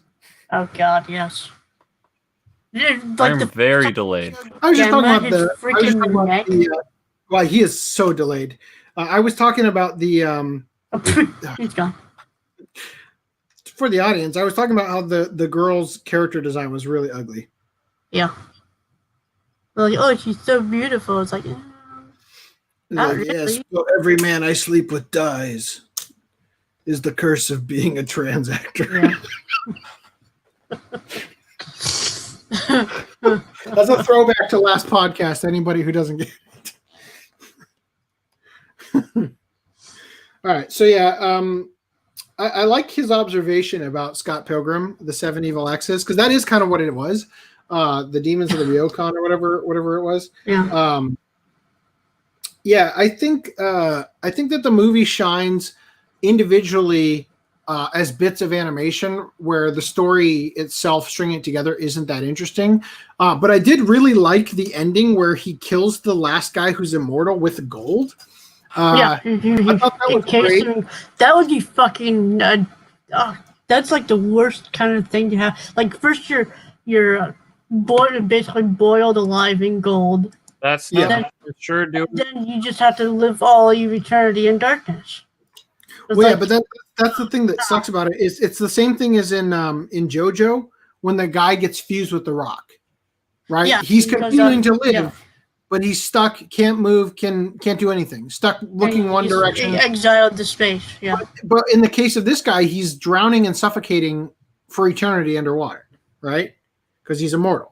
So Yeah. the question is, will there be a sequel to Ninja Scroll where somebody in like modern day Japan is like he found this Excavating he gets all this gold and he's like, wow, and he like chips away. There's a person in here. Oh my god, you know, and then like, No, at first they'd have to take the blob of the whatever it is and then melt it.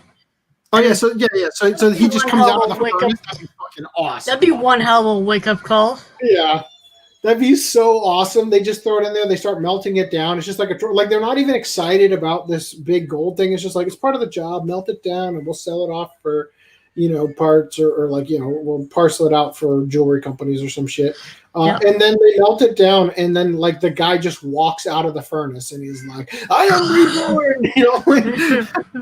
Who accurately I sleep quoted with me? both men and women.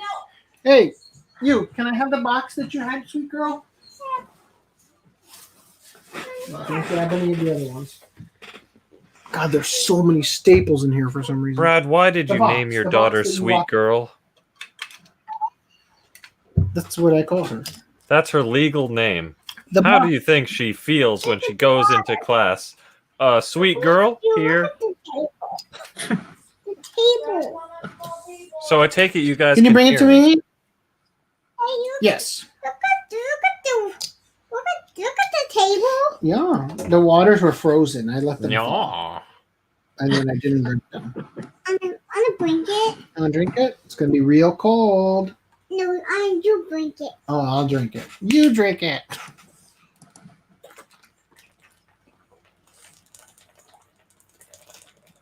Why is she making you drink ice cold water? Drink it a lot. What? I will drink it now. She wants me to drink the other one now. There's two of them. Dance, monkey, dance. Chug. Boy, I better not get in the car. I might go through a convenience store. I'd fear for the day when she grows up and goes off to college. Don't you put that on my daughter. My daughter is not going to college. Daddy?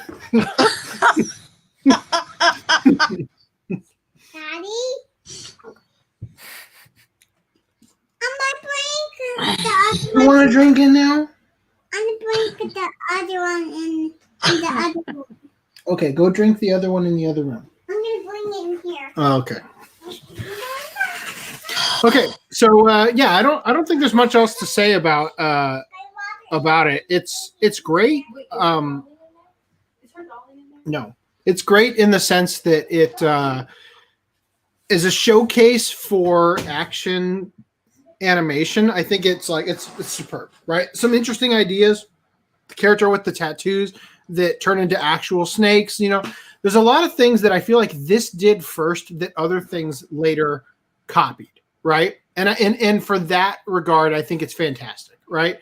But other aspects of it were less appealing. Although I appreciated it more the second time around. Like I talked about the ninja girl getting sort of raped, you know, and like kind of molested by the rock guy. Rappening. Yes, but I was operating off of limited memory of the movie, and you came back with that other water. Great. Dad gets Just to be clear, I'm glad she didn't get the full treatment. The full rapening, yes. So Yeah. I'm just saying, like, in my memory, I like it's anyway. What I'm getting at is that them weaving it into the story that when he said you thought you killed that guy, but it was actually her because of the He Saliva. walked mouth to mouth and mouth to coochie. mouth to coochie. Yes. Okay, baby. Okay. I thought that was just on her TT. We have to use child Yes. language. Can you drink that? She can't hear you. I've got the AirPod in, so. Okay.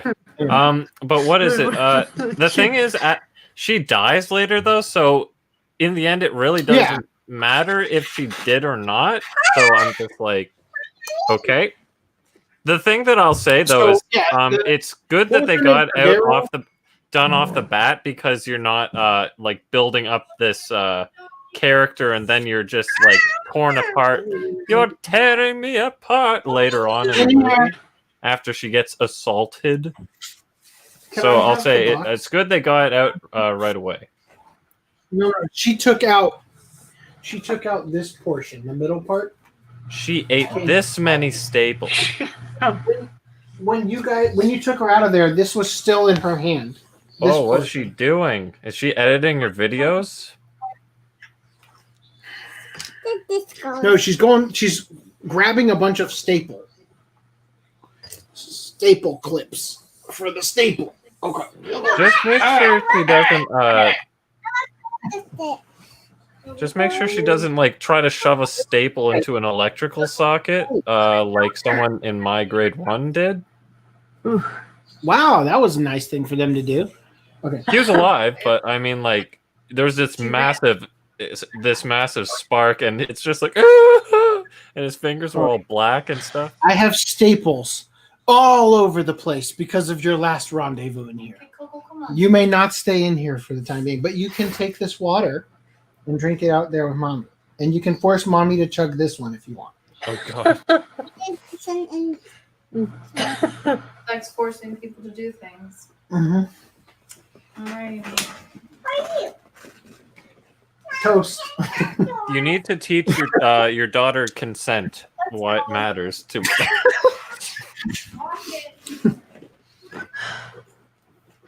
but yeah, I thought it was it was nice to watch. As like, the thing is, I didn't have like 100% of my attention. I was doing a menial task while I was watching it, but it was like really pleasant to just have in the background for whatever reason. All the rape and everything. Oh yeah, that was really pleasant. No, it was just this whole, every time I look up, they're facing a new unique enemy, I guess you could say.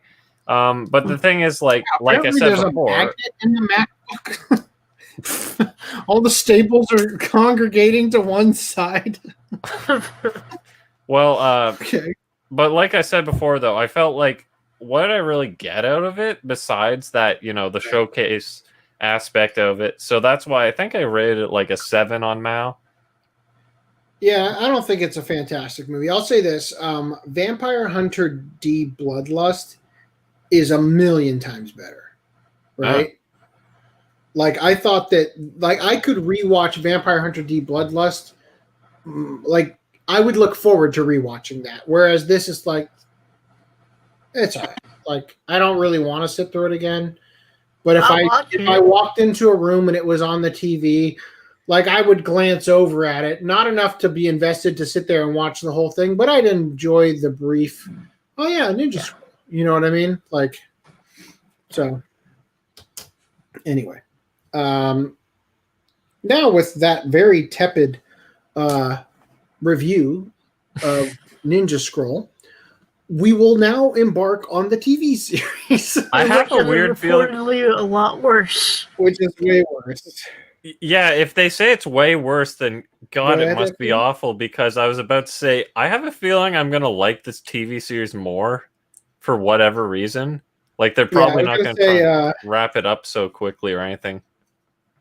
So, having already seen the Ninja Scroll TV series and remember zero things about it, I'm going to say that I'm probably going to work really hard to I'm going to start that torrent again, actually. Really hard to. I'm going to try really hard to get through that quickly so that my actual 2-week watching can be on Mob Psycho instead. Because I haven't watched season 2 of Mob Psycho. We're doing this over the course of 2 weeks. And there are some stealth weebifiable things in that show. What's up, Footnum? We're doing this over the course of 2 weeks. I think he's going to try and do Ninja Scroll through 1. Yeah, so the thing is that the plan was that, yeah, and it kind of got away from me. I don't know how this is all going to work now, but I mean, I guess I'm going to have to watch it subbed on Kiss Anime. Jeez, why did that escape me? Anyway, yeah, so unless it actually starts downloading because the Cedar's there, and I can finish the download by tomorrow. I mean, again, I do own the show. It's just in the storage unit now because of the current living situation. So I can't exactly get to it quickly. Although I was thinking about buying the Blu-ray from Discotech, but you know how quickly those get to you. And also the Blu-ray player is also in the storage unit somewhere. So I don't know where that is either. But yeah, so I will probably be, damn it, I can't watch it quicker because I have to read the subtitles. Fuck. I was gonna try to get through it quickly so that I could pay attention to Mob Psycho over 2 weeks rather than this. Anyway, that's it, guys. I'm sorry that the podcast always does this weird wind down at the end with the watch club. So Dan and Augie are both dead, confirmed. Neither of them made it here. I don't know why. Augie must have gone for his fifth trip to the supermarket. At least Dan's spirit communicated from beyond the grave. Got all of her teeth removed. I don't know. Anyway, all right. So, in reality, I'm sure that once he got back, oh, good, my internet's bad now. Shit. I am not making that face. Yes, they are closed there. You are very zen. And see what it does.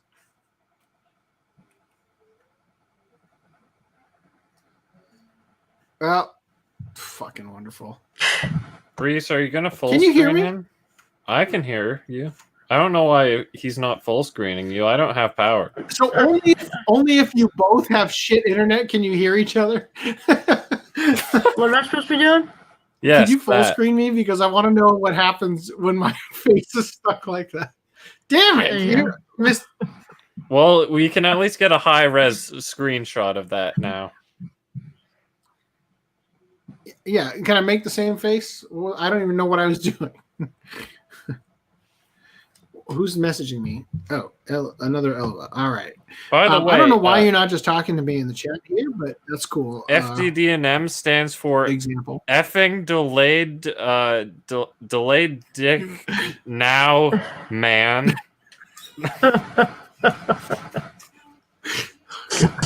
Okay, I think we're done. I need to go to bed now. All right. So yes, next podcast will probably okay. So let me check my time. So we did this one on Tuesday. Next podcast will probably be on a Monday because we're going to correct the flow. The Tuesday inning. Yeah. Whatever. Did Brad freeze? I think so. He's giving us a really stern face, like he's really disappointed in us. Was I frozen again, or was it just a black screen? Yes, you were. You're frozen. As soon as I go back to full Because that time it went like all right, the let's spinning end it circles off thing. before you freeze. Anyway, so it's funny how you can like fix my bad internet by full screen. Yes. Gotcha. Okay. So all right. So my friend from New Zealand says it's because his Xbox on his TV has no chat box. All right. Anyway, also, I will be updating the server to the cave update with the dripstone in a minute. After I edit that video for my son to submit for his assignment. All right. Anyway, so next podcast will probably be.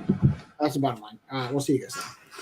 Also, thank you for being here, everyone. And I hope there were no misinterpreted hate crimes. The end. End broadcast. Where's my take it easy. We'll see you next time. I can't even tell if it's ended yet. You have this it hasn't ended on my end, and your face is just smiling. Do I have a sitting grin? No, why is the time? It's frozen. Full screen me now. You got a nice dude. This is a You want me that's to a try ending perfect it? face for looking at something like hentai.